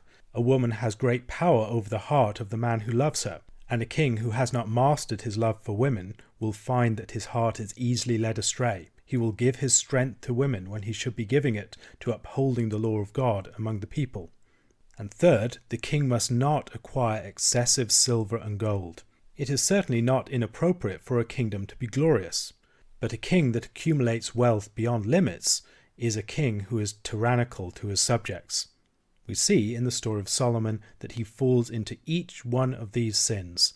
In 1 Kings chapter 10, verse 14 to chapter 11, verse 10, every single one of these sins is mentioned, and as we read on in the story, we see that Solomon starts to take on the character of Pharaoh himself. Israel, having been delivered from Pharaoh in Egypt, ends up recreating Egypt in their own land. There is a real danger that the king is idolized, that the king becomes a godlike figure. The king could easily serve as another god besides the Lord. This is why it is so important that the king is subject to the Lord and to the law of the Lord. And both as a symbol and as a practical means of this submission to the law of God, the king is required to write his own copy of the book of the law, for the purpose of his own meditation throughout his life. He must do this under the supervision of the Levitical priests, who are the stewards of the house of the Lord, and in the fact that they supervise this, it's a sign that he comes under the authority of another. The king is not the absolute authority within the land of Israel, but the priest can represent the authority of God relative to the king, and the prophet too. The prophet can rebuke the king, challenge the king in the name of the Lord, as we see Nathan challenging David after his sin with Bathsheba. The king is expected to be literate. He's expected not merely to know the contents of the law, but to meditate upon them for wisdom. His relationship with the law is even more intimate because he's supposed to write it out all for himself. These are all ways in which the king is supposed to take the law into himself, to internalize in himself the law that he will rule in terms of. The king's self-mastery, according to the law, is the basis by which he will rule the nation. In places like the Psalms and the book of Proverbs, we see the result of this. The faithful king is the archetypal Israelite who has become wise through meditation upon the law day and night, who can think about the world and speak about the world with wisdom because he has internalized the principles of wisdom in the law. Earlier in the book of Deuteronomy, we are told that the peoples around would see the wisdom of Israel in the law and come to hear that wisdom. We see that happening in the story of Solomon, someone who had meditated upon the law and as a result could speak with wisdom into the world, so that people would come to hear Israel's king. Now ideally, what was true of Israel's king would become true of the people as a whole. The king then is a model for the rest of the people. We see the same thing in the Psalms. The Psalms are the songs of the king who has meditated upon the law of God day and night. He is like a tree planted by streams of water, giving forth its fruit in season.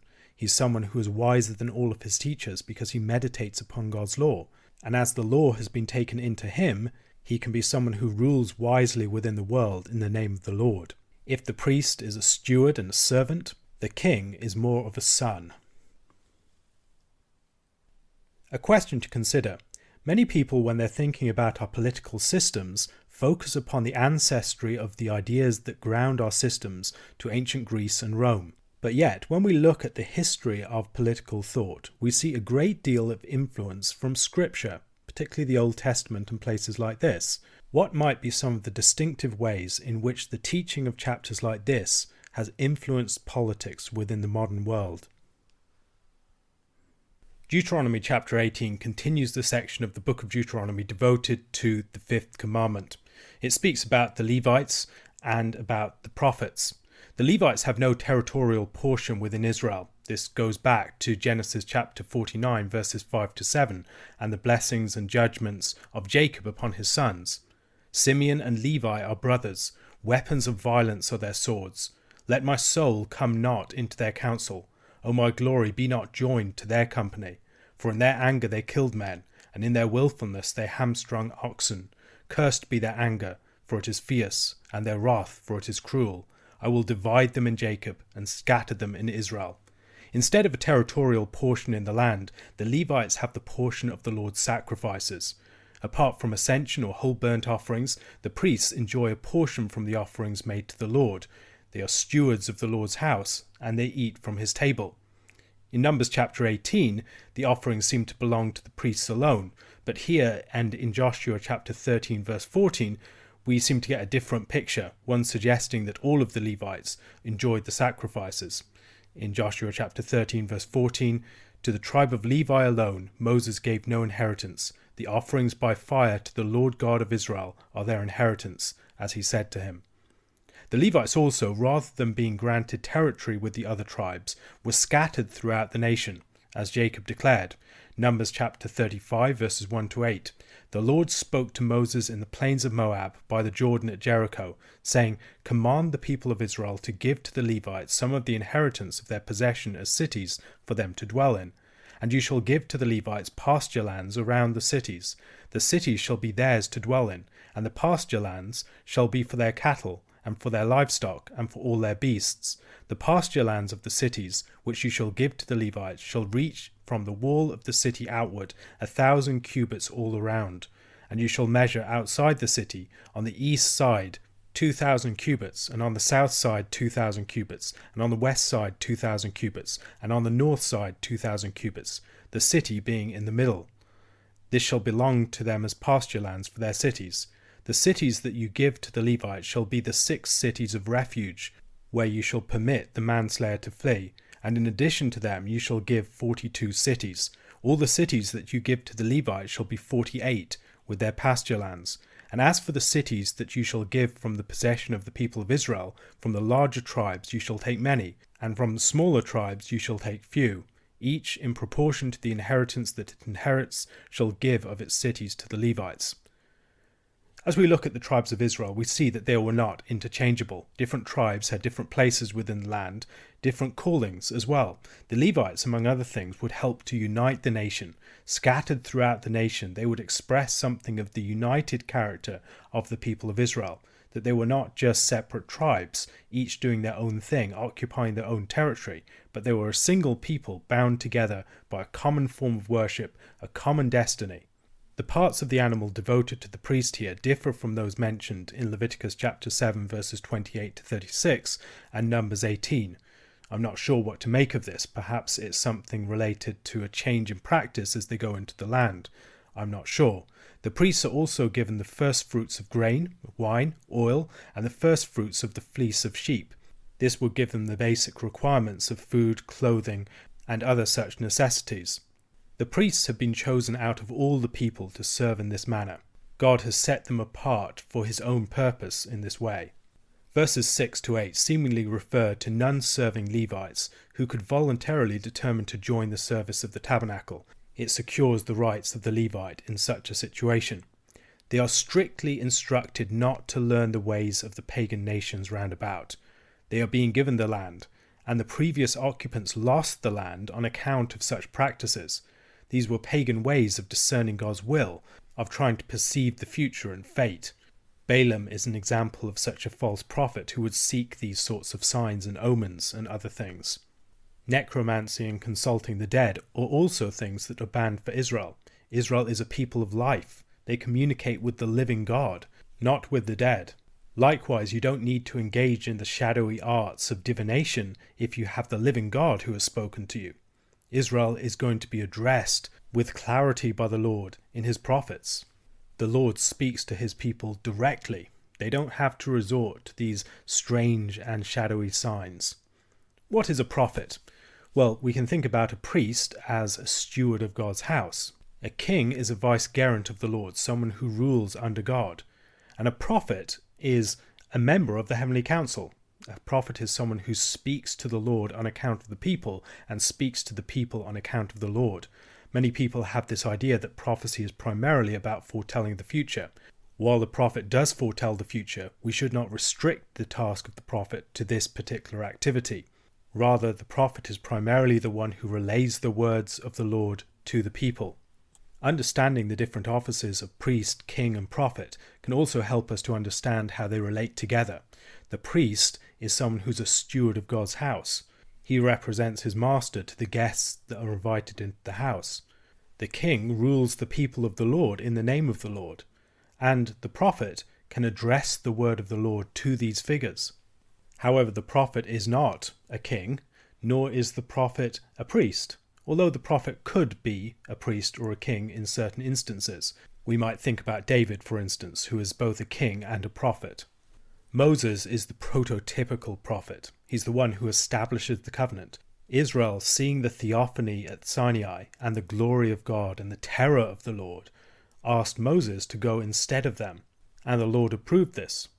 In the story of Isaiah, Isaiah goes into the presence of the Lord as the Lord fills the temple, and he is aware of his sinfulness. He is a man of unclean lips, dwelling among a people of unclean lips, and he has seen the Lord of hosts. Few people would be equipped for such an encounter, and so the prophet is the one who goes between God and his people. Moses, as we see in the story of the golden calf, is the intercessor for the people. He represents the people to God, speaking on their behalf, standing in the breach when they have sinned, and he also represents God to the people. He expresses God's anger to the people. That task of the prophet then is one that's seen most clearly in the ministry of Moses. The prophet is raised up from the brothers of Israel. The king is chosen, the priesthood is chosen, and the prophet is raised up. There seems to be a different manner in which the prophet comes to his particular office. The prophet does not have a hereditary office, as the priesthood does. Likewise, the king would generally be a member of a dynasty. The Lord places his words in the mouth of the prophet. This is a stronger relationship to the word of God than the priest has or the king has. The priest is someone who obeys the word of the Lord. He's someone who declares the word of the Lord as he teaches the law. The king is someone who meditates upon the law, who's internalized the law and has gained wisdom through it. The king is someone who sings from the law. But the prophet is one who has internalized the law even further. The word of God has been taken into him, and he becomes a covenant mouthpiece. In the story of Ezekiel, he eats the scroll. The scroll becomes part of him, and then he declares it from his midst. The movement in redemptive history from the law external to us to the law taken into us in meditation, in memory, in song, and in wisdom develops further as the word of God is taken into the life and the mouth and the heart of the prophet. God has written his law upon the heart of the covenant-bearing prophet, and then that is declared to his people. This is a sign, among other things, of the deeper relationship that God desires his people to have with his word in the course of redemptive history. If the king is an example to the people of meditation, of reflection, of delighting in the law and learning wisdom through it, the prophet is an example of someone who's been transformed by the law. The law has been written upon his heart, and now he can act and speak in a new and remarkable way. The prophet, in that sense, is an anticipation of what will happen to the people more generally. Would that all of the Lord's people would prophesy, that the Lord would put his spirit in them. A question to consider. This passage promises that the Lord will establish a prophet like Moses. In the New Testament, we have a number of different occasions when Jesus is spoken of as the prophet that is expected. What are some of the ways that we can see Christ fulfilling this prophecy? In Deuteronomy chapter 6 to 26, we work through the Ten Commandments, commandment by commandment. And in chapter 19, we reach the second half of the Ten Commandments, concerned with our duties to our neighbour. And the sixth commandment, you shall not murder, is the one that begins. Apart from that devoted to the first commandment, this is the longest such unit in the book of Deuteronomy. It runs up to chapter 22, verse 8. And chapter 19 falls into three sections. First, there's the law concerning the cities of refuge, then there's law concerning landmarks, and then there's laws concerning witnesses. One of the chief concerns of the material in this section is to establish institutional structures that protect the innocent. especially those who might otherwise be institutionally vulnerable, such as those who had committed accidental homicide and the wrongfully accused. The first half of this chapter concerns providing means of sanctuary. That had already existed in some form, but now it needed to be set up for a new form in their entrance into the land. In Exodus chapter 21, verses 12 to 14, we see that the altar was a place of sanctuary previously. Whoever strikes a man so that he dies shall be put to death. But if he did not lie in wait for him, but God let him fall into his hand, then I will appoint for you a place to which he may flee. But if a man wilfully attacks another to kill him by cunning, you shall take him from my altar, that he may die. The land has to be divided into 3 parts, and 3 cities have to be chosen at an accessible distance from any point in the land. This law was already given in Numbers chapter 35, verses 10 to 34.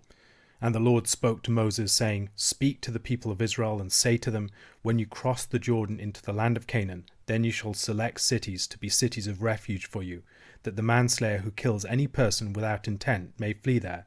The cities shall be for you a refuge from the avenger, that the manslayer may not die until he stands before the congregation for judgment.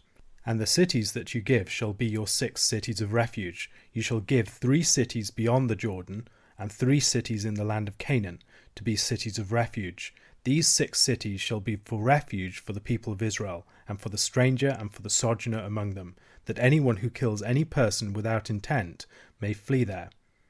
And there has to be distinction made between different types of murder. So the passage goes on to distinguish between murder with various instruments, and then how to distinguish between these. But if he pushed him suddenly without enmity, or hurled anything on him without lying in wait, or used a stone that could cause death, and without seeing him dropped it on him, so that he died, though he was not his enemy and did not seek his harm, then the congregation shall judge between the manslayer and the avenger of blood, in accordance with these rules. And the congregation shall rescue the manslayer from the hand of the avenger of blood, and the congregation shall restore him to his city of refuge to which he had fled, and he shall live in it until the death of the high priest, who was anointed with the holy oil. But if the manslayer shall at any time go beyond the boundaries of his city of refuge to which he fled, and the avenger of blood finds him outside the boundaries of his city of refuge, and the avenger of blood kills the manslayer, he shall not be guilty of blood. For he must remain in the city of refuge until the death of the high priest. But after the death of the high priest, the manslayer may return to the land of his possession. And these things shall be for a statute and rule for you throughout your generations, in all your dwelling places. Numbers 35 then goes on to discuss laws of witness in capital cases, and the fact that ransom could not be taken for the life of a murderer.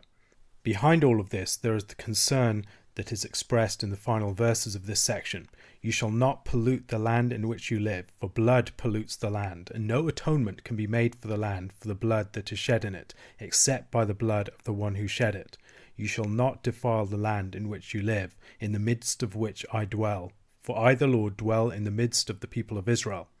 Within the law of the manslayer is the need to distinguish between malicious and premeditated homicide and negligent or accidental homicide. The example of a man accidentally killing his neighbour, with whom he had no prior quarrel, with the head of an axe that accidentally came off, is the example that Deuteronomy chapter 19 gives. Now this man may have been negligent in not looking after his tools, but this is not assumed, it's not necessarily the case. The avenger of blood would presumably have been a close relative or kinsman of the person who lost their life, not just a bounty hunter. In a society where you do not have an established police force, some allowance is made for vengeance in this way. There is a limited power of policing, but yet it is necessary that some people face the consequences of their action.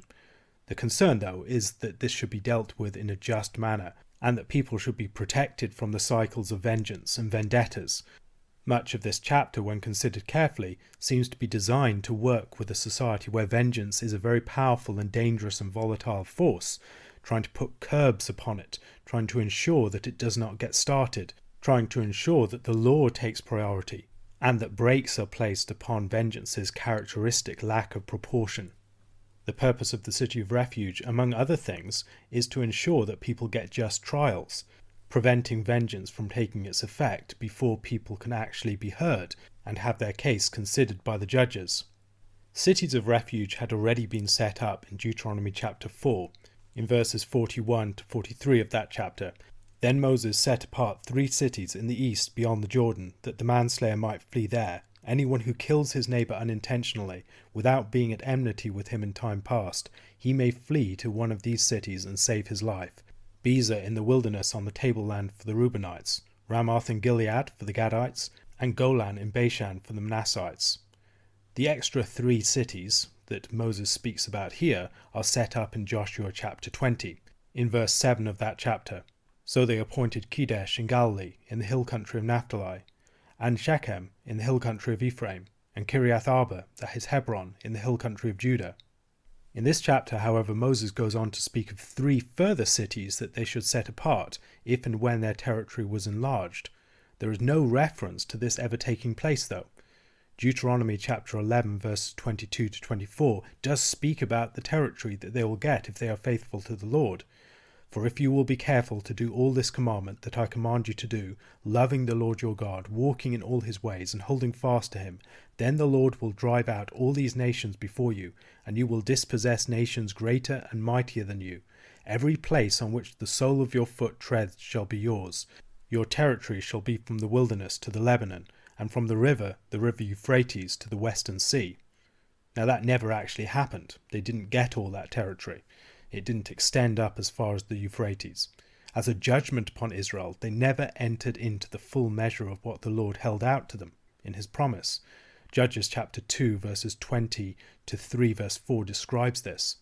So the anger of the Lord was kindled against Israel, and he said, because this people have transgressed my covenant that I commanded their fathers, and have not obeyed my voice, I will no longer drive out before them any of the nations that Joshua left when he died, in order to test Israel by them, whether they will take care to walk in the way of the Lord as their fathers did or not. So the Lord left those nations, not driving them out quickly, and he did not give them into the hand of Joshua. Now these are the nations that the Lord left to test Israel by them, that is, all in Israel who had not experienced all the wars in Canaan. It was only in order that the generations of the people of Israel might know war, to teach war to those who had not known it before. These are the nations, the 5 lords of the Philistines, and all the Canaanites and the Sidonians and the Hivites who lived on Mount Lebanon, from Mount Baal-Hermon as far as Lebo-Hamath. They were for the testing of Israel, to know whether Israel would obey the commandments of the Lord, which he commanded their fathers by the hand of Moses. The purpose of the extra cities of refuge is to make adequate provision for the protection of the innocent from vengeance. It is important to recognize the logic of this. A failure to provide such sufficiently accessible institutional structures for the protection of the innocent means that Israel would be guilty of the blood of the innocent. This suggests then that injustice can be, among other things, a matter of institutional omission, the failure to provide institutions to protect the innocent. The asylum that is offered here is a limited right. It was only for accidental or negligent homicide. People could be extradited or removed from the horns of the altar and put to death if they proved to be guilty of actual premeditated or intentional murder. This section is followed by another odd commandment about removing landmarks or boundary stones. Once again, it's important to consider why it's here, and it might seem strange. Why don't we have this under the 8th commandment, not to steal? Or the 9th commandment, not to bear false witness, you're telling a lie about the way in which the land is divided. Or the 10th commandment, not coveting your neighbour's field and property. It might seem that it would fit more neatly under any one of those single commandments. So why on earth place it alongside the material concerned with the commandment, you shall not murder? First of all, we should notice that placing it here doesn't mean that it would not have been appropriate elsewhere. Nor does it necessarily mean that it most naturally belongs under the 6th commandment in the broader scheme of things. Rather, I believe it is here to invite reflection. And why is that? It seems to me that this is a law designed to prevent homicide, more particularly vendettas and cycles of vengeance from building up. The desire for another man's land so often leads to murder, or to escalating cycles of vengeance, as in the case of Ahab and Naboth's vineyard, for instance. Directly attacking such boundaries is a predatory act. It's more than merely a matter of trespassing over them. We might think about the difference between wrongs that occur within the borders of a territory, that are criminal offences to be dealt with by the law of that territory, and wrongs that threaten the very borders themselves, which are enemy attacks generally dealt with by a violent assertion of sovereignty. Of course, the boundaries of an Israelite family were within the general territory of the land and fell under its law. However, honouring and protecting the internal boundaries, not merely the external borders, is absolutely essential to protecting the peace and the integrity of the land. There are few things more likely to result in unnecessary bloodshed than the failure to honour the internal boundaries and the external borders of the land. The chapter concludes with laws about witnesses. These are in close connection with the laws concerning cities of refuge, as we see in Numbers chapter 35 verse 30. We might again wonder why it is placed here. Why not place this section under the 9th commandment, concerned with prohibiting bearing false witness?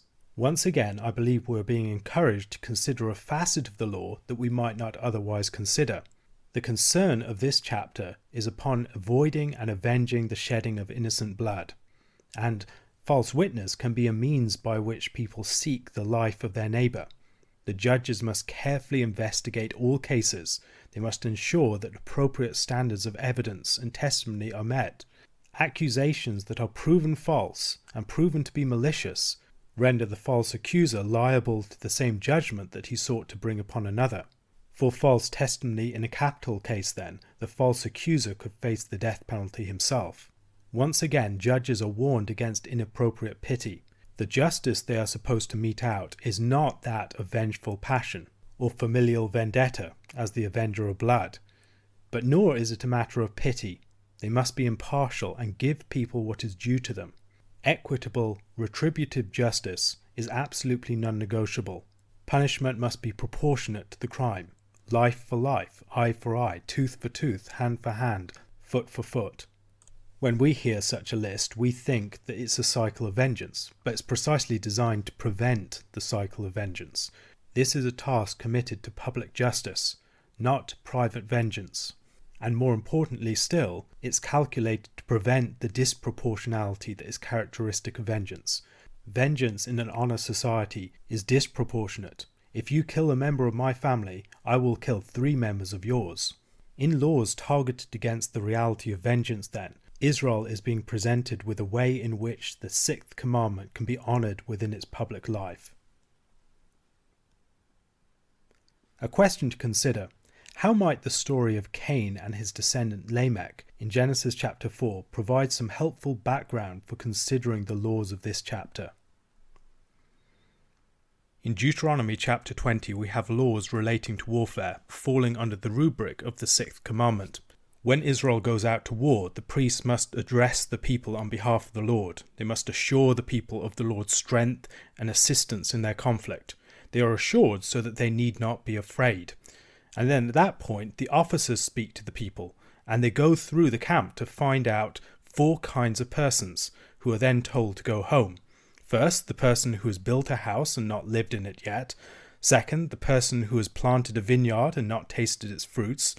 Third, the person who has betrothed the wife and not taken her. And fourth, the person who is fearful, who might make others fearful. The first 3 are told to go home for their own private sake. It seems strange to us. Why send them home? Why care particularly about the death of persons under such circumstances?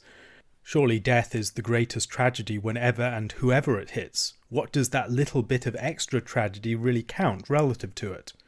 However, what is highlighted here are some of the things that people live for and find value in and meaning in. Building a house and settling down somewhere, planting a vineyard and reaping the fruits of the land, and then marrying and starting a family. These are the sorts of ends that people work towards in their lives, the sorts of goals that give life meaning and value. It's a tragedy if you come close to these things and don't actually achieve them. In Deuteronomy chapter 28 verse 30 it speaks about these specific instances, and the judgment that will befall Israel if it is not faithful.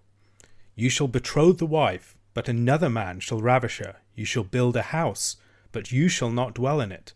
You shall plant a vineyard, but you shall not enjoy its fruit. Now, implicit in that text is the fact that you'll be dead. If you're dead, why care about these things? Because the meaning of our lives has a lot to do with our enjoyment of the fruits of our labours. A life that is characterised by futility is not a good life. The Lord, having brought his people into the land, wants his people to enter into rest in their labours. Israel has been given inheritance of the land by the Lord, and it is important that they don't refrain from enjoying it. We should observe the democratic nature of this law. It's addressed to any man, however rich or poor, who might have just fallen short of entering into rest in his labours, the rest that belongs to the people of God. He must be allowed to enjoy his Sabbath, while his companions labour and fight for him.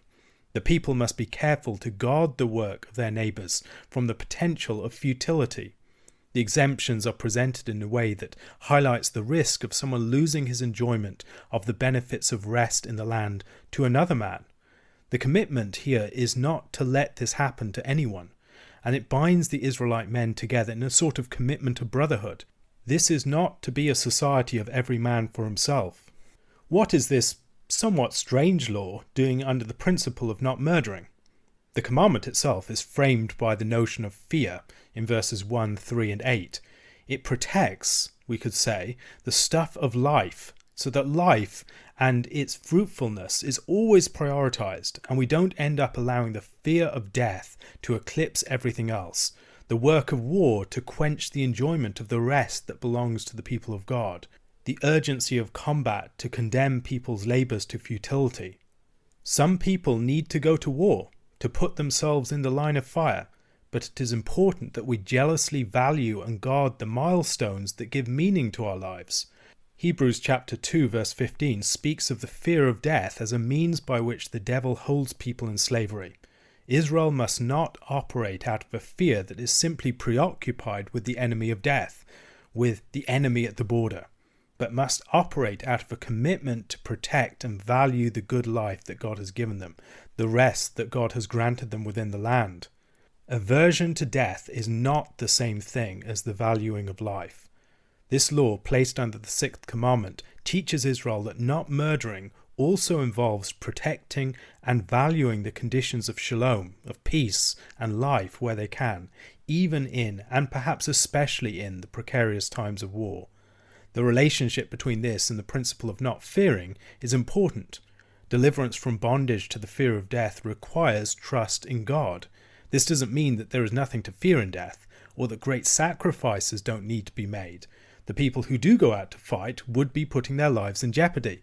They would come back and they would not be sleeping with their wives. They would not be eating the fruit of their vineyard. They would not be enjoying the security and rest of their house. However, in a society that was vigilant to ensure that every person did get to enjoy these things, their lives would not be characterized by futility. This sort of approach was only possible for Israel when they did not lose sight of the fact that they served a God who was greater and more powerful than the forces of death. When Israel attacked a city outside of the land, they had to offer it terms of peace first, terms that were rather harsh by any modern standards, but not by those of the day. Israel was given strict limits upon the sort of warfare that they were permitted to engage in, so attacking cities in such a manner would not be typical, but would generally be a response to aggression on the part of the other nation. Israel was not an expansive imperialistic power. Cities of the land were not offered, however, the same terms. What exactly is involved here should be considered. We shouldn't necessarily assume that the entire population of the Canaanites were being eliminated. That clearly didn't happen. Still less that ethnic cleansing was the goal. The emphasis throughout is upon the behaviour of the Canaanites, and Israelite cities would be subject to the same fate if they sinned in a similar way. We should also consider that most of the population of the lands did not live in the cities, or in many cases we might think of them as citadels, which Israel attacked. Israel clearly left many of the people of the land, while utterly annihilating their centres of power and their rulers. We can see something of this in 2 Chronicles chapter 8 verses 7 to 8. All the people who were left of the Hittites, the Amorites, the Perizzites, the Hivites, and the Jebusites, who were not of Israel, from their descendants who were left after them in the land, whom the people of Israel had not destroyed, these Solomon drafted as forced labour, and so they are to this day. Was the continued existence of these people in the land proof of Israel's unfaithfulness? Not necessarily. We also see Canaanites who became members of Israel, perhaps most notably someone like Rahab, but also people like Uriah the Hittite. Israel's warfare in the land was a divinely mandated war against idolatry, and it had to be uncompromising, giving no quarter. And Israel are seen as the instruments of the Lord's judgment. They are not conducting this war on their own terms. They're not conducting this war for their own sake. They must obey the Lord, even when it's difficult. Placing this material under the sixth commandment is really striking. If the sixth commandment calls us not to murder, surely this directly contravenes it. Yet careful reflection reveals a more complicated view. While this does challenge the absolutism of many forms of pacifism, by situating the commands of warfare under the commandment not to murder, it demands that we reflect carefully upon the relationship between these two things, and the way in which warfare itself should be carried out in a way that honours life, that maintains a commitment not to murder, even in that situation where it may seem to be suspended. This is not a suspension of the commandment not to murder. Rather, even in the context of war, where life may legitimately be taken, the force of the sixth commandment must still be felt. Scripture recognizes but places limits upon the necessity of war in a fallen, sinful world. The principles here cannot and should not be spiritualized away. The struggle against spiritual evils in the world sometimes requires killing persons who have committed themselves to advancing those evils. Just as Genesis chapter 9 mandates the death penalty in the context of the prohibition of murder, so Deuteronomy chapter 20 mandates war in the same sort of context. All of this requires careful discrimination and the recognition that war, like everything else in the life of Israel, falls under the rule of the law and its principles of righteous judgments. It must not be treated merely as an amoral exertion of power over others, nor as a straightforward permission that the Lord has extended to them, exempting them from the force of that commandment. The Christian tradition, taking this very seriously, has tried to subject warfare and its practice to the principles of justice. It has talked about just war, reflecting upon the ends of warfare, the manner of warfare, and other considerations and discriminations that help us to speak appropriately about the character of warfare, about its evils, about some things that may be permissible and even necessary in the waging of warfare, that are nonetheless not good in themselves, results of being in a fallen universe. Taking life in warfare is not necessarily sinful. Indeed, under some situations it may be a righteous thing to do, and something praiseworthy. But in Scripture, peace takes priority over war, and men of warfare bear the stains of the tragedy of the fall. Much of the Bible's teaching concerning war appalls modern sensibilities, even though within living memory, Britain firebombed Dresden or America dropped nuclear bombs on Hiroshima and Nagasaki. While our distance from these events may, I believe, help us rightly to see some of the brutality and the cruelty and the injustice that was characteristic of them, that same distance can make it difficult for us to perceive the necessary evils of war. Profoundly sanguinary actions that may be legitimately undertaken, but with tragic and horrible consequence. Overcoming the evils of the Nazi and Imperial Japanese regimes required the willful taking of a very great many lives. It is very easy, looking at our distance, to blanch at the horror of the actions required to dislodge evil, and it is essential that we recognize that Deuteronomy chapter 20 is not looking at matters from such a privileged, distanced vantage point. This chapter ends with another strange law. It's a law about fruit trees. This law, again relating to warfare, prohibits wreaking devastation upon the land, engaging in a scorched earth policy. The tree is not your enemy. Humanity is called to serve and to protect the land, and the principle of not murdering requires an active concern for the protection of nature from devastation, and carefully bounds the destructive forces of war. War can be undertaken in a way that cares nothing for the environment, that reduces the landscape to a hellscape. An example of this could be the Red Zone in France, 460 square miles that was utterly devastated by the First World War and is largely still uninhabitable on account of unexploded ordnance and poisonous chemicals. War may be a tragic necessity under some conditions, and even sometimes a moral imperative, but we should do what we can to protect life, not to allow everything to get sucked into the vortex of conflict and destruction. This chapter then presents bounds upon warfare, upon the people that are to be sent out to war, ensuring that war does not condemn people to futility, upon the forms of warfare to be adopted with different enemies, to ensure that not all peoples are treated as servants of great evils that must be absolutely uprooted. And finally, upon the scope of warfare, to ensure that we do not engage in devastation of the good earth that God has given us. A question to consider: how might we fill out the ecological concerns of this chapter elsewhere in Scripture?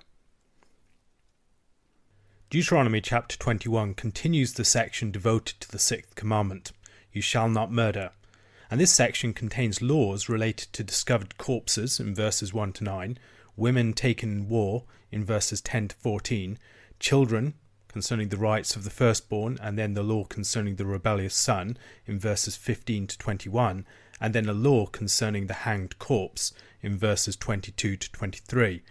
This is perhaps one of the most troubling chapters in the book of Deuteronomy, with laws that greatly unsettle some modern sensibilities. Considering the law for unsolved murder with which this chapter begins, we should probably relate it to the law concerning cities of refuge in chapter 19. Both involve a concern for distance between cities, about murder and the shedding of innocent blood. Both of the laws relate to the community's responsibility both to avoid and give account of the shedding of innocent blood. This law provides a ritual to deal with cases of unsolved murder, and like the law of the cities of refuge, it expresses the community's responsibility both to avoid and give account of the shedding of innocent blood. Once again here we are seeing the way that concerns of holiness and atonement interplay with concerns of justice. Innocent blood polluted the land and needed to be atoned for, and the justice system was always supposed to serve the end of guarding the people's holiness, not just the deterrence of crime and retribution to criminals. What does the ritual mean? First of all, the ritual is not a sacrifice. There is no mention of sprinkling of the blood. It does not occur in the context of the tabernacle. While the priests are present, they do not seem to be doing most of the actions. What can we make of this as an unsacrificial ritual then? Some have seen it as a symbolic execution of the murderer. Others have seen it as a self-maledictory oath that if we are guilty of this, then we should suffer the same fate. I believe it's most likely to be a symbolic reenactment of the murder. By using a heifer that had not been put under a yoke or worked by man, the animal, and also the murder victim, were presented as not being subject to human responsibility. Not only was this the case of the animal, but it was also the case of the location in which it was killed. By performing the ritual in an unworked valley that has not been ploughed or sown, there's also the statement being made that the murder did not occur within the city's direct jurisdiction. Nevertheless, in performing this ritual, they are making formal testimony concerning the murder, giving account of it to the Lord. This occurs in the presence of the priests as the representatives of the Lord, but the action seems to be largely that of the elders of the town. By so making account of the blood of the victim, they make a non-sacrificial form of atonement for the victim. The next law, concerning the taking of female war captives as brides, is more immediately troubling to us. Why would God give permission to Israelite men to take prisoners of war as wives in such a manner? Before considering the law, it's important to consider the purpose of law in general. Laws like this are not an idealistic counsel of perfection. They're an attempt to regulate messy and imperfect realities. War would render a great many women widows and orphans, and in a society where survival largely depended upon the family structure, such women would be incredibly vulnerable, not just economically, but also vulnerable to predatory males and to rape. Then there is the fact that the rape of women was regarded as a natural part of ancient warfare. It's also a feature of modern warfare. After World War II, the Red Army is supposed to have raped over 2 million German women, many of them gang raped, by some descriptions from the age of 8 to the age of 80, and a great many of those women went on to commit suicide. In ancient and in modern warfare, if you defeat your enemies, it's presumed that you get to ravish their women. Judges chapter 5 verses 28 to 30 gives us a picture of this in the song of Deborah and Barak. Out of the window she peered, the mother of Sisera wailed through the lattice. Why is his chariot so long in coming? Why tarry the hoofbeats of his chariot? Her wisest princesses answer. Indeed, she answers herself. Have they not found and divided the spoil? A womb or two for every man. Spoil of dyed materials for Sisera, spoil of dyed materials embroidered, 2 pieces of dyed work embroidered for the neck as spoil. A womb or 2 for every man was the reality within ancient society, and this is the reality to which this law is speaking. A good law in such a society is an enforceable law that will effectively both condemn and mitigate such cruelties. A law requiring ideal practice might not be a good law. It might effectively condemn the wrong, but it wouldn't be effective in mitigating it, and it might not be enforceable, both of which are criteria for good laws. This law then speaks directly to the sexual desire of the victorious Israelite warrior. He has been without sexual relations for some time. He sees an attractive female captive. What is he to do? Can he just have his way with her, as most others would in the ancient world? No. He must take her under his care. She must have the status of a wife. She must not be raped or treated as a concubine enslaved for sex. She must be given time to mourn and adjust to her new situation. He must not take her as soon as he wants, making her a plaything of the imperatives of his lust. She must be allowed to wait for a month. She must be allowed to go free if he does not want to take her as his wife. She must not be reduced to slavery. All of these, then, are ways in which the ugly realities of war, ugly realities that can't just be wished away, are mitigated significantly. Marrying a war bride would be a means by which she could be provided for within the family structure. It would give security to people who might otherwise be destitute and preyed upon. When we read such laws, however, we should be very careful to recognize that they are laws of their time in many cases. These are wise laws addressing timeless principles of morality in a timely way into specific situations. When we interpret these laws, we should be very careful to be able to distinguish these different things, to recognize the inner principles of justice. What is the law trying to do? And then to understand the contingencies of the situation it is speaking into. It would not be just if we applied this law today in the same way. However, that does not mean that we should condemn it as a law in its own time. It was appropriate within its time. Nor does it mean that there is nothing for us to learn here. If we understand the inner principle and how the central realities of the law are being addressed to specific situations, we can learn a lot about doing the same thing in our own day. This is followed by a law concerning the inheritance of the firstborn. One of the features of the Pentateuch is the presence of law alongside history, and there are many places in which the law and the history comment upon each other. This is one such occasion. There is a wife who is loved, and a wife who is unloved, and we've seen that story before. It's the story of Jacob with Rachel and Leah. So Jacob went into Rachel also, and he loved Rachel more than Leah, and served Laban for another 7 years.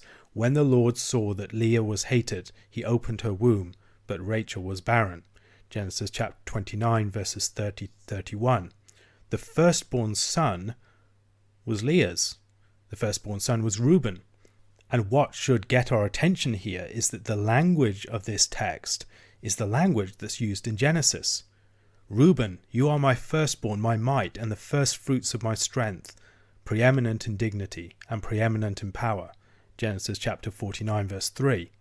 Jacob's love of Rachel over Leah and his favoritism in his practice led to so many forms of tragedy within his family. It led to the rivalry between his wives. It led to rivalry between their sons. It led to the great tensions and disaster that followed the seduction of Dinah. It led to the attack upon Joseph and sending him down into slavery in Egypt. All of this conflict in the life of Jacob's family was caused by his failure to practice justice within his own household. The fact he allowed the favoritism of love to go over the requirements of justice and fairness and equity. Indeed, when the brothers present the bloodied robe of Joseph to their father, they use language that reminds us of this text. Then they took Joseph's robe and slaughtered a goat and dipped the robe in the blood. And they sent the robe of many colours and brought it to their father and said, "This we have found. Please identify whether it is your son's robe or not." And he identified it and said, "It is my son's robe. A fierce animal has devoured him. Joseph is without doubt torn to pieces." That same robe was an expression of Jacob's favoritism. Now Israel loved Joseph more than any other of his sons, because he was the son of his old age, and he made him a robe of many colours. But when his brothers saw that their father loved him more than all his brothers, they hated him and could not speak peacefully to him.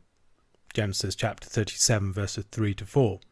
This is not the only commandment in the Pentateuch that retrospectively comments on the Rachel and Leah situation.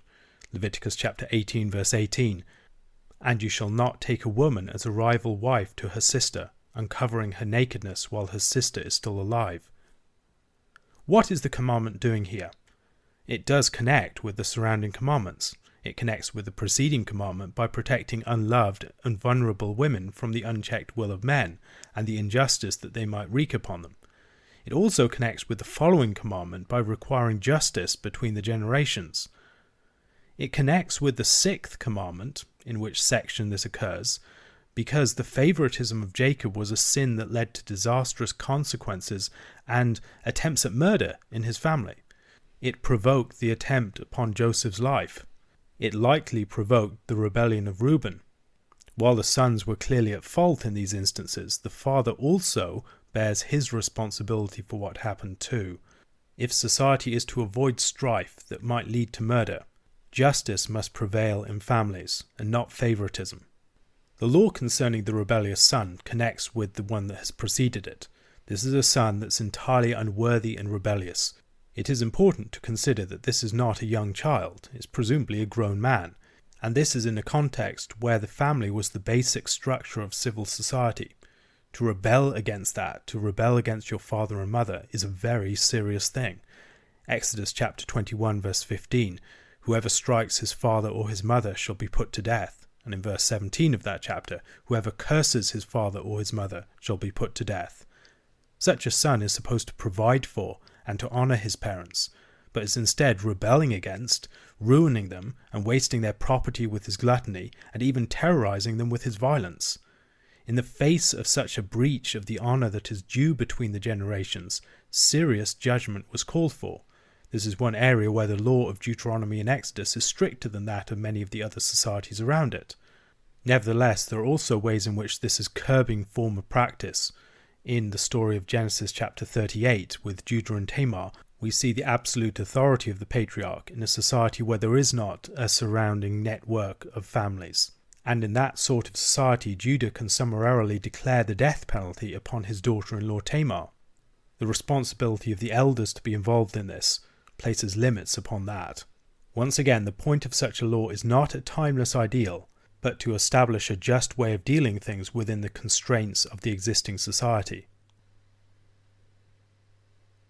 A question to consider. The law concerning the son of the unfavoured mother comments upon the previous history of Israel. Can you think of any other examples of laws within the Pentateuch that comment upon the stories of the Pentateuch? In Deuteronomy chapter 22, we reach the end of the section devoted to the sixth commandment, and in verse 9 of this chapter we move on to the material associated with the seventh. Verses 1-4 concern brothers' animals gone astray or in need. Lost animals should be returned, and animals in need should be assisted. This is related to earlier commandments in Exodus chapter 23 verses 4-5. If you meet your enemy's ox or his donkey going astray, you shall bring it back to him. If you see the donkey of one who hates you lying down under its burden, you shall refrain from leaving him with it. You shall rescue it with him. There seem to be a number of things going on. First of all, there is the concern of love for neighbour, your duty to return anything to your neighbour, not just an animal. But there seems to be something more than this. It's not just about the preservation of your neighbour's property. There is a focus upon animals for a reason, upon living things. Do not let an animal suffer on account of your disputes or your neglect. This is something that comes again under the sixth commandment. If you're truly caring about life, if you're truly opposed to the wrongful taking of life, then you will take care for animals. You will not let them suffer on account of your hatred. Verse 5 is a very unusual one in this particular context. A woman is not to wear a man's garment, nor a man a woman's cloak. Now, why this is found under this particular section is not entirely clear. What does this have to do with the sixth commandment? It would seem to belong more naturally with the section that follows concerning the seventh. It seems to be premised upon the need for a distinction between the sexes. The distinction between the sexes being considered here are conventional. Like language, conventional forms of attire for the sexes change from society to society, likewise the implements that they use and the other things that they are associated with. However, God is concerned that there is not any confusion between men and women. That distinction is meaningful and important, and it must be preserved in language, it must be preserved in dress, it must be preserved in custom and convention, and all these different ways. The actual form that living out such a commandment would take would differ from society to society. In no two societies are customs and conventions surrounding male and female behaviour exactly the same. But every single society draws a distinction between male and female. While behavioural and dress norms for men and women radically differ from society to society, and in no two societies are the same, every single society has such distinctions. And it is important that we preserve them and honour them, that there is not confusion between these things. Some have suggested that perhaps there's a reference to the woman dressing for war here, that she should not dress for war, she should not go out to war. That's a possibility. Either way, it is odd in its place. What might it have to do with the sixth commandment? I really don't know. One suggestion would be that an attack upon differentiation is presented as an attack upon life itself. Life is formed by differentiation. Differentiation is what makes us fruitful as male and female, different from each other, but yet fruitfully related. And an attack upon that differentiation is an attack upon life itself. It breaks down life. It attacks that core symbol of the fruitfulness of life, the difference between male and female. And for that reason, perhaps, it comes under the commandment not to murder. But I suspect that something more still is going on here. It's worth looking at more closely. Right now, our understanding of this text might be something like a loose thread that threatens to unravel a few things. It needs closer thought. The commandment that follows in verses 6 to 7 concerning the bird's nest is another odd one.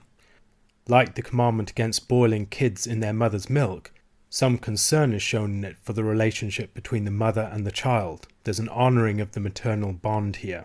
Do not take advantage of the maternal bond in order to kill a creature. The person who finds this nest happens across it. The person doesn't seem to be purposefully hunting for birds' eggs. Rather, they chance across it. And they chance across it with the mother there. And the mother's there because she wants to protect her nest. In that situation, the mother is vulnerable precisely because of her maternal instinct. And refusing to take advantage of that maternal instinct, to take her along with her young, is a way of honouring the maternal instinct more generally. We have a similar expression used in Genesis chapter 32 verse 11, where Jacob speaks to the Lord, "Please deliver me from the hand of my brother, from the hand of Esau, for I fear him, that he may come and attack me, the mothers with the children." The situation would be one of Esau attacking the children, and the mothers being defenseless but not being able to run because their children are being attacked. An interesting feature of this law is that it comes with a promise, that it may go well with you and that you may live long. This is the same promise that is attached to the fifth commandment. And so honouring father and mother, and in this case particularly the mother, is related to the commandment here concerning the bird. Yet this comes under the sixth commandment, and under the sixth commandment it's about the preservation of life, and in this particular case it's about the honouring of the maternal instinct, even in its most fragile and small form in a little bird, that you will honour that instinct, and as a result of that you will be honoured in the land. That instinct is one of the reasons why you enjoy life, and so you do not use that as a means of bringing death. Verse 8 and the parapet law is the last material that falls under the sixth commandment. Israel is required to be proactive in guarding life. Once again, there's concern for the guilt of spilled blood, even in an accident.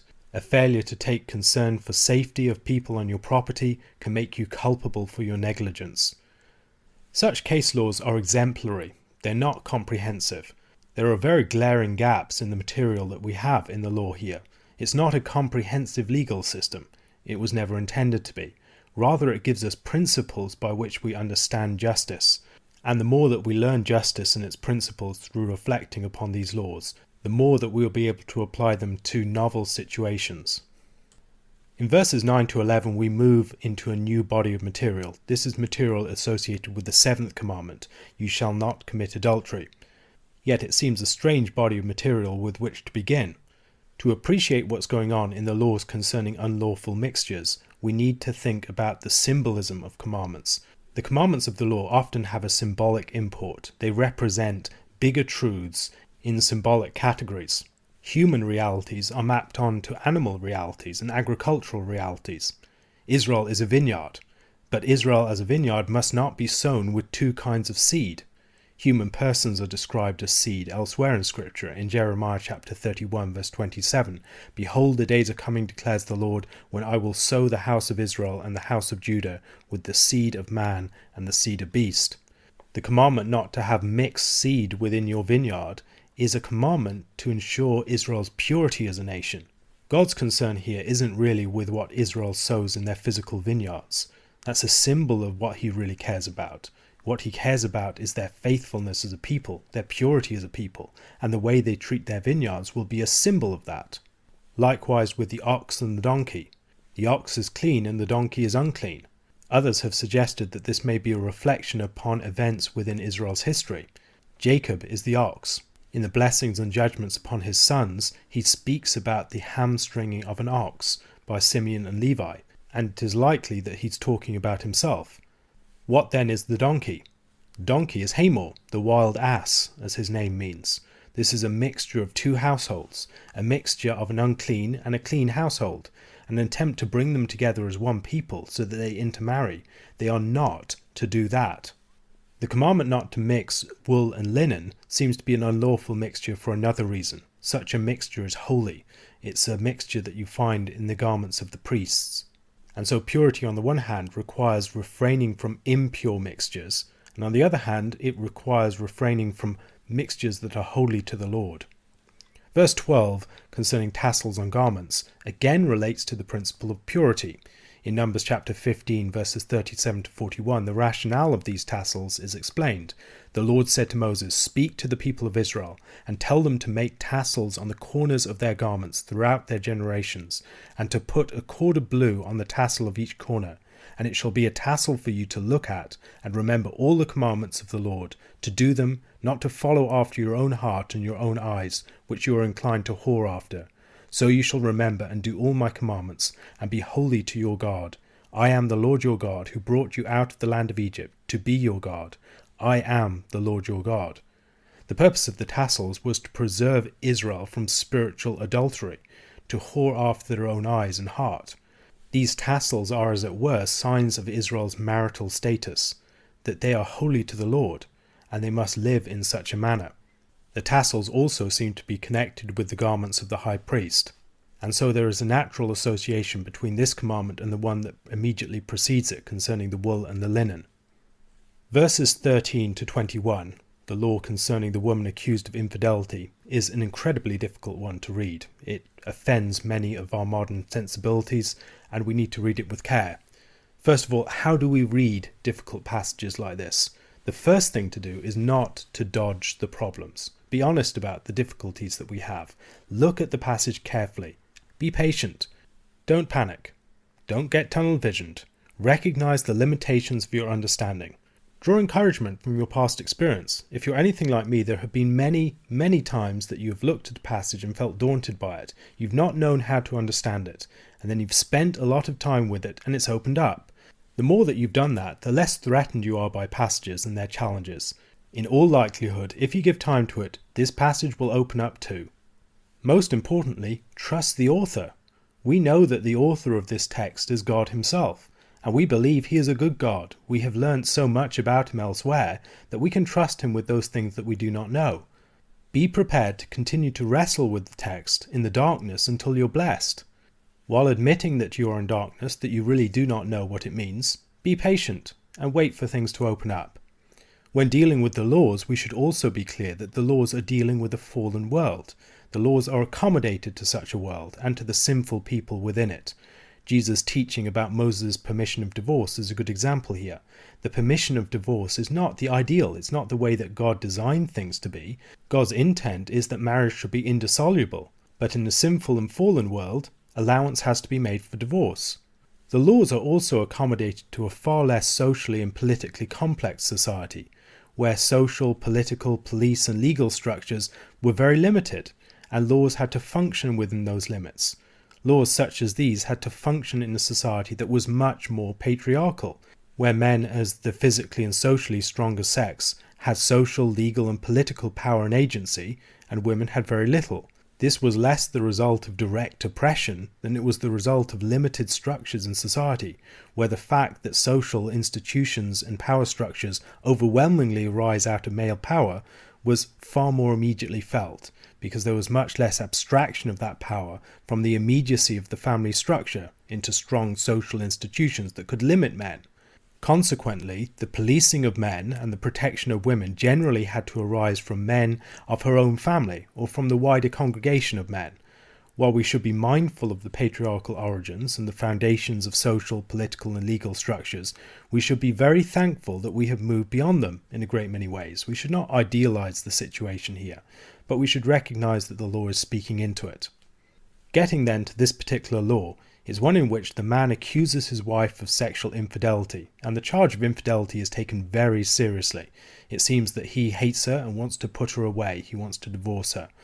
It's interesting that this is presented in a way that puts forward the false and malicious charge as if it were the typical case.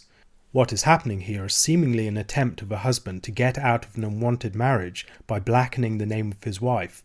And the deterrent for false charges is very significant.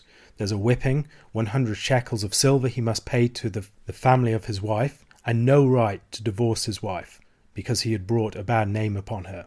This would serve to give security to the woman, and security to women more generally from such false charges.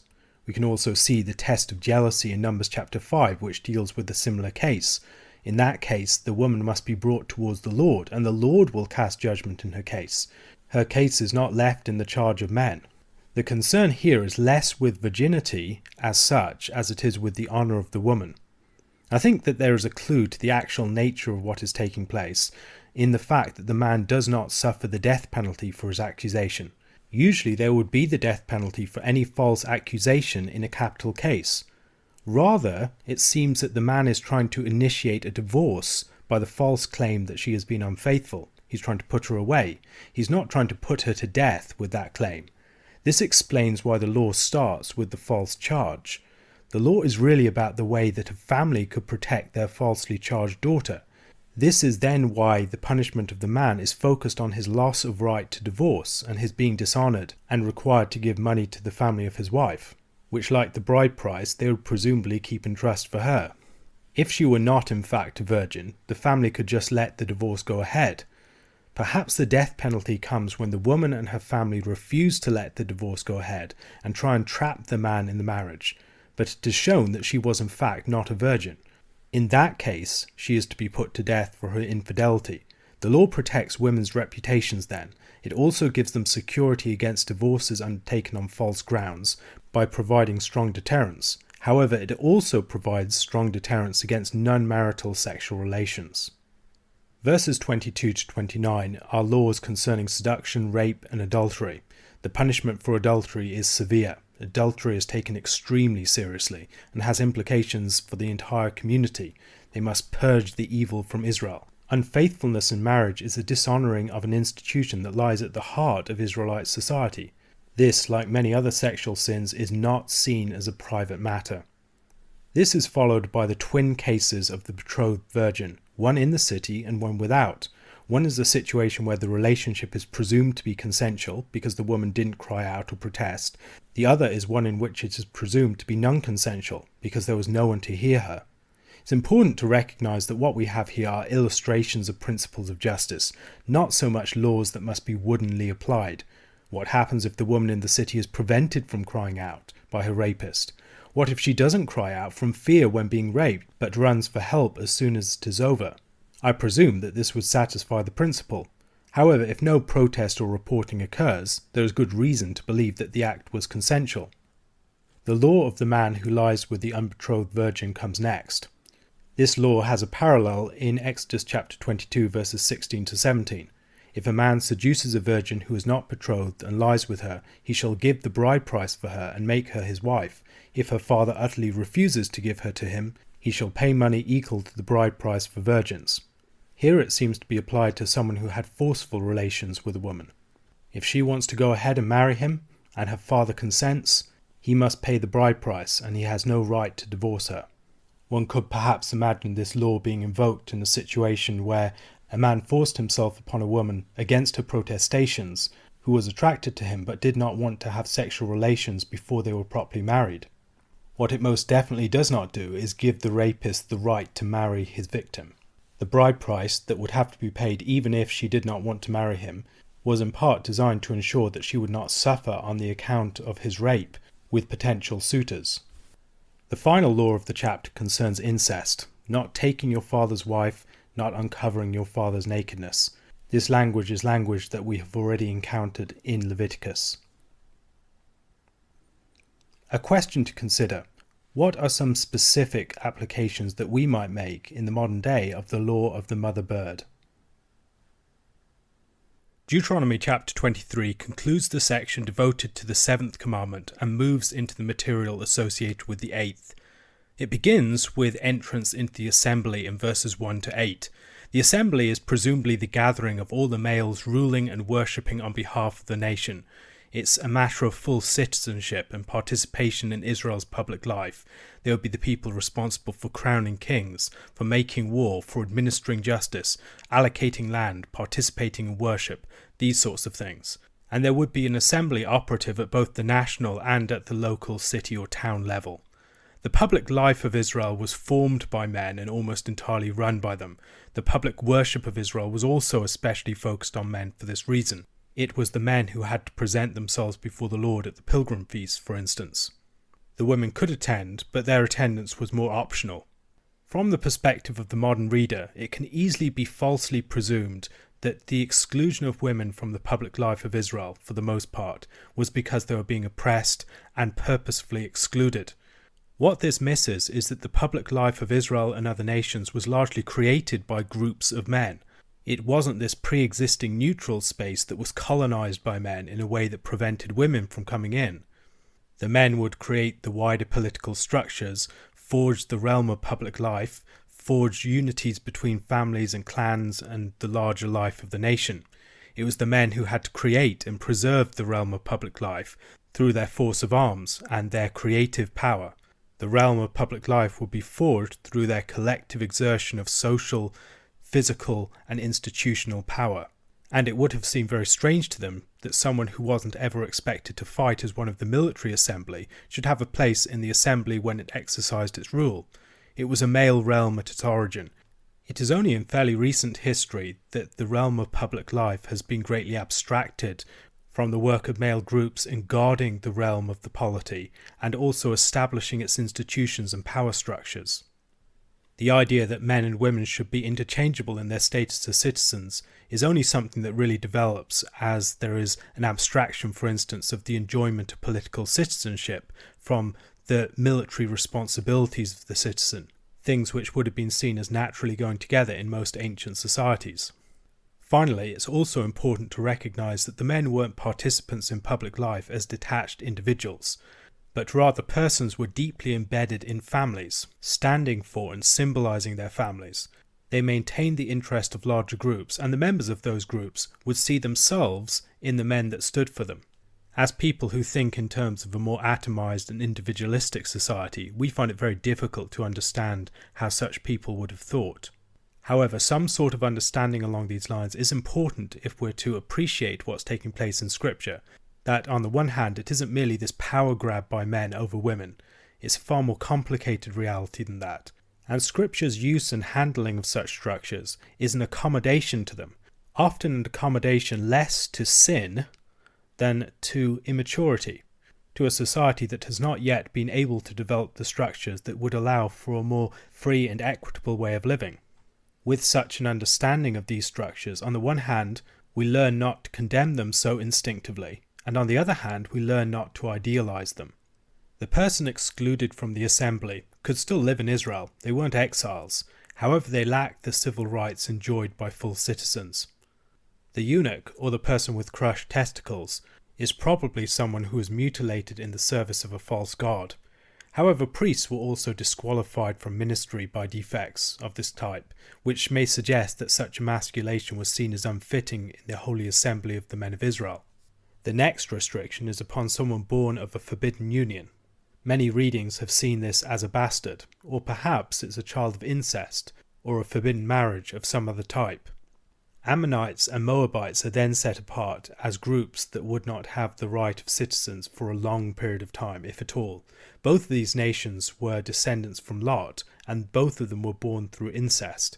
But here they're seen as nations that were inhospitable to Israel in their time of need, and also nations that explicitly tried to subvert them. It's on account of that history that Israel is supposed to be careful about their dealings with these peoples. The Edomites and the Egyptians are different though.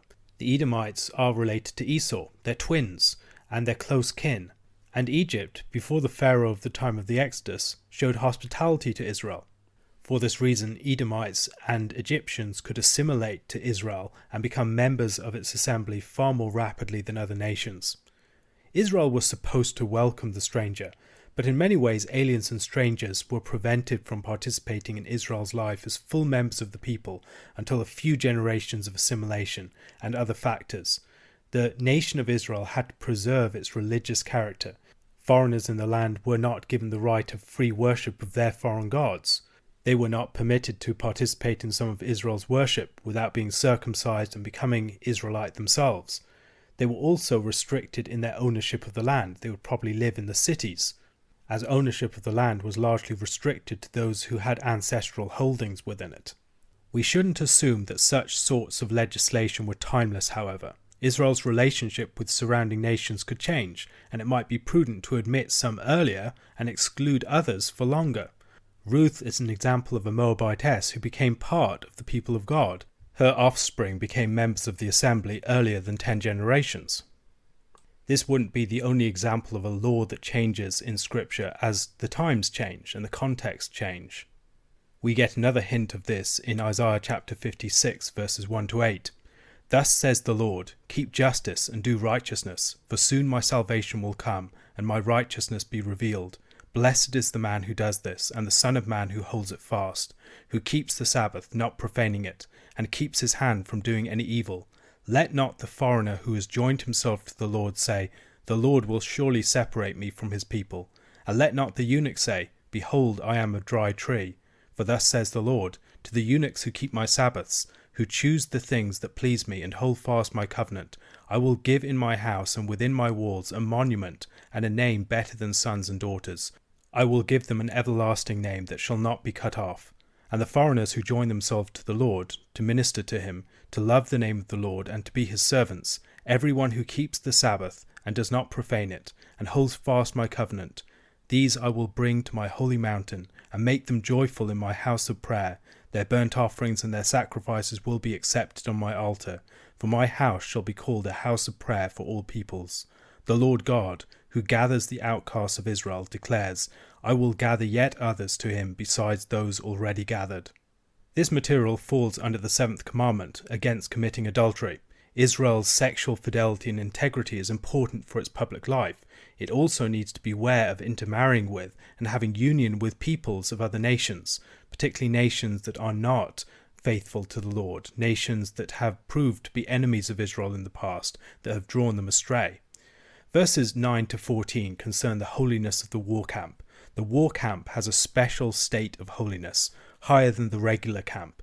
This enhanced status comes from the fact that the Lord is fighting with his people and is in the camp with them.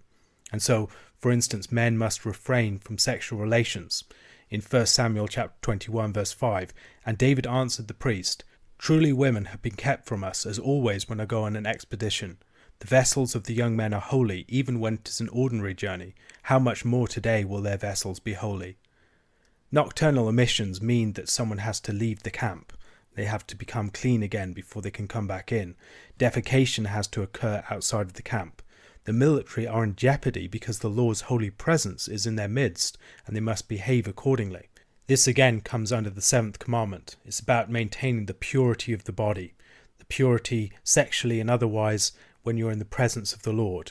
And it's also about the holiness of the people to the Lord. This is followed by the law of the fleeing slave in verses 15 and 16. And now we've moved into material related to the 8th commandment, you shall not steal. Man-stealing is a form of stealing that suffers the death penalty.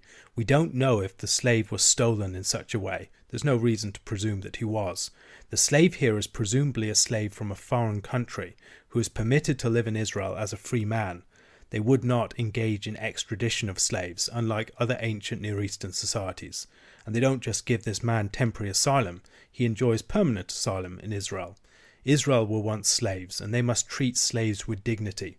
It's not clear that this applies to slaves within Israel who would have had the right to go free in the 7th year, and so fleeing before that time might not have been viewed in quite the same way. This comes under the law for stealing then. The escaped slave has the right to his freedom, and it takes priority over any supposed claim his master has upon his service.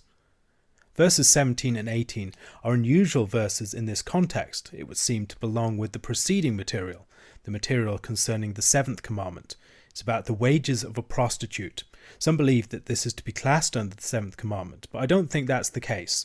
The point is less about not being prostitutes, although that's part of the point, but it's about what happens with their money.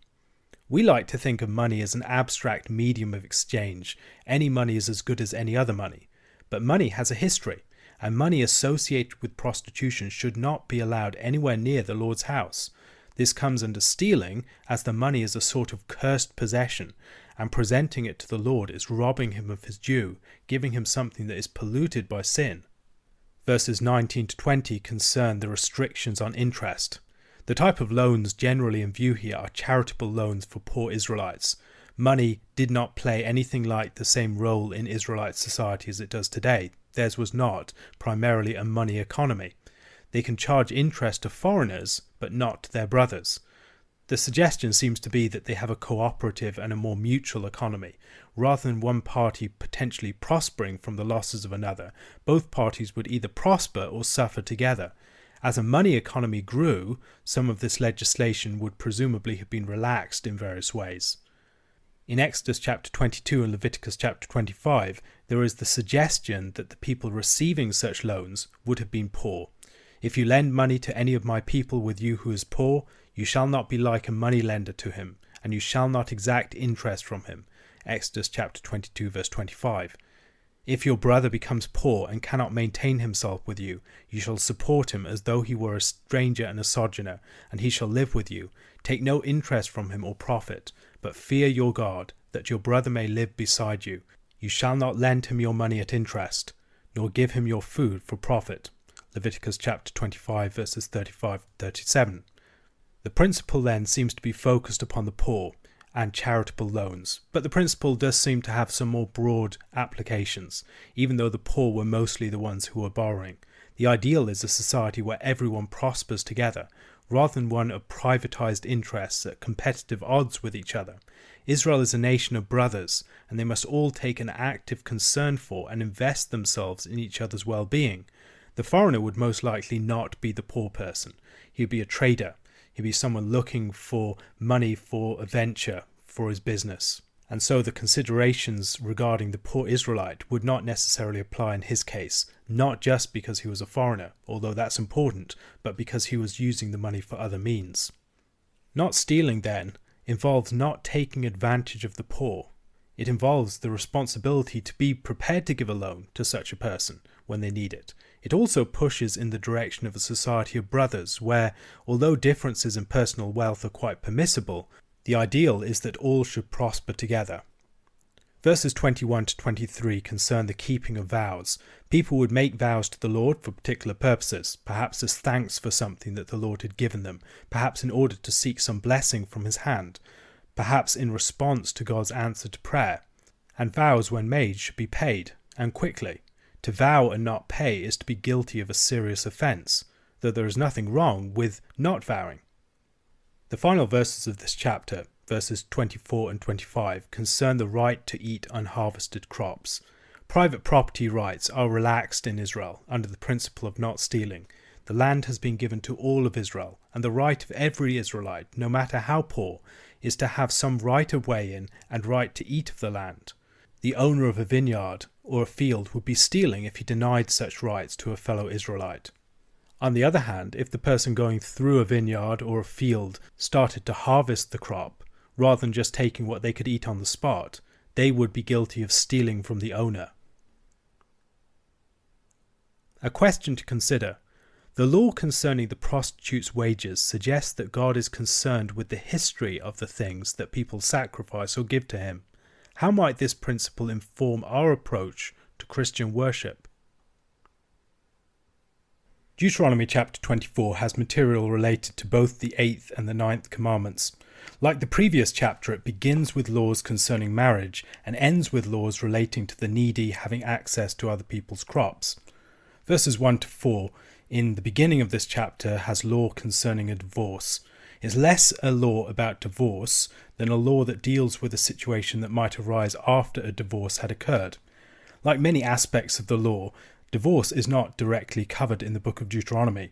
Deuteronomy isn't a comprehensive body of law, it's an exemplary body of law. The point of it is to promote meditation upon the principles of justice that it discloses. Divorce seems to have been a matter of customary law, not something derived from explicit divine revelation. Moses tacitly permits the continuance of such customary law, but curbs it in one particular respect. The woman who has left a husband and married another cannot return to her original husband if she divorces the second man. This would be a sort of adultery, and indeed the custom might have served as a cover for adultery in some instances. This law is alluded to at some points in the prophets, in Isaiah chapter 50 verse 1 and also in Jeremiah chapter 3 verse 1. If a man divorces his wife and she goes from him and becomes another man's wife, will he return to her? Would not that land be greatly polluted? You have played the whore with many lovers, and would you return to me, declares the Lord? Jesus also teaches concerning this law quite famously in Mark chapter 10 verses 2 to 9. And Pharisees came up and in order to test him asked, "Is it lawful for a man to divorce his wife?" He asked them, "What did Moses command you?" They said, "Moses allowed a man to write a certificate of divorce and to send her away." And Jesus said to them, "Because of your hardness of heart he wrote you this commandment. But from the beginning of creation God made them male and female. Therefore a man shall leave his father and mother and hold fast to his wife, and the two shall become one flesh. So they are no longer two but one flesh. What therefore God has joined together, let not man separate." Moses' permission of the custom was on account of the hardness of the people's hearts. He curbs it, but he does not forbid it. Jesus places the practice of divorce in the light of God's original intent for marriage and curbs it yet further. If marrying another man, then divorcing and marrying the original man again is a form of adultery within Moses' teaching, then divorcing and marrying is too. Jesus' teaching may be seen more as a matter of divorcing in order to marry. The person who's divorcing is divorcing precisely with the intent to marry another party. The woman in the scenario that Moses presents was legitimately divorced and remarried to the second husband. The problem was that remarrying the original man again would make the union with the second man adulterous after the fact, even if he had died. As regards the woman's relationship to her first husband, she was defiled. But there is probably more going on here. One of the mysteries that we have to address is why this material is found where it is, along with material related to the 8th commandment, "You shall not steal." The answer to that may be found in the marriage customs of the time. Either the divorce or the remarriage may have been incentivized by a desire to profit, either from retaining a dowry or gaining money obtained through the divorce from or the death of the second husband. The situation of the commandment then might give us some clue as to its purpose. One of the things that both Moses and Jesus are challenging in their teaching is the use of law and custom to give a veneer of legitimacy to the corruption of the institution of marriage and what God created at the beginning. In the case of the law that Moses gives here, it seems to be aimed at stopping a practice that is designed to circumvent the purpose of marriage and to use divorce as a way to get out of the responsibilities of marriage in order to achieve some personal end. Jesus' teaching seems to be designed with the same purpose. While the law is rightly accommodated to our sinfulness and our fallen condition, it is not supposed to be a cover for that, a means by which our sinfulness is given legitimacy. Indeed, on this front, it's interesting that almost all the material that we have in Scripture related to divorce is not instituting and mandating practices of divorce, rather it's trying to curb existing practices. Divorce then, while tolerated and accommodated, is not granted the sort of weight of legitimacy that it might otherwise have. While God allows for its practice, it is very clearly not his intent for marriage. Verse 5 is the law for the newly married man. As the flip side of their public privileges, men in Israel could be required to perform public duties, not least going to war, and then also doing some other business in the assembly. The law about the newly married man concerns the rights of the newly married couple to each other. The newly married man must either be free at home to be happy with his wife, or, in another translation, to make happy his wife. Requiring the man to go to war or to perform a public duty during this time would be wrongfully stealing him from his wife and stealing his right to enjoy the beginning of his marriage and family, especially if he were placed at risk of losing his life. This law is pretty much given in an earlier section in chapter 20, in the laws concerning warfare. What is it doing here? In the earlier section, we see it under the aspect of the commandment not to murder. It's about protecting life from falling under the shadow of death and ensuring that people do not have the tragedy of their lives being condemned to futility by warfare. However, here we see it under a different aspect. Here we see it under the aspect of the 8th commandment. It's the same commandment, but we're seeing a different facet of it. Placed in this context, for instance, the loss that the wife would sustain, as her new husband might potentially be taken from her by being lost to warfare, is something that is placed in sharp relief. That was not the case in chapter 20, where it was a different set of facets of the situation that were more clearly seen. Verse 6 prohibits taking an upper millstone in pledge. Pledges as securities on loans were commonplace, but certain items were placed off limits for such purposes. A mill or an upper millstone is a person's means of production. Taking that prevents him from providing for himself or making a living. As such, it is like taking a life itself, a very serious form of stealing. The principle beneath this law opposes exploitative business dealings more generally. People don't all have equal bargaining power, and certain transactions must be off limit for that reason, lest people with power take advantage of that to oppress others. Verse 7 addresses the most serious form of stealing of all, man-stealing. This carries the death penalty, and it's focused upon Israelites here, presumably not because Israel was permitted to go around stealing foreigners as slaves, but because prisoners of war could be slaves. The use of prisoners of war as forced labour comes down to the modern times. In 1947, a quarter of Britain's land workforce were POWs. At many points we've encountered verses that have caused us to wonder what they're doing in their particular place, and verses 8 to 9 of this chapter are no exception.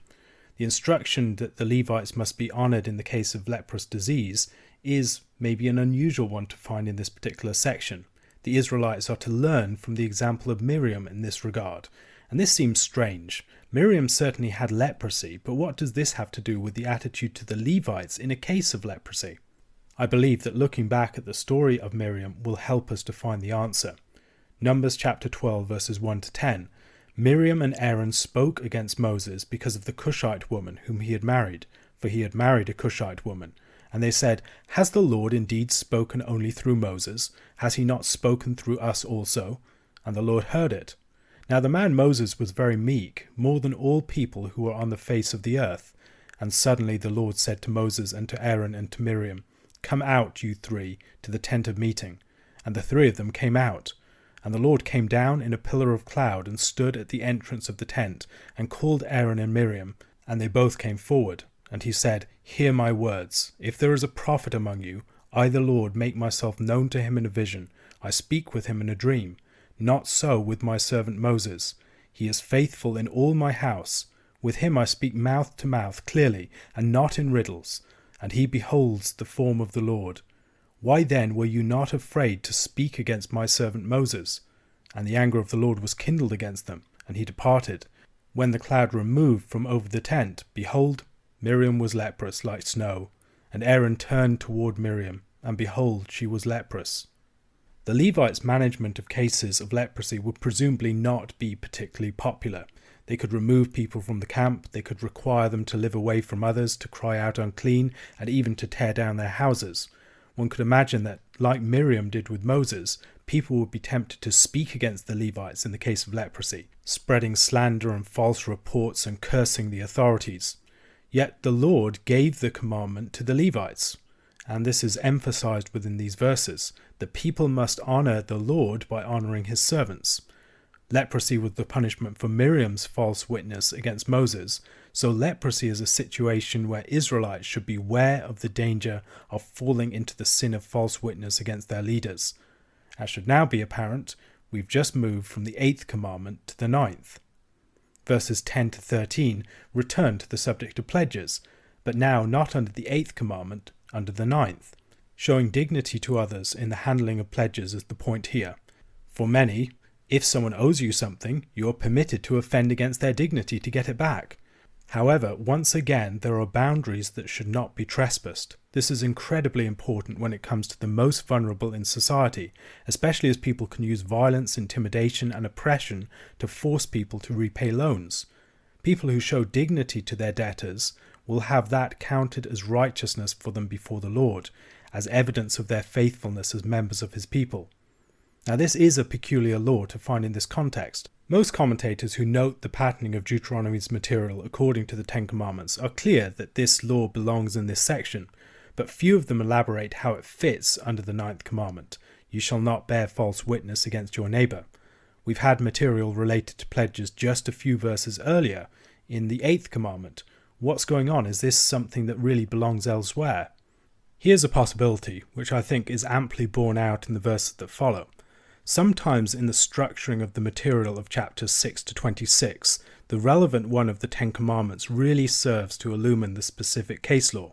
Sometimes both illumine each other, but sometimes the case law is that which most powerfully illumines the specific one of the Ten Commandments, and here I think that is what's taking place. Bearing false witness against one's neighbour may be a much broader principle than we initially think. And in this law and in those which follow, it clearly relates to treating people with fairness and resistance to oppression. False witness against a neighbour is a paradigm case of oppression. It uses the power of the law to oppress someone, perverting its power structure. If we were to write the Ten Commandments, we would probably have something about oppressive power structures in it. That's very much a concern that we have within our society. Now, it seems strange that there isn't such a commandment within the Ten Commandments. Not only in the light of our modern ethical sensibilities, but also because so much of Scripture speaks against oppression. However, when we get into the material devoted to the 9th commandment, we discover that in fact there was a commandment devoted to this purpose all along. The 9th commandment is a heading under which all these principles related to oppression come. Handling pledges, then, is not only governed by the commandment not to steal, which this material could also reasonably have been classed under, but also under the 9th commandment's concern with fairness and the avoidance of oppression. Verses 14 to 15 concern the treatment of workers. Don't oppress workers and the economically vulnerable, whether a compatriot or a foreigner. Pay them swiftly, not least because the Lord will act on their behalf. Don't take advantage of other people's economically precarious situations, but consider them and show compassion to them. Verse 16, justice in punishment. Individuals should be punished for their own sins only. A legal principle, but this is more broadly applied. It applies, for instance, to vendettas, where the sin of one member of a family can be used as warrant to deliver vengeance upon other members of the family. That should be ruled out. This law is referenced at various other points in Scripture. In 2 Kings chapter 14 verse 6, it explains why Amaziah does not kill the children of those who murdered his father. But he did not put to death the children of the murderers, according to what is written in the book of the law of Moses, where the Lord commanded, fathers shall not be put to death because of their children, nor shall children be put to death because of their fathers, but each one shall die for his own sin. The application of this principle is complicated by the fact that there are various non-legal contexts where people clearly suffer for the sins of their parents. Sometimes we are members of solidarities, and those solidarities commit themselves to ways of action that bring down guilt and judgment upon themselves and their members, for instance. For instance, the judgment on the Canaanite nations was built up over generations and then fell upon the whole nation, even their young children. Likewise, there are situations in the law itself where a group's failure to deal with a particularly serious sin in their community, their town or their city or their family brings judgment upon them too. Ezekiel chapter 18 is an important passage that's often referenced in the context of these discussions of the relationship between the sins of parents and the guilt that's placed upon children. Verses 1 to 4. The word of the Lord came to me. What do you mean by repeating this proverb concerning the land of Israel? The fathers have eaten sour grapes, and the children's teeth are set on edge. As I live, declares the Lord God, this proverb shall no more be used by you in Israel.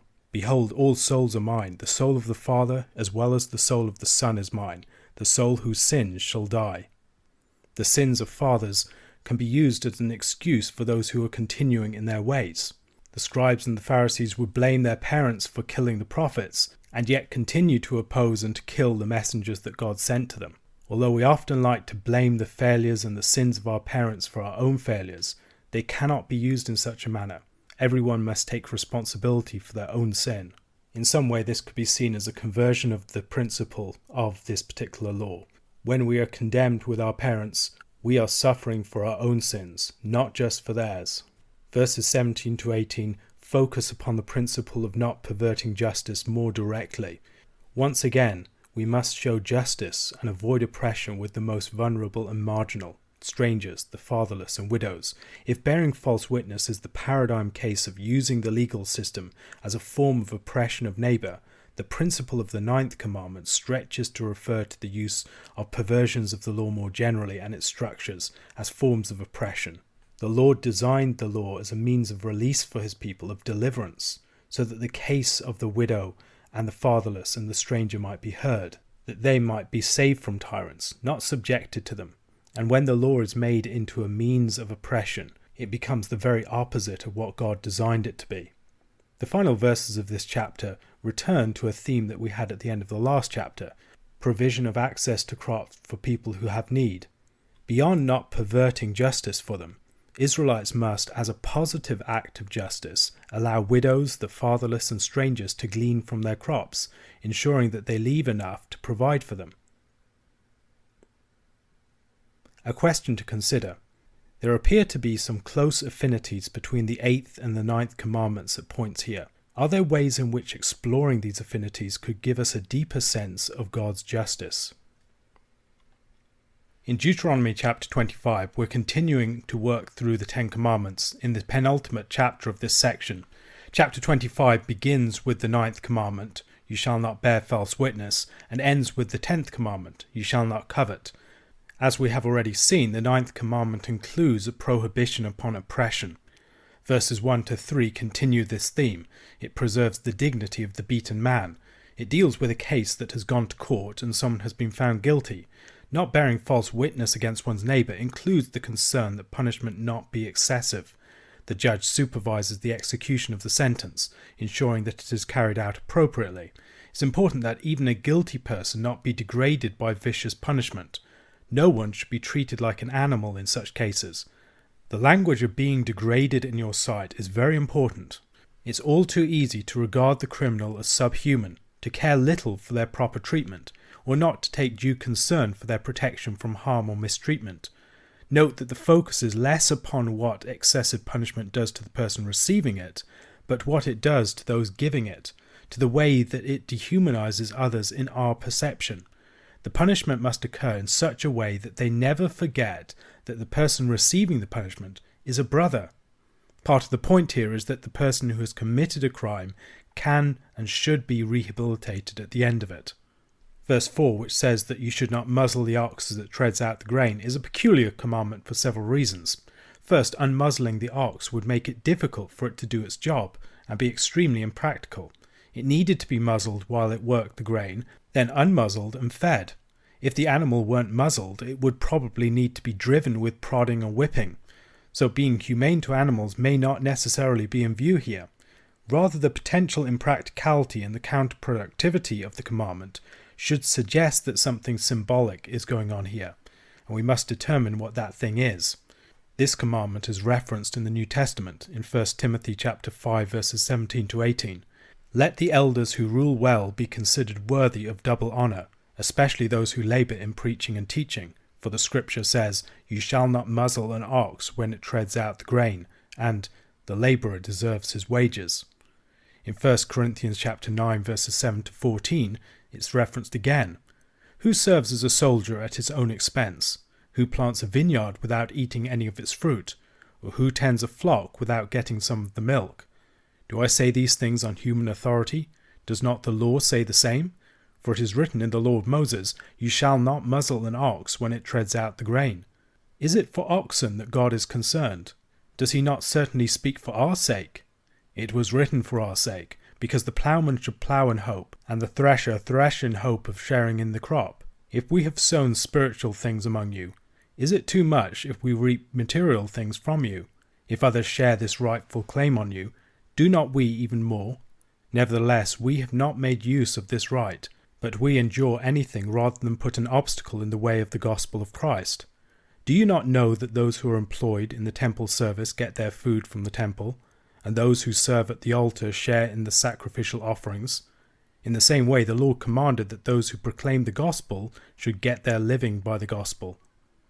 Paul makes clear that he doesn't think that oxen are the chief point of the commandment here at all. Rather, it is symbolic of something else. In these cases, the ox is the Christian minister who is working in God's field, preparing his people. The minister must be permitted to eat from God's field, being materially provided for by the people to whom he is ministering. Paul compares this to the priests in the temple. Interestingly, the priests were symbolized by oxen, and the temple was built on the site of the threshing floor. It might seem from this that the commandment fits well under the principle of not bearing false witness. In its extended sense of resistance to oppression, we must take concern that people are not oppressed, that they are given their dues for their labour. However, there might be something more going on here. We'll revisit it in a moment. Verses 5 to 10 that follow concern the law of the Levirate marriage. It's a law about taking concern for the preservation of the name of your brother, so that his name not be blotted out. It begins with brothers living together in a yet undivided property. One of the brothers dies, and the other brother seeks to raise up his name by bearing a child for his dead brother with the widow of his brother. This is a very great act of charity, as raising up a child for your dead brother would mean that there would be much less of the inheritance left for you. Levirate marriage depended upon the institution of marriage being ordered primarily towards the bearing of seed, not so much of a strong emphasis upon companionship and sexual pleasure. It seeks to preserve the name of the dead brother and to raise up seed for the dead person.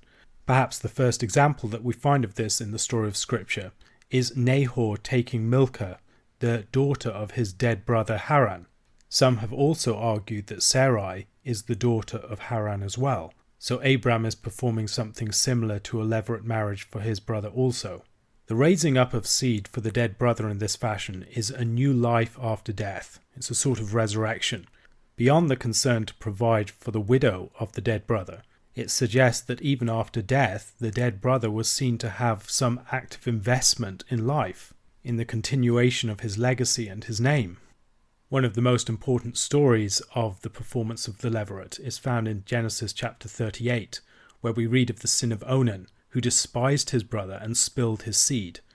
This, Callum Carmichael suggests, helps us to understand the strange ritual of the removal of the sandal, as a symbolic inversion of the sin of Onan.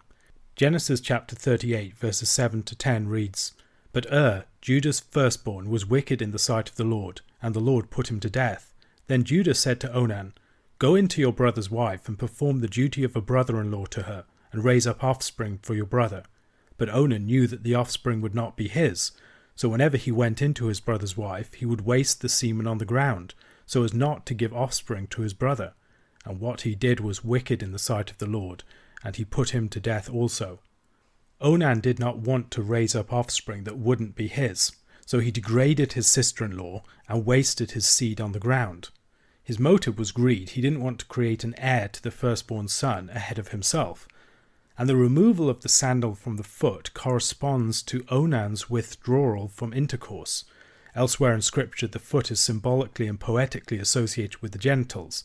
The pulling off of the sandal is related to sexual withdrawal. The woman then spits in the man's face, corresponding with the degrading spilling of bodily fluids in Onan's action. The person who failed to perform the duty of the Levirate then receives a dishonourable name for his house. and is shamefully associated with Onan, the great example of someone who failed to perform this duty towards his brother. There's a further twist here though. The most famous and the fullest example of the performance of the Levirate commandment occurs in the book of Ruth, even down to the removing of the sandal, although in the book of Ruth that isn't presented as a shaming ritual, even though the near kinsman's reasons for not performing the Levirate is concern for his own inheritance. Ruth chapter 3 verses 1 to 9 reads, "Then Naomi, her mother-in-law, said to her, 'My daughter, should I not seek rest for you, that it may be well with you? Is not Boaz our relative, with whose young women you were? See, he is winnowing barley tonight at the threshing floor. Wash therefore and anoint yourself, and put on your cloak and go down to the threshing floor, but do not make yourself known to the man until he has finished eating and drinking. But when he lies down, observe the place where he lies. Then go and uncover his feet and lie down, and he will tell you what to do.' And she replied, 'All that you say I will do.' So she went down to the threshing floor, and did just as her mother-in-law had commanded her. And when Boaz had eaten and drunk, and his heart was merry, he went to lie down at the end of the heap of grain. Then she came softly and uncovered his feet, and lay down. At midnight the man was startled and turned over, and behold, a woman lay at his feet. He said, 'Who are you?' And she answered, 'I am Ruth, your servant. Spread your wings over your servant, for you are a redeemer.' And then in verses 14 and 15 of that chapter, 'So she lay at his feet until the morning, but arose before one could recognize another. And he said, Let it not be known that the woman came to the threshing floor. And he said, Bring the garment you are wearing, and hold it out. So she held it, and he measured out 6 measures of barley, and put it on her. Then she went into the city.'" The interesting thing that we see here is that all of the elements of the law of the ox treading out the grain are present, and they're performed as a symbolic representation of the law of the Levirate. Boaz is on the threshing floor. Ruth lies at his feet, as if he were treading her out. Then at the end he presents her with grain, placing it into her garment, which is held in front of her like a pregnant stomach. Treading out the grain then serves as a sort of metaphor for having sexual relations with the woman to raise up seed. Ruth chapter 3 then suggests that the law of the unmuzzled ox is a symbolic expression of the law of the Levirate. How then would this relate to Paul's use of the law? The point is that those raising up the sons of God, children for God's name, should enjoy fruit from their work for his glory, much as the person performing the Levirate should enjoy the use of the inheritance of his dead brother while he was raising up an heir for that brother. This also suggests that the law of the unmuzzled ox begins the section devoted to the 10th commandment. Performing the Levirate was the paradigm case of not coveting one's neighbour's possessions or their station in life. It was a willingness to sacrifice your own interests in order to raise up your brother's name. The commandment that follows this is stranger still. It's a law concerning a woman who takes the genitals of a man who's fighting with her husband. This is reminiscent in some ways of Exodus chapter 21 verse 22, when men strive together and hit a pregnant woman so that her children come out, but there is no harm. The one who hit her shall surely be fined, as the woman's husband shall impose on him, and he shall pay as the judges determine. We can see some similarities here. First of all, there are 2 men fighting and there's a woman caught between them. In the first case, the man hits out and hits her pregnant stomach, threatening the lives of her children. In the second case, again, there is a woman between 2 men, and in this occasion she attacks his genitals, his capacity for fertility. However, the oddness of Exodus chapter 21 verse 22 suggests it is a symbolic commandment, and I have argued that it is related to the story of Rachel. Something similar might be going on here. Whereas in the first law the woman is wounded by one of the men, here the woman grabs the man attacking her husband by the genitals. This is a very strange and specific situation to legislate for. In the preceding commandment, the woman shamed the man by uncovering his foot, removing his sandal, an action symbolically related to uncovering his genitals. Here the woman takes hold of a man's genitals again. Literally, the 2 men fighting are a man and his brother. The woman seeks to rescue her husband by taking the assailant's privates, perhaps designing to crush them and render him incapable of bearing offspring. If he is symbolically attacking her dead husband by failing to raise up offspring for him, then she will grab hold of his genitals to get back at him, preventing him from having offspring either. However, what we see here is not dissimilar from the action of Tamar, who took Judah's privates in a sense when he was threatening her dead husband by refusing to give his son Shelah to her to perform the Levirate. By subterfuge and disguise she lay with Judah her father-in-law and conceived through him. The woman's hand must be cut off for this action. Her assault upon the privates of a man who failed to perform the Levirate for her husband would be a vicious act of envy or some other sort of assault. Why lose her hand in particular? It's the offending limb, but that seems like a weak explanation. Is it because she is trying to rescue him out of the hand of his brother? Again, that seems weak to me. It does remind me of the scarlet thread tied around Zerah's hand at the end of Genesis 38, though. The woman's hand was cut off, and the infant of Tamar with the scarlet cord around his hand had his line cut off, while his brother broke through ahead of him. Once again, this raises the possibility that this law is a symbolic reflection upon the history of Israel and some events within it. Verses 13 to 16 concern fair weights and measures. Use of different kinds of weights was often designed to gain more when purchasing and pay less when buying. This could easily have been placed under the 8th or the 9th commandment, but it is here, and it highlights the covetousness that drives such action. Such dishonesty in trade is firmly condemned. Verses 17 to 19, with which the chapter ends, concerns blotting out the memory of Amalek. It's a very shocking commandment, and it looks back to the events of Exodus chapter 17, verses 8 to 16. Then Amalek came and fought with Israel at Rephidim. So Moses said to Joshua, "Choose for us men, and go out and fight with Amalek. Tomorrow I will stand on the top of the hill with the staff of God in my hand." So Joshua did as Moses told him and fought with Amalek, while Moses, Aaron, and Hur went up to the top of the hill. Whenever Moses held up his hand, Israel prevailed, and whenever he lowered his hand, Amalek prevailed. But Moses' hands grew weary, so they took a stone and put it under him, and he sat on it, while Aaron and Hur held up his hands, one on one side and the other on the other side. So his hands were steady until the going down of the sun. And Joshua overwhelmed Amalek and his people with the sword. Then the Lord said to Moses, "Write this as a memorial in a book, and recite it in the ears of Joshua, that I will utterly blot out the memory of Amalek from under heaven."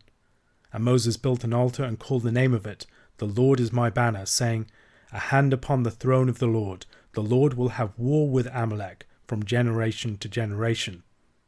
Perhaps one of the strangest things about this commandment is that it is found at this point, sandwiched between a law concerning just weights and measures, and another concerning offering firstfruits, in a section of Deuteronomy devoted to the 10th commandment, "You shall not covet." It certainly seems badly out of place. What might it be doing here? When we're faced with such strange things in Scripture, people often throw up their hands, but such strangeness in the Scriptures is seldom without a discoverable purpose. What it does require is much closer attention to the context and listening to the clues, not least the clue that is found in a section concerning not coveting. What might it reveal? As we look, the answers are near at hand, and the following observations largely come from Ami Silva. The commandment speaks of blotting out the memory of Amalek, but there has already been a reference to blotting out in verse 6, "And the first son whom she bears shall succeed to the name of his dead brother, that his name may not be blotted out of Israel." In the Levirate commandment, a brother comes to the aid of a brother in the most vulnerable position of all, in death, without anyone to continue his legacy. Amalek did precisely the opposite. When Israel was at its very weakest, Amalek attacked his brother and killed its stragglers, its very weakest members. For Amalek, vulnerability is a target. Amalek prevailed over Israel whenever it was weak, but Aaron and Hur presented an alternative approach to the weak brother in need when they lifted up the heavy arms of Moses. Amalek was a descendant of Esau and continued Esau's rivalry with his brother Israel down through the generations, a rivalry that Esau himself abandoned. Amalek acted as a predator towards his brother. Whenever Israel was weak, Amalek would turn up to try and destroy him. For instance, Haman, in the story of Esther, was a descendant of Agag, the Amalekite. Amalek was the exact opposite of the faithful brother who performed the Levirate. Amalek is the anti-Levirate people. Amalek was a hateful and envious brother who could not be reasoned with. He sought to blot out his brother Israel's name when his brother was at his most vulnerable, having just left Egypt, Consequently, his name must be blotted out. And the point here is less the physical people of the Amalekites, although Israel did have an enduring conflict with the Amalekites who retained their determination to prey on the vulnerability of Israel and blot out their name. The issue is more with what the Amalekites stand for. They face such severe judgment because of their deep-held desire to destroy their brother. Israel, by contrast, should be defined as a people who come to the aid of their brothers when they are in need and vulnerable, a people who are not concerned with making their own name great, but who give themselves to making great the name of the Lord, and they will be blessed as they do that. A question to consider: what are some of the ways in which we might raise up the names of others, in ways like the brother performing the Levirate marriage? Deuteronomy chapter 26 marks the conclusion of Moses' second sermon, which began at the end of chapter 4. Within this sermon he laid out the 10 Commandments and then commandment by commandment unpacked their import. The point of all of this was to encourage Israel and its leaders to meditate upon the law. When we first see the 10 Commandments, they can seem fairly commonsensical, and we might wonder why they are seen to be so important. However, I hope that as we draw to the end of Deuteronomy's unpacking of them, we're beginning to appreciate their power as a source of wisdom. This chapter concludes the great sermon of Deuteronomy then, and the central section of the entire book. However, it is much more than simply another collection of laws, such as those we've seen for the preceding sections.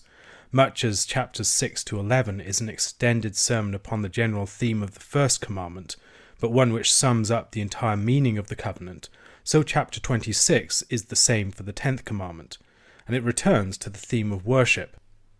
This chapter can be divided into 3 sections. The first section, verses 1 to 11, deal with the theme of God's grace to Israel and to Israelites as they were made fruitful within the land.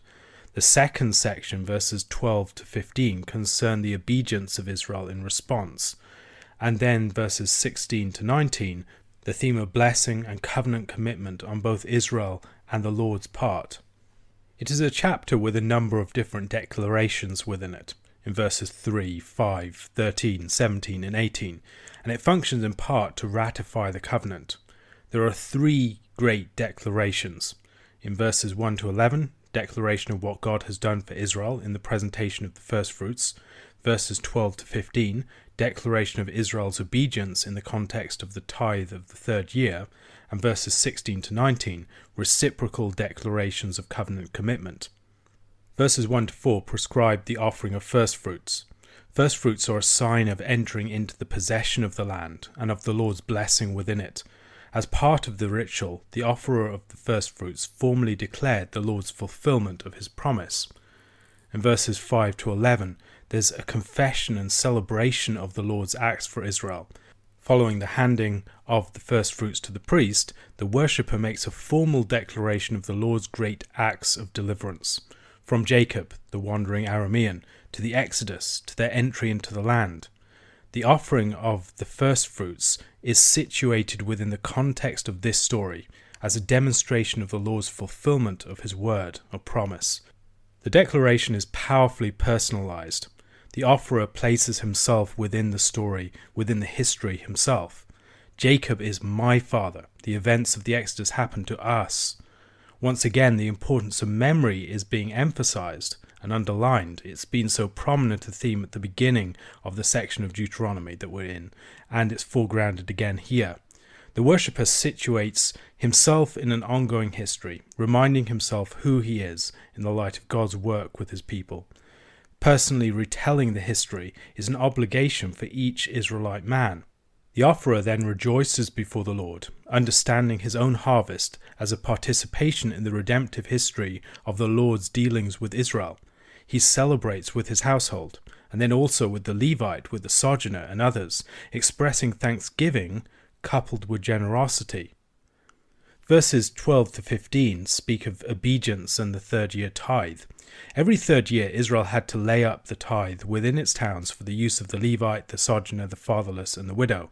This is described earlier on in chapter 14 verses 28 to 29. At the end of every 3 years you shall bring out all the tithe of your produce in the same year and lay it up within your towns. and the Levite because he has no portion or inheritance with you, and the sojourner, the fatherless, and the widow, who are within your towns, shall come and eat and be filled, that the Lord your God may bless you in all the work of your hands that you do. The blessing experienced by the Israelite, the blessing he declared in his offering of his firstfruits in verses 1 to 11, had to be enjoyed by the poor and the marginal of the land too. Once again, Deuteronomy returns to the need to have a society in which it isn't everyone for themselves, but in which every person gets to enjoy the fruits of the Lord's blessing, and everyone has a duty to ensure that the labour and the life of their brother isn't one marred by futility. The tithe wouldn't be offered before the Lord, but a declaration was made concerning it before the Lord, the Israelite declaring that he had done as the Lord required. He had to remove the sacred portion from his house, as to hold on to it or to consume part of it would be a very serious transgression, taking what wasn't his.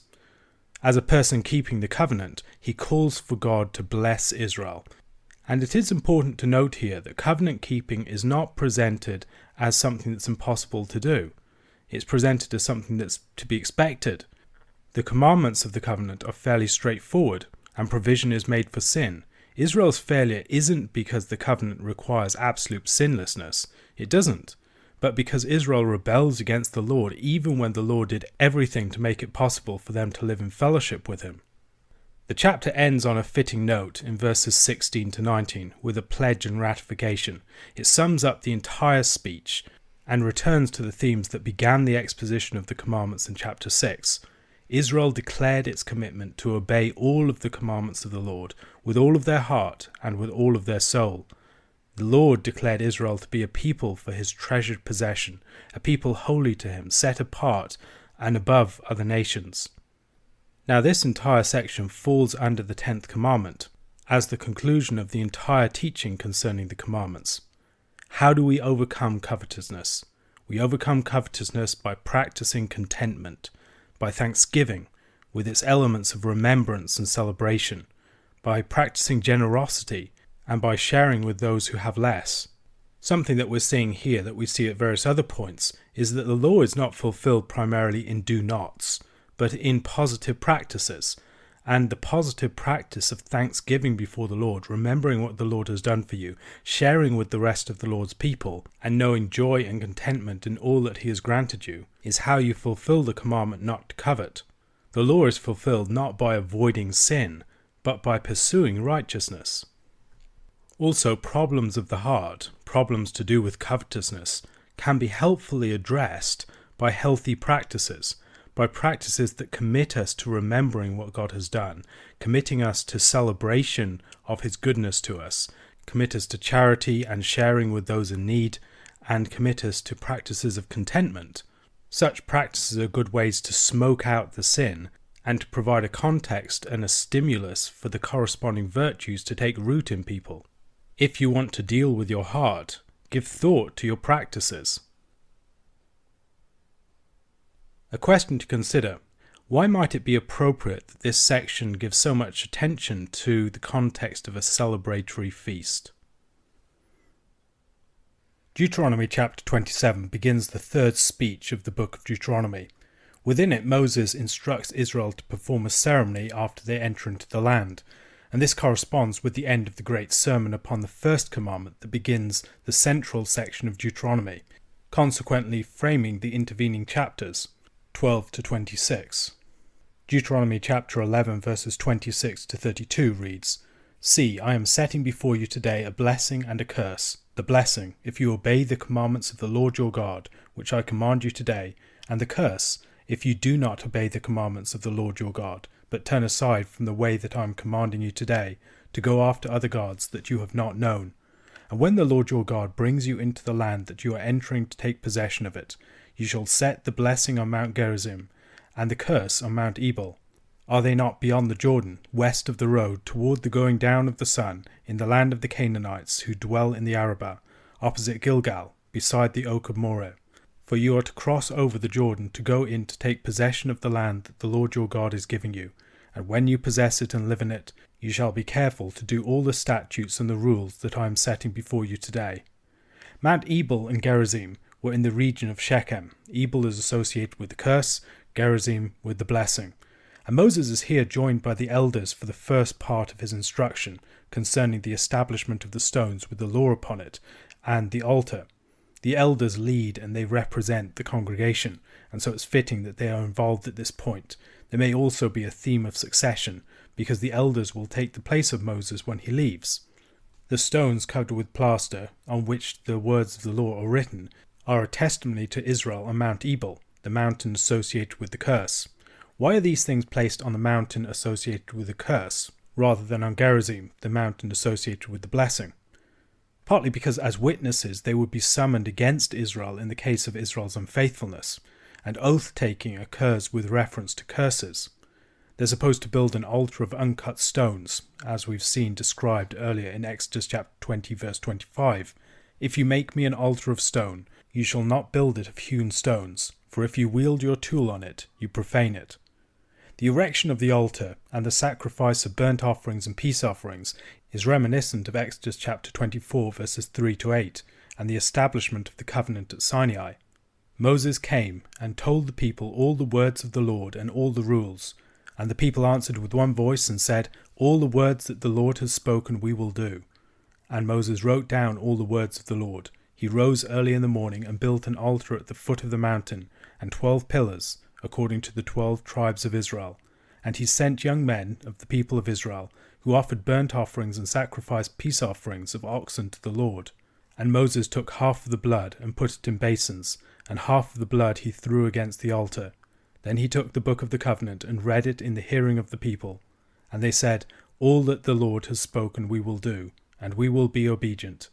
And Moses took the blood and threw it on the people and said, "Behold the blood of the covenant that the Lord has made with you in accordance with all these words." In the second part of the ceremony in Deuteronomy chapter 27, Moses is accompanied by the Levitical priests, who represent the Lord.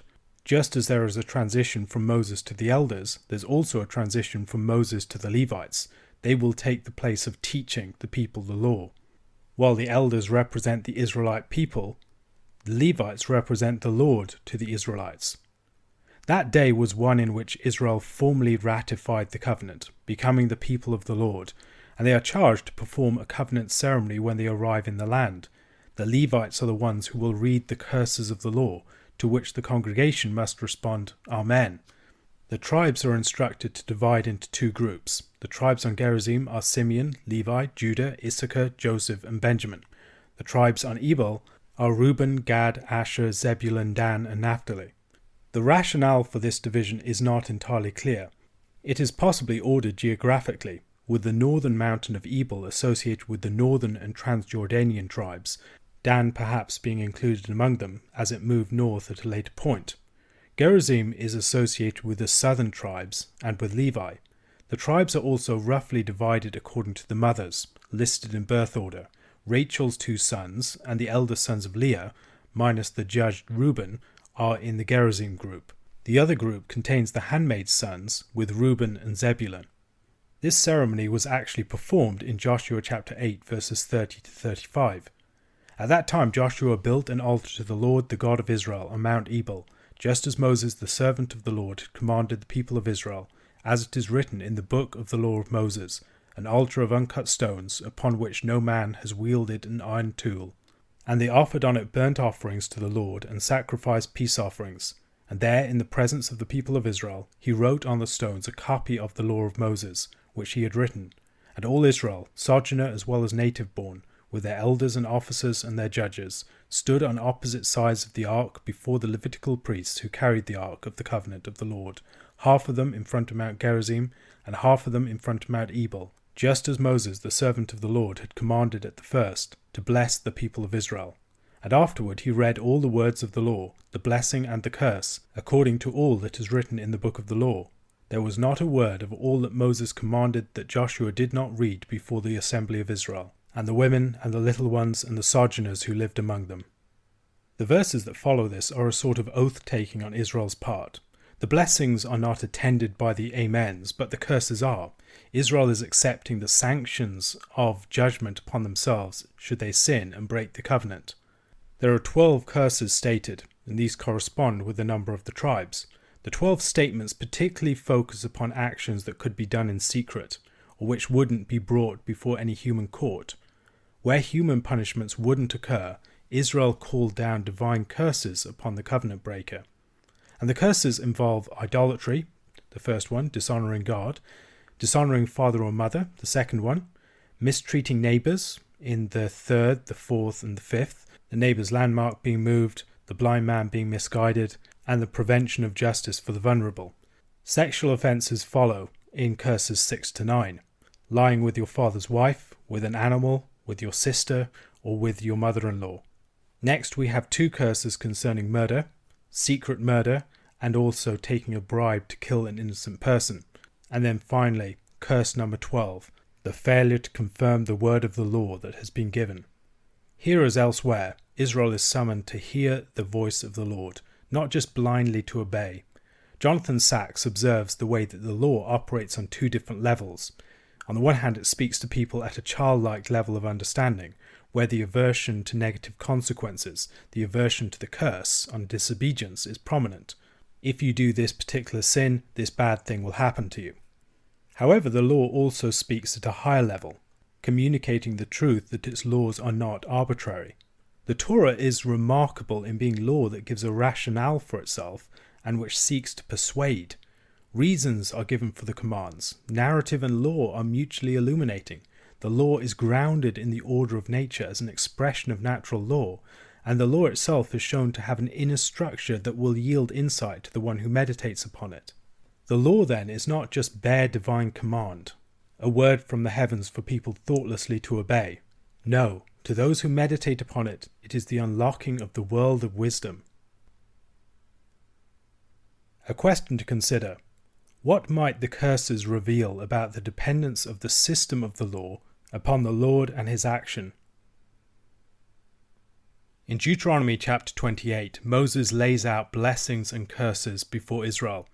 The book of Deuteronomy is shaped like a covenant document. It begins with a preamble in verses 1 to 5 of chapter 1, then a historical prologue in chapter 1 verse 6 to chapter 4 verse 49, followed by general stipulations in chapters 5 to 11, which lay out the 10 Commandments, followed by a reflection upon the meaning of the first commandment. Then in chapters 12 to 26 we have specific stipulations. And now in chapters 27 to 28, blessings and curses. This will be followed by witnesses and then a concern for succession at the end. Here blessings are followed by curses. There are 4 times as many curses than blessings. Some commentators suggest that this is an indication of the fact that the curse would be a far more determinative reality for Israel's future as a result of their unfaithfulness. The juxtaposition of a way of blessing and a way of curse is found on various occasions in Scripture. Perhaps we could trace the theme all the way back to the Garden of Eden, the tree of the knowledge of good and evil, which is associated with the threat of death, and the tree of life, on the other hand. Which will they choose? Or we can think about Leviticus, which has a long section devoted to blessings and curses. The book of Psalms begins with a psalm speaking of the blessing of the person who meditates upon the law. Chapter 9 of Proverbs explores the contrast between the way of wisdom and the way of folly. Matthew chapter 5 gives us the blessings of the Beatitudes, which correspond with the woes of chapter 23. Various other examples could be listed. Within the opening verses, we have a list of different ways in which Israel will be blessed, a sort of formula of blessing, blessed are you, and these blessings are paralleled closely with the curses in verses 16 to 19. The blessings here are followed by promises to Israel if it is faithful, promises of blessings upon their relations with the nations, their fruitfulness, the fruitfulness of their land and their animals, their standing before God and their standing among the nations. And the curses, which take up most of the chapter, begin in verse 15. We should immediately recognize the symmetry between verses 1 to 6 and 15 to 19. There are 2 ways, one leading to life and the other to death. Edward Woods observes a bookended pattern to verses 23 to 42. It moves from agricultural disaster to Israel being a horror to others, to incurable boils, to madness and blindness, to exploitation of Israel, to the threat of futility. And then back again, exploitation, madness and blindness, boils, Israel being a horror to others, and then agricultural disaster. This is the sort of calamity that will befall Israel if they break the covenant. And at the very centre of it is the threat of futility, a threat of futility that reminds us of Deuteronomy chapter 20 verses 5 to 7, and the law for the men who would be exempt from being called up for war. Then the officers shall speak to the people, saying, Is there any man who has built a new house and has not dedicated it? Let him go back to his house, lest he die in the battle, and another man dedicate it. And is there any man who has planted a vineyard and has not enjoyed its fruit? Let him go back to his house, lest he die in the battle, and another man enjoy its fruit. And is there any man who has betrothed a wife and has not taken her? Let him go back to his house, lest he die in the battle, and another man take her. The Lord's intention for Israel is that no Israelite experience futility, but futility will be the consequence of Israel's rebellion. If Israel turns against the Lord, they will not experience the fruitful and successful life in the land that the Lord has intended for them. Rather, their lives and their work will be rendered futile and be frustrated. Much of what we read in this chapter exhibits the same sort of hypernaturalism as we saw in the book of Exodus. We can often think in terms of naturalism, the typical functioning of nature, and supernaturalism, God miraculously intervening in the course of nature. However, at many points in the Pentateuch we see hypernaturalism, the manifestation of the Lord's power in the functioning of nature, not as a power over it, or a suspension of, or intervention within it, but as a power manifested through it. Nature itself accomplishes the will of the Lord, not through a breaking or suspension of its rules, but as a demonstration that nature is the creation of the Lord, and is therefore subject to him. The same hypernaturalism is displayed in these blessings and curses. The consequences of Israel's sin will come by active divine punishment, but they will also follow as a sort of natural consequence. Israel's life is precarious in many ways. They aren't especially powerful or numerous. They will be in a land surrounded by many more powerful nations, a difficult land to keep hold of in certain respects. They will be dependent upon the rain for their crops and agriculture. In the wilderness, the Lord showed that he would hypernaturally provide for and protect Israel if they just depended upon him. However, if they don't trust the Lord, nature will start to threaten and turn against them in various ways. The protective hedges that the Lord has erected around them will be removed, and the Lord himself will drive them off. The comprehensive character of the Lord's blessings and curses also show the extent of his power here. God is active in every area of Israel's reality, not just in some areas. The God of Israel does not have a limited divine portfolio. He's involved in every aspect of reality. In verse 45, the curses are described like pursuers that will overtake Israel. They will hunt them down. There is, as there often is, a poetic justice to many of the judgments. For instance, if they will not serve the Lord, they will serve a foreign nation. If they will not cling to the Lord, diseases will cling to them. There is a threat given of an iron yoke from a foreign captor in verse 48. This is referred to in Jeremiah chapter 28 verse 14. For thus says the Lord of hosts, the God of Israel, I have put upon the neck of all these nations an iron yoke to serve Nebuchadnezzar king of Babylon, and they shall serve him, for I have given to him even the beasts of the field. And the warnings here anticipate the later Babylonian captivity that Israel will be brought into. As the chapter nears its end, there are the most horrific and chilling images of what will befall Israel, some of which are actually recorded in the histories of Scripture. For instance, 2 Kings chapter 6, verses 24 to 29. Afterward Ben-Hadad, king of Syria, mustered his entire army and went up and besieged Samaria. And there was a great famine in Samaria as they besieged it, until a donkey's head was sold for 80 shekels of silver, and the fourth part of a cab of a dove's dung for 5 shekels of silver. Now as the king of Israel was passing by on the wall, a woman cried out to him, saying, Help, my lord, O king.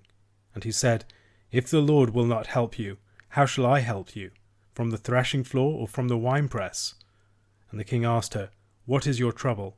She answered, This woman said to me, Give your son, that we may eat him today, and we will eat my son tomorrow. So we boiled my son and ate him. And on the next day I said to her, Give your son, that we may eat him. But she has hidden her son. This particular act is seen as the most horrific act imaginable, the sign of Israel being reduced to the lowest possible condition. The final verses of this chapter describe a wasting away of Israel as their entire history rots away and unravels. They will be afflicted by the diseases of Egypt. They will wither away from a countless multitude into a few scattered and fear-ridden stragglers. They will eventually be shipped back to Egypt, but won't even be desired as slaves. So much will they be despised and abhorred by the nations. And this anti-exodus will render them much worse off than they ever were even at the first. God is the Lord and the giver of life, and those that forsake him choose death. A question to consider. The purpose of laws and sanctions can be educative, designed to direct us towards that which is good for us in a liberating way, rather than being designed for the purpose of restricting and punishing us. What are some of the ways in which the curses of Deuteronomy 28 could be argued to have such a purpose? In Deuteronomy chapter 29 and 30, Moses exhorts Israel as they are about to enter the land. He looks back to Horeb and forward to entry into the land and the destiny of the nation after that. Israel has just accepted and ratified the covenant prior to entering fully into the land, and now Moses discusses the implications of their accepting the covenant and its sanctions. The summons in verse 2 looks back to the summons of chapter 5 verse 1, which looked back to the covenant of Horeb. However, now they have ratified the covenant themselves. Moses recounts the history that has brought them to this point, and verses 2 and 3 recall Deuteronomy chapter 4 verse 34. Or has any God ever attempted to go and take a nation for himself from the midst of another nation, by trials, by signs, by wonders, and by war, by a mighty hand and an outstretched arm, and by great deeds of terror, all of which the Lord your God did for you in Egypt before your eyes? However, despite the great deliverance and witnessing such wonders and judgments, Israel had failed to reach a point of understanding.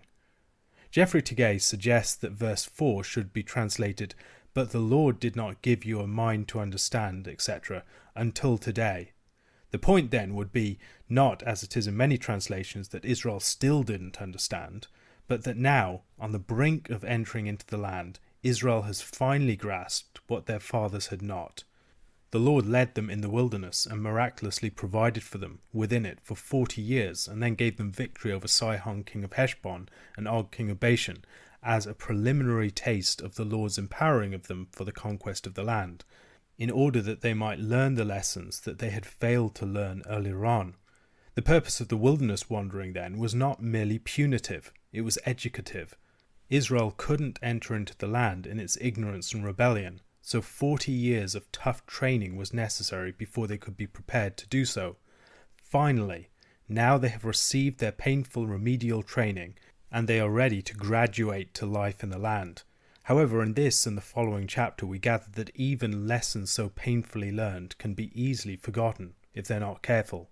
This is why memory is such an insistent theme of the book of Deuteronomy. If they do not remember, the lessons that they spent so much time and difficulty in learning can be forgotten with devastating consequence.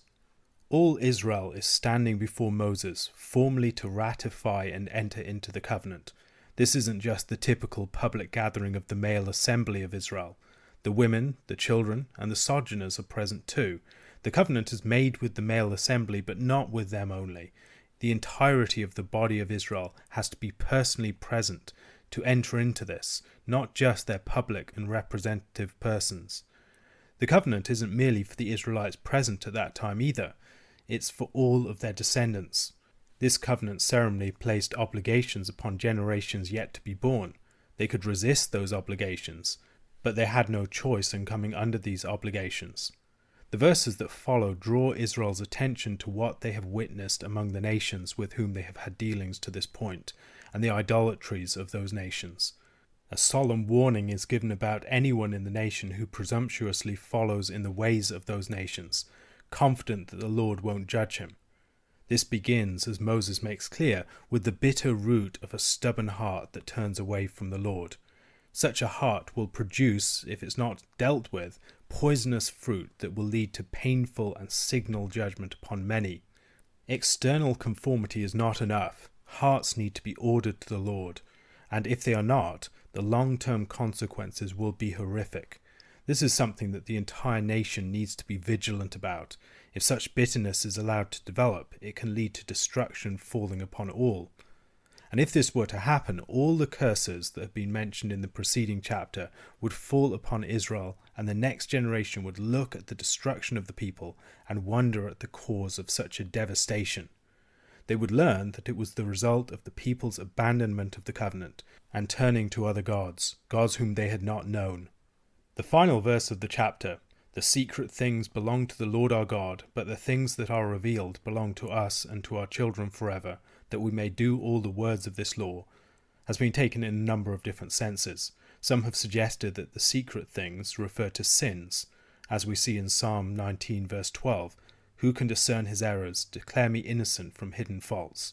Or Psalm 90 verse 8, "You have set our iniquities before you, our secret sins in the light of your presence."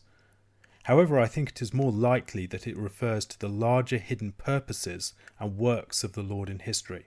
There is much that Israel may be tempted to speculate about, especially when considering their future and the inscrutable ways and intentions of the Lord. Yet what they need to know has been very clearly revealed to them, so that they might faithfully observe the law and know fellowship with the Lord. It doesn't depend upon speculations. Hebrews chapter 12 verses 5 to 15 allude to Deuteronomy chapter 29 verse 8. It describes the same sort of discipline of the Lord designed to lead to faithfulness and the concern about the threat posed to the entire community from unaddressed bitter roots of rebellion. Those verses read, "And have you forgotten the exhortation that addresses you as sons? My son, do not regard lightly the discipline of the Lord, nor be weary when reproved by him. For the Lord disciplines the one he loves, and chastises every son whom he receives. It is for discipline that you have to endure. God is treating you as sons. For what son is there whom his father does not discipline? If you are left without discipline, in which all have participated, then you are illegitimate children and not sons. Besides this, we have had earthly fathers who disciplined us, and we respected them. Shall we not much more be subject to the Father of spirits and live?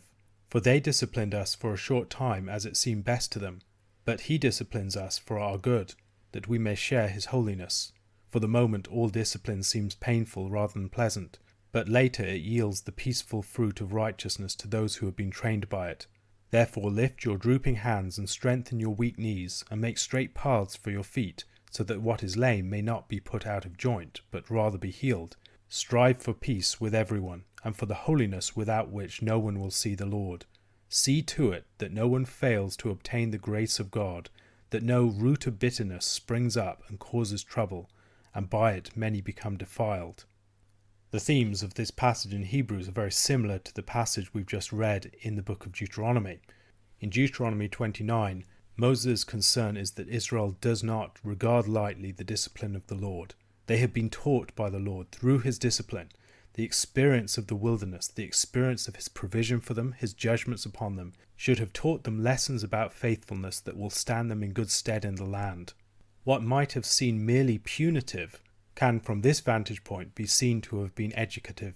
God is dealing with Israel as his son, and it is important that those lessons be internalized and guarded jealously, that Israel not forget what it has been taught, and that it ensure that no one within the community stray from what God has taught them, because they know the devastating effects if they are not careful.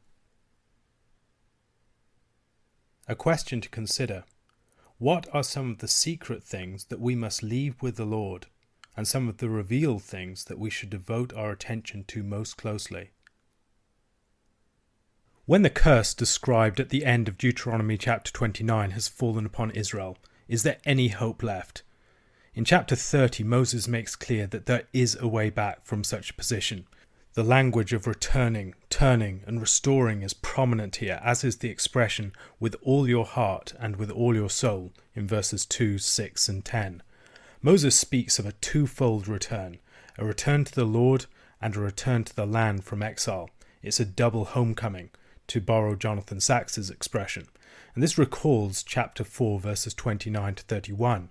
"But from there you will seek the Lord your God, and you will find him, if you search after him with all your heart and with all your soul.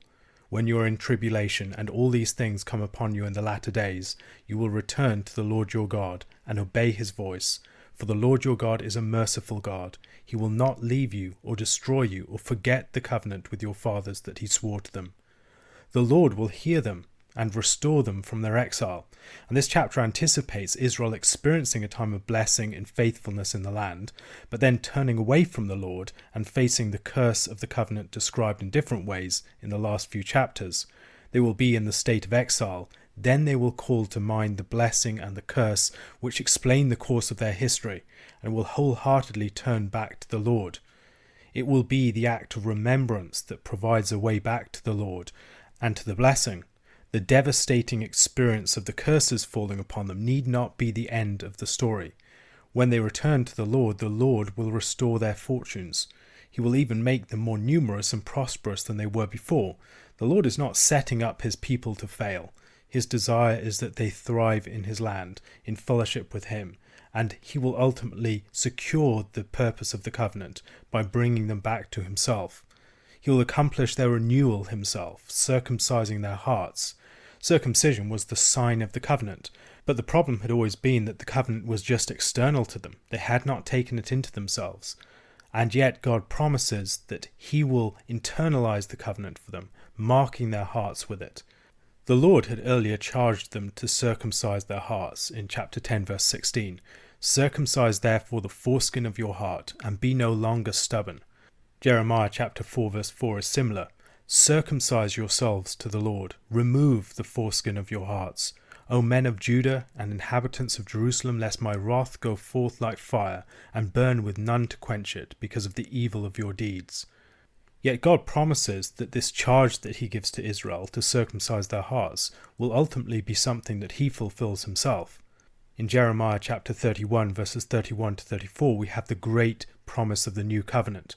Behold, the days are coming, declares the Lord, when I will make a new covenant with the house of Israel and the house of Judah, not like the covenant that I made with their fathers on the day when I took them by the hand to bring them out of the land of Egypt, my covenant that they broke, though I was their husband, declares the Lord. For this is the covenant that I will make with the house of Israel after those days, declares the Lord. I will put my law within them, and I will write it on their hearts, and I will be their God, and they shall be my people. And no longer shall each one teach his neighbour, and each his brother, saying, Know the Lord. For they shall all know me, from the least of them to the greatest, declares the Lord. For I will forgive their iniquity, and I will remember their sin no more. The weak point of the covenant was always the wayward hearts of the people, and the Lord is promising that he's going to address this problem personally. When this occurs, they will be blessed in all respects of their national life, as the Lord takes delight in prospering them. The covenant was never something that the Lord was ambivalent towards. His intent was always that the covenant achieve its purpose, and loving communion between him and the people be secured. And as the people themselves will prove insufficient for this, God assures his people that he will accomplish it in their hearts himself. Verses 11 to 14 look back to chapter 29 verse 29. The secret things belong to the Lord our God, but the things that are revealed belong to us and to our children forever, that we may do all the words of this law. Robert Alter comments upon the teaching of these verses, remarking that in Deuteronomy, having given God's teaching a local place and habitation in a text available to all, proceeds to reject the older mythological notion of the secrets or wisdom of the gods. It is the daring hero of the pagan epic who, unlike ordinary men, makes bold to climb the sky or cross the great sea to bring back the secret of immortality. This mythological and heroic era is at an end, for God's word, inscribed in a book, has become the intimate property of every person. The law contains great depths and wealth of wisdom, but it isn't far off from anyone. This word is in the mouths of Israel, and can be in their hearts as they memorize it, meditate upon it, learn its principles of wisdom, delight in it, and sing it forth. This was always the calling of the law in Deuteronomy chapter 6, verses 4 to 6. Hear, O Israel, the Lord our God, the Lord is one. You shall love the Lord your God with all your heart, and with all your soul, and with all your might.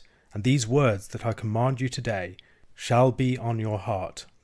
Now, on the immediate level, that's clearly a commandment. But we could also read it as a promise. God is promising that one day these words will be on the hearts of his people. He's going to write them on their hearts. so that each one of his people are acquainted with him, know his character, and feel that they can approach him. The law is at its heart a remarkably democratic document. It isn't written merely for a scribal, judicial, or royal elite. It doesn't require the great feats of epic heroes, the deep learning of philosophers, or the wandering of mystical pilgrims. It is written for the learning, understanding, and practice of every Israelite, from the least to the greatest. It isn't a shadowy and arbitrary set of principles imposed upon them from without.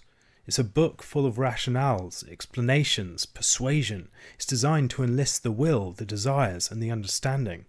God is close to every single Israelite, not just to the high priest, the sage, the prophet, or the king, but in his presence at the heart of the nation, every single Israelite can know what it is to have fellowship with the living God.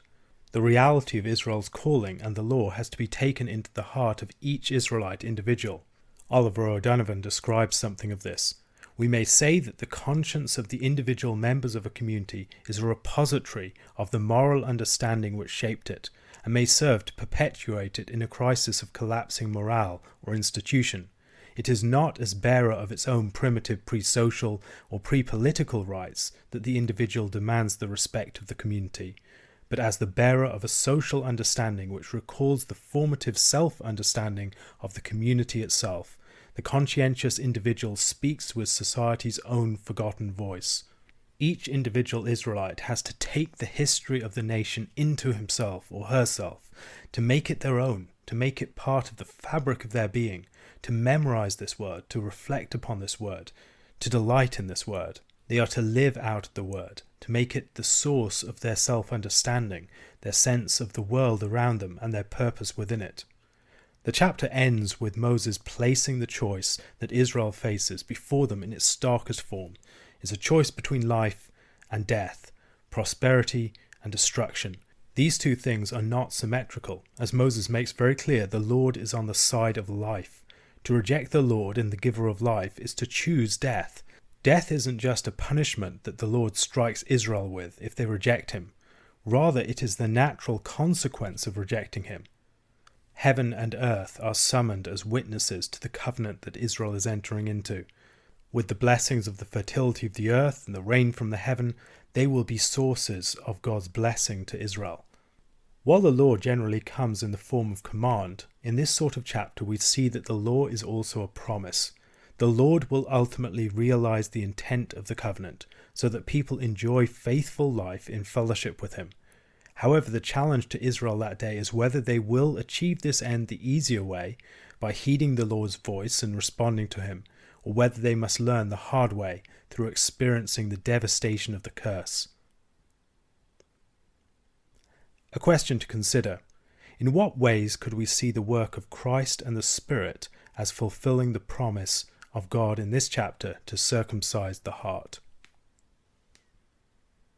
Deuteronomy chapter 31 is a chapter of transition. It moves us from Moses to Joshua. In verses 1 to 8, we are told that Moses is going to die. He is not going to be the one that leads them into the promised land. Rather, the Lord and Joshua are the ones that are going to go ahead of Israel into the land. Moses is 120 years old.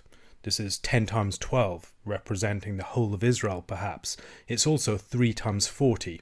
His life can be divided into 3 periods of 40 years. In Acts chapter 7 verse 23 we're told that he went out to see his brethren at the age of 40. So that's the time that he would have gone into Midian and then spent 40 years in Midian, followed by 40 years in the wilderness. He's no longer able to go out and come in. This is the language of leadership. It's something that we see in Joshua chapter 14 verse 11. Also in Numbers chapter 27 verses 15 to 21, which is a passage that corresponds to this as Joshua is set up as the new leader of the people. Moses spoke to the Lord, saying, "Let the Lord, the God of the spirits of all flesh, appoint a man over the congregation, who shall go out before them, and come in before them, who shall lead them out, and bring them in, that the congregation of the Lord may not be as sheep that have no shepherd." So the Lord said to Moses, "Take Joshua the son of Nun, a man in whom is the Spirit, and lay your hand on him. Make him stand before Eleazar the priest, and all the congregation, and you shall commission him in their sight. You shall invest him with some of your authority, that all the congregation of the people of Israel may obey. And he shall stand before Eleazar the priest, who shall inquire for him by the judgment of the Urim before the Lord. At his word they shall go out, and at his word they shall come in, both he and all the people of Israel with him, the whole congregation. Moses cannot go over the Jordan before the people, but God and Joshua will. During his life, the people of Israel have been tempted to treat Moses as if he were some sort of god, dealing with Moses rather than God more directly. The golden calf incident is a good example of this. When Moses was away from them for a period of time and they thought he might have died, they wanted to construct a god to go in his place. They weren't replacing the Lord so much as Moses. Moses was the one that was the God before Yahweh, the supposed lesser God that they had alongside the greater God of the Lord. Now, as Moses dies, there is the possibility of a movement beyond this way of thinking. Joshua is a great leader, but he's not of the same stature or kind as Moses. The Lord assures Israel that the Lord will do to the Canaanites as he did to the kings of the Amorites, Sihon and Og. They shall be strong and courageous, knowing that the Lord himself goes before them. Moses commissions Joshua as his successor before all of the people, and removing Moses allows for Israel to grow into a new level of maturity. Leaders can run out of the capacity to change things, and sometimes there needs to be a new leader for significant change to be made possible. When long-term leaders are removed from a community, especially leaders of a stature as great as that of Moses, the community will have to reorient itself to find a new footing. After the removal of Moses, they will no longer have the same fixation on the leader. Israel is also like a child growing up. They're leaving the direct oversight of a parental figure. Moses has acted like a parent figure to them in a period of childhood, and now he's gone, they're going to have to come of age. They're going to have to enter the land and act in a new way. This will involve discovering new strength and resolve as they look to the Lord for themselves, and not just depending upon Moses to do these things for them. When leaders are removed, we can discover how much we rested upon them, and we must find alternative sources of strength, and this is going to be the case for Israel. Joshua is not of the same stature as Moses, but yet the removal of Moses is good for the people. It gives them the opportunity to grow into something greater. In verses 9 to 13, the priests are instructed to read the book of the law on key occasions. Moses writes the law and commits it to the charge of the priests and the elders of Israel. The former represent the Lord, and the latter represent Israel. And the book of the law that Moses writes is the covenant that's formed on the plains of Moab. This is in addition to and in association with the covenant that was formed at Sinai. It might also be seen as a sort of last will and testament of Moses himself. The death of Moses will be connected with the closing of this book. The priests are instructed to read the book of the law on the Feast of Tabernacles in the Sabbatical year. It's a sort of covenant renewal. On that year, the entire population of Israel seems to be required to participate in an assembly, not just the males. This is going to be for everyone, for the sojourner, for the women, for the children. It's important also that the children who weren't present at the first giving of the book of the law or of the covenant at Horeb might be acquainted with it. And this ceremony seems to have been done at key moments in Israel's history as a sort of national rededication. We see this in 2 Kings chapter 23 verses 1 to 3. Then the king sent, and all the elders of Judah and Jerusalem were gathered to him. And the king went up to the house of the Lord, and with him all the men of Judah, and all the inhabitants of Jerusalem, and the priests and the prophets, all the people, both small and great. And he read in their hearing all the words of the book of the covenant that had been found in the house of the Lord. And the king stood by the pillar, and made a covenant before the Lord, to walk after the Lord, and to keep his commandments and his testimonies and his statutes with all his heart and all his soul, to perform the words of this covenant that were written in this book. And all the people joined in the covenant. There's a description of such a ceremony in Nehemiah chapter 8 verses 1 to 8, and it gives us a better sense of what would have been involved. And all the people gathered as one man into the square before the water gate, and they told Ezra the scribe to bring the book of the law of Moses that the Lord had commanded Israel. So Ezra the priest brought the law before the assembly, both men and women, and all who could understand what they heard, on the first day of the 7th month. And he read from it facing the square before the water gate from early morning until midday, in the presence of the men and the women and those who could understand. And the ears of all the people were attentive to the book of the law. And Ezra the scribe stood on a wooden platform that they had made for the purpose. And beside him stood Mattithiah, Shema, Ananiah, Uriah, Hilkiah, and Maaseiah on his right hand, with Pedaiah, Mishael, Malchijah, Hashem, Hashbaddanah, Zechariah, and Meshullam on his left hand. And Ezra opened the book in the sight of all the people, for he was above all the people, and as he opened it, all the people stood. And Ezra blessed the Lord, the great God, and all the people answered, Amen, Amen, lifting up their hands. And they bowed their heads and worshipped the Lord with their faces to the ground. Also Jeshua, Bani, Sherebiah, Jamin, Akkub, Shabbathai, Hodiah, Maaseiah, Kelita, Azariah, Jozabad, Hanan, Pelaiah, the Levites, helped the people to understand the law. While the people remained in their places, they read from the book, from the law of God clearly, and they gave the sense, so that the people understood the reading. This ceremony then seems to involve a public reading followed by some sort of exposition, where the people have the law explained to them in ways that they can understand.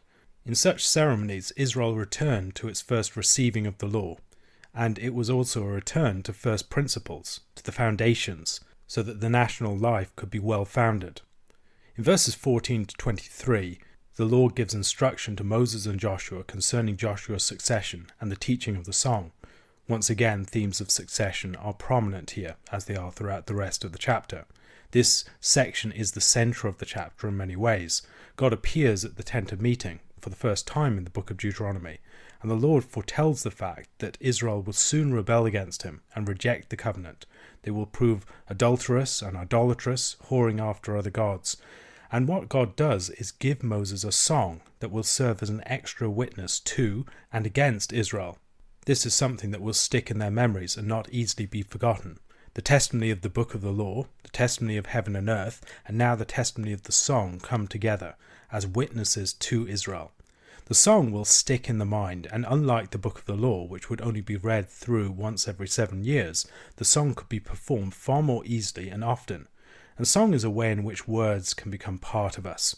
In this way, the testimony of the book of the law could be internalized in a particular condensed form of it. Moses writes down the song that very day, and then he also commissions Joshua once more. In verses 24 to 29, Moses writes the words of the song and the entire words of the law. The important words of the covenant are immediately committed to writing. The purpose of writing is partly to preserve a memory, but also to create a physical object that will serve as a symbolic witness. On the one hand, the law is to be read out every several years. On the other, it is deposited next to the Ark of the Covenant as a symbolic witness, that book representing Israel's covenant with the Lord. Moses assembles all of Israel to hear the song, which will serve as a testimony to and against them.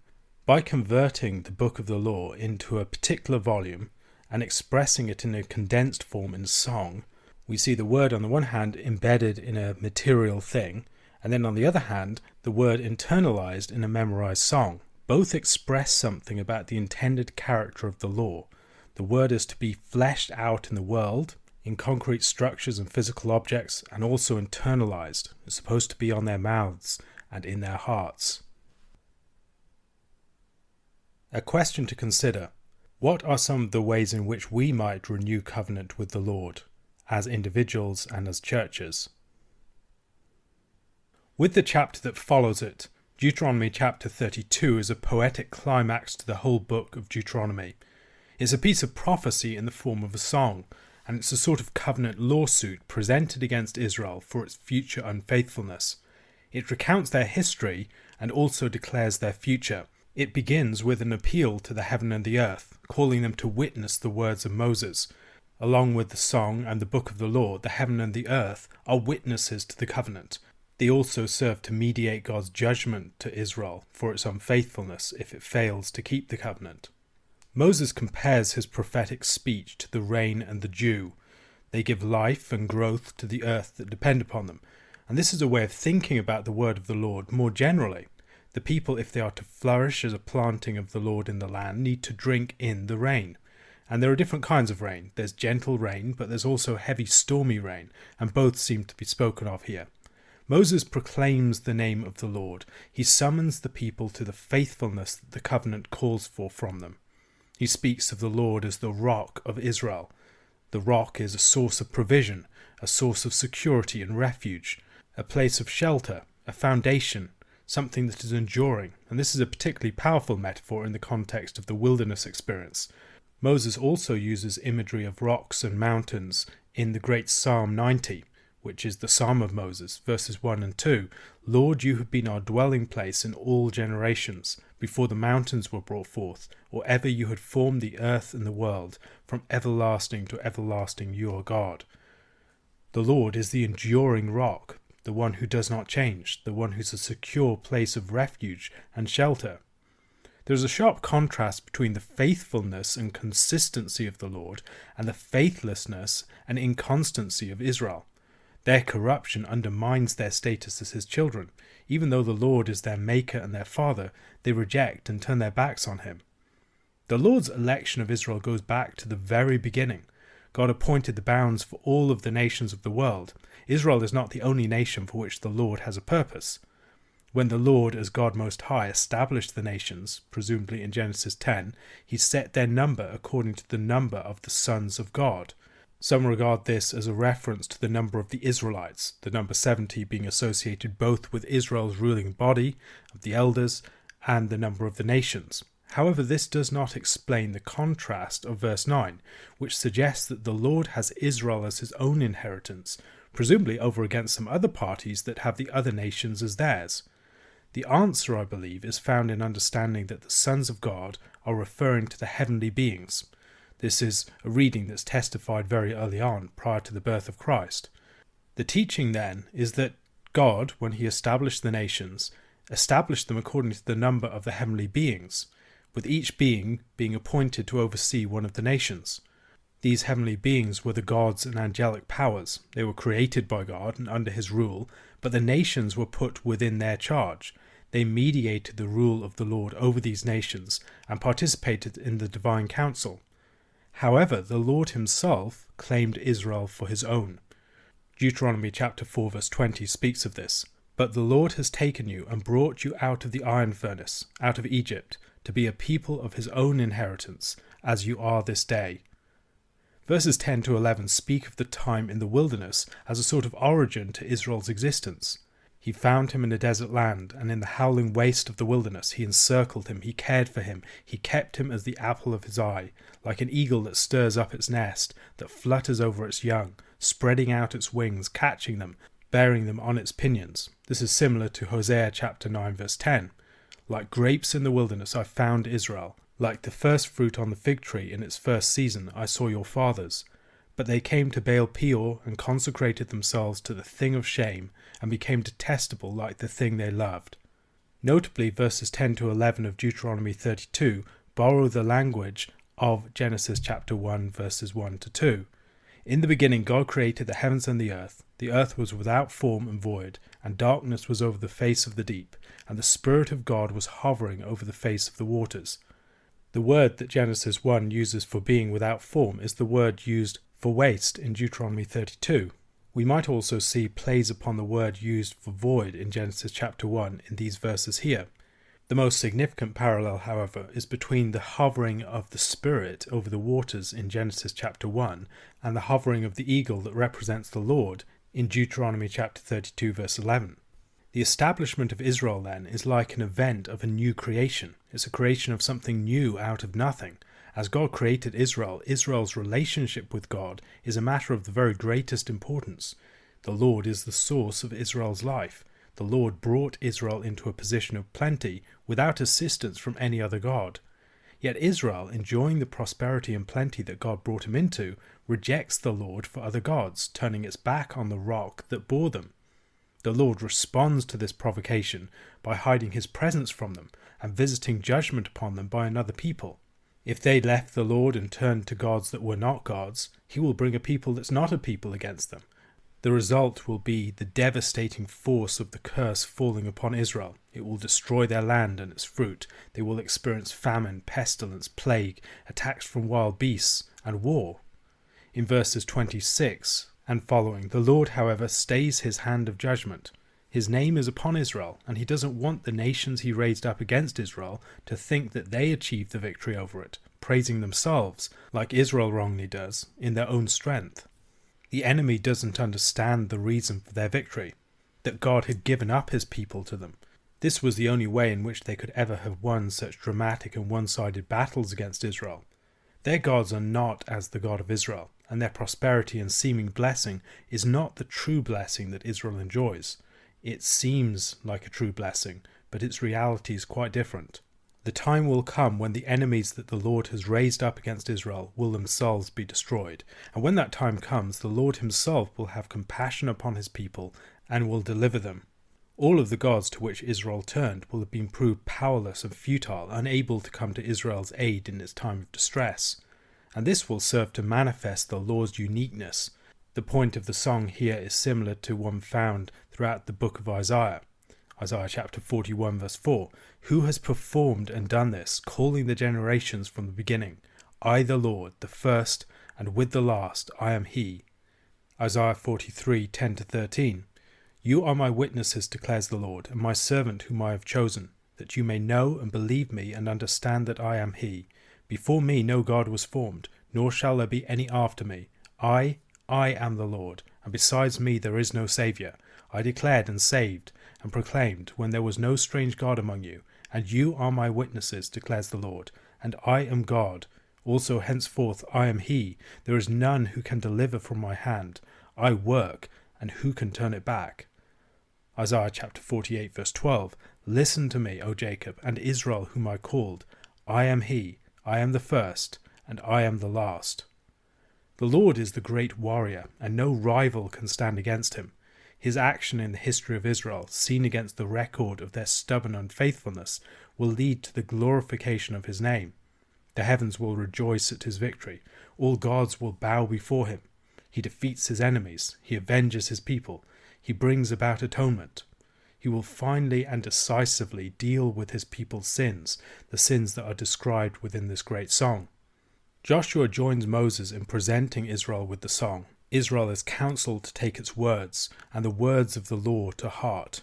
The words of the Lord are the very source of Israel's life.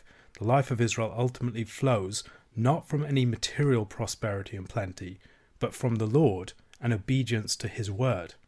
Man does not live by bread alone, but man lives by every word that comes from the mouth of the Lord. Deuteronomy chapter 8 verse 3. This chapter concludes with Moses being instructed to climb Mount Nebo, where he will be able to see the land before the people enter into it. He, however, will not enter in, on account of his sin at Meribah Kadesh. A question to consider. Verse 51 reads, You broke faith with me in the midst of the people of Israel, at the waters of Meribah Kadesh in the wilderness of Zin, and because you did not treat me as holy in the midst of the people of Israel. How does this help us to better understand Moses' sin in Numbers chapter 20? Like the preceding chapter of the Song of Moses, chapter 33 of Deuteronomy has a poetic form. There are a variety of genre types within it, and the blessings of Deuteronomy 33 focus upon Israel's life after it enters into the land. Most of the blessings of Moses are written in a parallel form, consistent with the usual pattern of Hebrew poetry. It is a series of blessings upon the tribes of Israel, similar to those that we have in Genesis chapter 49, when Jacob blessed his 12 sons. Like Jacob, Moses is about to die, and he is blessing the nation before he departs. If Genesis ended with the blessings and the death of Jacob, the Pentateuch ends with the blessings and the death of Moses. While there are some horrific curses in the book of Deuteronomy, ending in this way implies that the Lord's primary purpose for Israel is one of blessing them. Indeed, there are a great many points of similarity between the content of this and the material in Genesis 49. For instance, Deuteronomy chapter 33, verse 16, May these rest on the head of Joseph, on the pate of him who is prince among his brothers. And this can be compared with Genesis chapter 49, verse 26, May they be on the head of Joseph, and on the brow of him who was set apart from his brothers. However, the blessings of Jacob don't have the same sort of introductory or concluding poetic sections that Moses' blessings have here, even though the blessings of Jacob is the most similar other part of Scripture.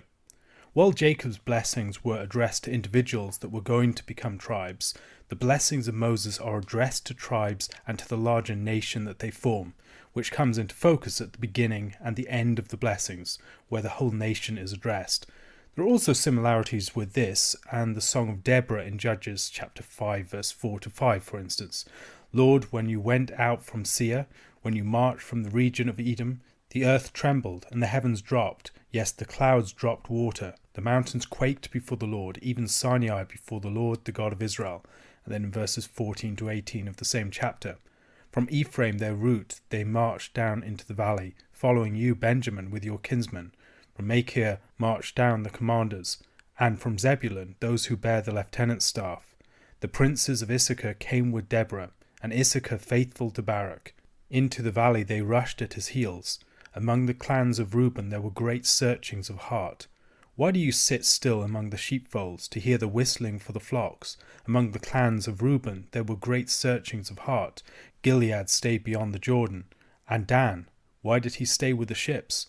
Asher sat still at the coast of the sea, staying by his landings. Zebulun is a people who risk their lives to the death. Naphtali too, on the heights of the field.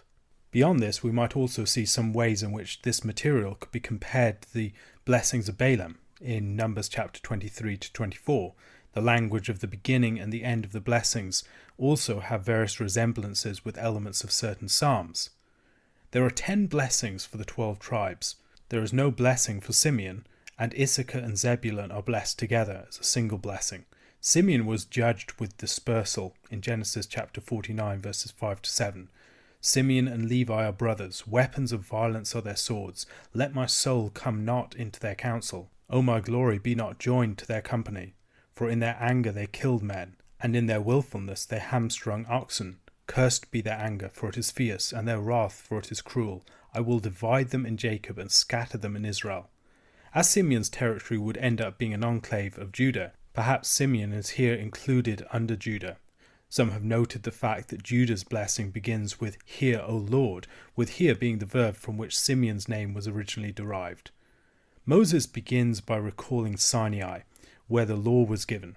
The Lord is presented as the great king of Israel. Having led Israel up from the south, Israel followed the Lord like a great military band, and the ordering of the blessings seems to follow a geographical movement through the places where they would finally end up settling in the land.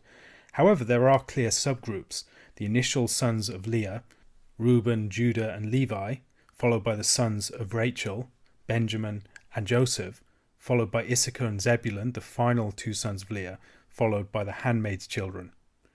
Reuben comes first. He's the firstborn of Jacob's sons. He was judged in Genesis 49 on account of the fact that he went into his father's concubine Bilhah. Moses' blessing of Reuben has a sort of ambivalent character. He desires that the tribe continue, but not that they truly prosper.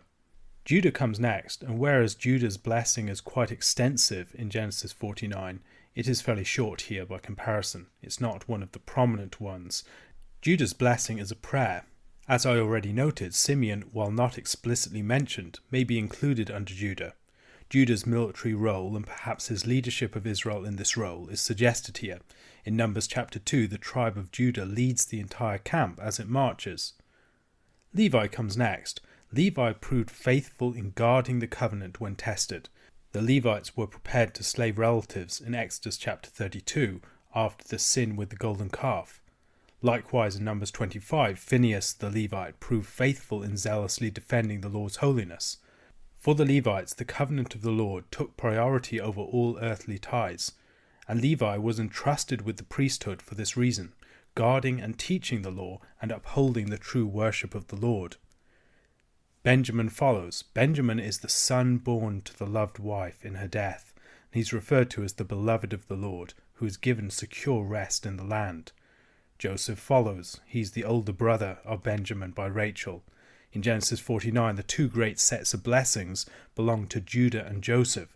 Here they belong to the Levites and Joseph. Joseph, of course, includes the tribes of Ephraim and Manasseh, and Joseph's blessing is one of the bounty of the fertile earth, but also strength in war and leadership.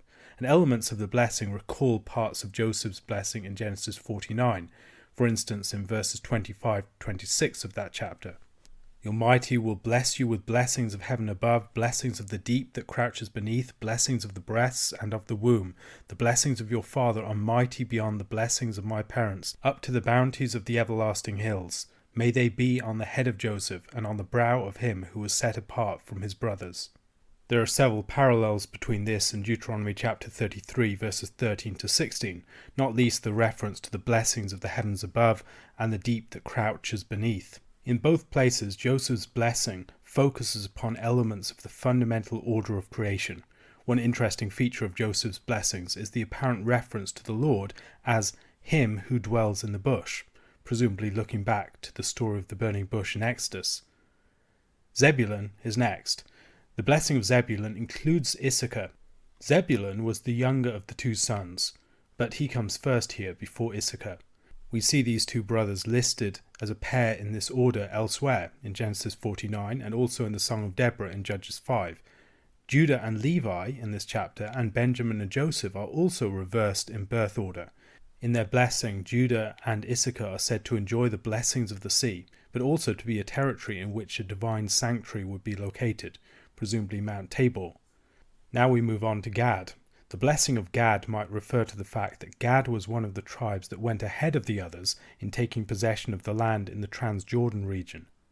Dan is described as a lion's cub, perhaps associated with Gad in some ways, but also with Judah, which is described as a lion in Genesis 49. Woods suggests that Israel is guarded by lion tribes in both the north, where Dan finally ended up, and in the south, where Judah was. Naphtali comes next, and Naphtali is in the far north in the Galilee region. Asher ends the list. His territory may have been more vulnerable to attack, which might explain the blessing upon bars and strength. The end of the blessings frame the entire central section with the introductory section. The Lord is the unique God of Jeshurun, a warrior God who will give his people security on all sides and richness of blessing in the land. These are the verses on which the main message of the book closes. The Lord is incomparable among the gods. He will bless his people. He will secure their future for them. He will give them rest in the land. A question to consider. What are some of the changes that you can see between the blessings of Jacob and the blessings of Moses? What might be the reason for some of these? Deuteronomy chapter 34 is the end of the book of Deuteronomy, but also the end of the Pentateuch. It tells of the end of Moses' life and his death and burial. Moses is brought up onto the mountain where he can see the land before him. He's shown the land like Abraham is shown the land in Genesis chapter 13 verses 14 to 15. The Lord said to Abraham, after Lot had separated from him, "Lift up your eyes and look from the place where you are, northward and southward and eastward and westward. For all the land that you see I will give to you and to your offspring forever." Moses is described as the servant of the Lord. He's the great servant of the Lord, faithful in all the Lord's house. He doesn't enter the land, though, in part because he is just a servant, with a particular task, one who proved unfaithful at a key moment. He is not ultimately the hero, the one who accomplishes the exodus. Rather, the Lord is the one who does this. The great servant dies before the great work is completed, because it doesn't ultimately depend upon him and his strength, leadership and charisma. It is the work of the Lord. His eyes are undimmed and his vigour unabated. He retains his vision and he retains his energy, and the two things go together. Moses' energy arises in no small measure from his sense of calling, not just physical vision, but the spiritual vision of what God has put before Israel and the need to reach out and grasp it. After Moses dies, the people mourn for him for 30 days, much as they did for Aaron in Numbers chapter 20 verse 29. Joshua takes over at this point. He has the spirit of wisdom, as Moses laid his hands on him. Joshua was like a son in relation to Moses. He had been Moses' close personal assistant for almost 40 years, from his own youth. When Moses and the Israelites were at Sinai, Joshua accompanied him up the mountain as his assistant. He's described as his assistant from his youth in Numbers chapter 11 verse 28. Numbers chapter 13 verse 16 tells us that Joshua's original name was Hoshea, and that Moses had renamed him Joshua. Moses then plays a role relative to Joshua that's similar to that of a father to a son. In Numbers chapter 27 verses 18 to 23, Joshua had been invested with some of Moses' own authority. Moses previously begged the Lord to let him enter into the land, in chapter 3 verses 23 to 29, and he was told that he would not enter, but rather that he would view the land from Pisgah as an alternative to entering. And I pleaded with the Lord at that time, saying, O Lord God, you have only begun to show your servant your greatness and your mighty hand. For what God is there in heaven or on earth who can do such works and mighty acts as yourself? Please let me go over and see the good land beyond the Jordan, that good hill country in Lebanon. But the Lord was angry with me because of you, and would not listen to me. And the Lord said to me, Enough from you, do not speak to me of this matter again. Go up to the top of Pisgah, and lift up your eyes westward and northward and southward and eastward, and look at it with your eyes, for you shall not go over this Jordan, but charge Joshua, and encourage and strengthen him, for he shall go over at the head of this people, and he shall put them in possession of the land that you shall see. So we remained in the valley opposite Beth Peor. Why did Moses plead at this particular time? Had something happened that prompted him to do so? Well, earlier this chapter, Reuben, Gad, and the half-tribe of Manasseh had just entered into possession of their territory in the Transjordan. The character of these tribes is interesting. They seem to be seen as both within and without the land. The promised land is presented as located on the far side of the Jordan, whereas much of Israel, these 2.5 tribes, lived in the Transjordan. In Numbers chapter 32, Moses was initially angry with the tribes of Reuben and Gad, because rather than join the other tribes in going over and taking possession of land on the far side of the Jordan, their request for land in the Transjordan suggests that they're shrinking back from entering into the promise and discouraging their brothers from doing so. However, that is not their purpose, as it transpires, and they are prepared to fight with their brothers to win the promised land and then to return to their own territory later. Ami Silva suggests that there is a connection between the request of the Reubenites and the Gadites and Moses' request to be allowed to enter the land. The Reubenites and the Gadites were part of the nation, but not within the land proper. If it is possible for tribes to remain outside of the land and yet still be part of the nation, why can't Moses, the great leader of the people, himself enter in? However, the destiny of Reuben and Gad, being part of the nation, yet settled just outside of the land, is in some way a blessing that the Lord gives to Moses too. He ends up buried in the valley in the land of Moab opposite Beth Peor, the same valley that's mentioned in Deuteronomy chapter 3 verse 29. He is buried outside the land, but within a territory of his people.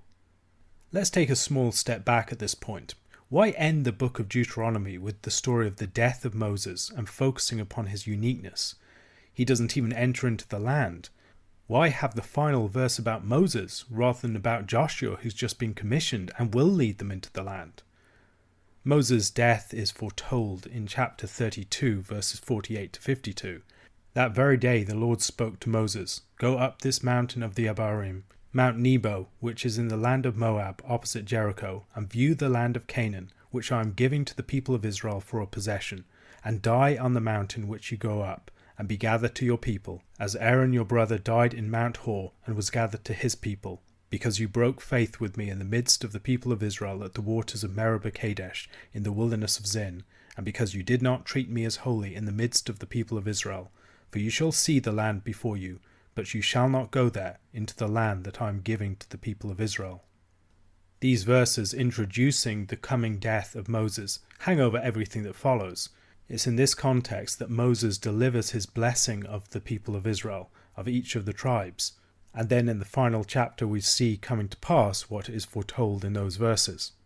Emmanuel Shalev observes the expression "that very day" in verse 48 of chapter 32, which begins the statement about Moses' forthcoming death. It is not the most common expression, but almost every single time it occurs at a critical juncture. When Noah enters into the ark, when Abraham gets circumcised, when Israel leaves Egypt, when Israel eats the fruit of the land for the first time on the day after the Passover in the book of Joshua. Each of these occasions represent a transition from one form of life to another. It's stepping over a threshold into something new. Something similar seems to be taking place here. Moses' death is a transition from one state to another, not just for Moses himself, but for the entire people of Israel. In Numbers chapter 19 and 20, the deaths of Miriam and Aaron are presented in terms of the red heifer, a ritual that allows for those who have been held outside of the camp to enter in, and for Israel that has been held outside of the promised land to finally find admission. Moses' death, along with Aaron and Miriam's, is also a death that is required before Israel can enter into the land. As Moses dies, Israel can move on. Moses was the great intermediary. His death represents the end of the period of Israel's infancy. He brought the law to the people. Israel does not need a hero to ascend to heaven to bring God's word down to them. It does not need some great adventurer to cross fathomless oceans.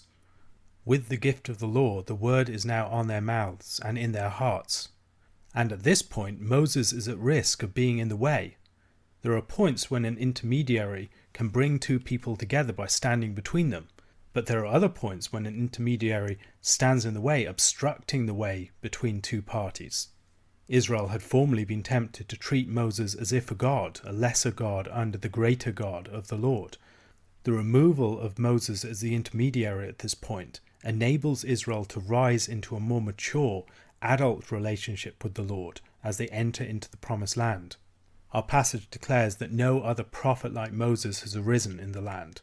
This is in part in praise of his uniqueness, but it's also a declaration that Moses' purpose has been fulfilled. It does not need to be repeated in the same way. To have another intermediary like Moses would be a step backwards. Moses is as a shoe that Israel has outgrown. A shoe that once enabled us to run can, after our feet have grown, leave us hobbling rather than sprinting. The time for Moses and his sort of leadership is passing, and in his place Joshua must bring something rather different. The site of Moses' final resting place is also unknown. As a servant he had served his purpose. However, if his resting place were known, it could become a site of pilgrimage. A sort of cult of Moses could arise. The removal of Moses at this point then, and in the way that he is removed, prevents the servant from obstructing his master. The book ends without the entry. Moses is on the tantalizing brink of the promised land. His nose is, as it were, pressed up against the glass looking in. And the reader is left at this point too. The land is right before us, but it appears not as a secured possession, but as a promise, a calling, and a challenge. At the end of Genesis, which is very similar to this, ending with blessings by Jacob and then the death of Jacob and Joseph, the land is seen as a promise there too. It's presented in terms of promise in the deposit of Jacob's body in the land, as an anticipation of Israel being brought back to the land, and in Joseph's statement concerning his bones being taken up with Israel and brought into the land. The book ends looking towards the horizon of the future, a horizon in which a cloud of divine promise can be seen in the very far distance. The book of Deuteronomy also ends with looking at a horizon. The horizon here is more immediate. Moses is physically seeing the land, but even this visible horizon is one that's only truly seen with the eyes of faith. Though right before us, the land appears not as a secured possession, but as a promise, a calling, and a challenge, the way it's been presented throughout the book of Deuteronomy. Even when in the land, Israel would have to recognize that they still must stand, as if with Moses, just outside of the land looking in. Their possession of the land is always a promise. It's always an unfinished and yet to be realized reality, depending upon their fellowship with and faithfulness to the Lord. And on historical occasions such as the ministry of John the Baptist, Israel is called to go outside of the land, to stand on the far side of the Jordan once again, to recognize that even when they are in the land, in the promised territory, they have not yet fully entered into possession of it. A question to consider.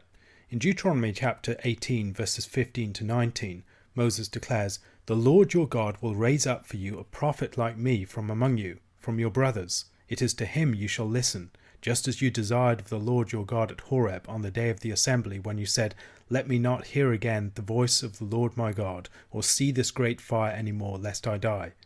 And the Lord said to me, 'They are right in what they have spoken. I will raise up for them a prophet like you from among their brothers, and I will put my words in his mouth, and he shall speak to them all that I command him. And whoever will not listen to my words that he shall speak in my name, I myself will require it of him. Earlier on in the book of Deuteronomy then, we're told that the Lord would raise up a prophet like Moses. At the very end of the book, we read that no prophet like Moses had arisen.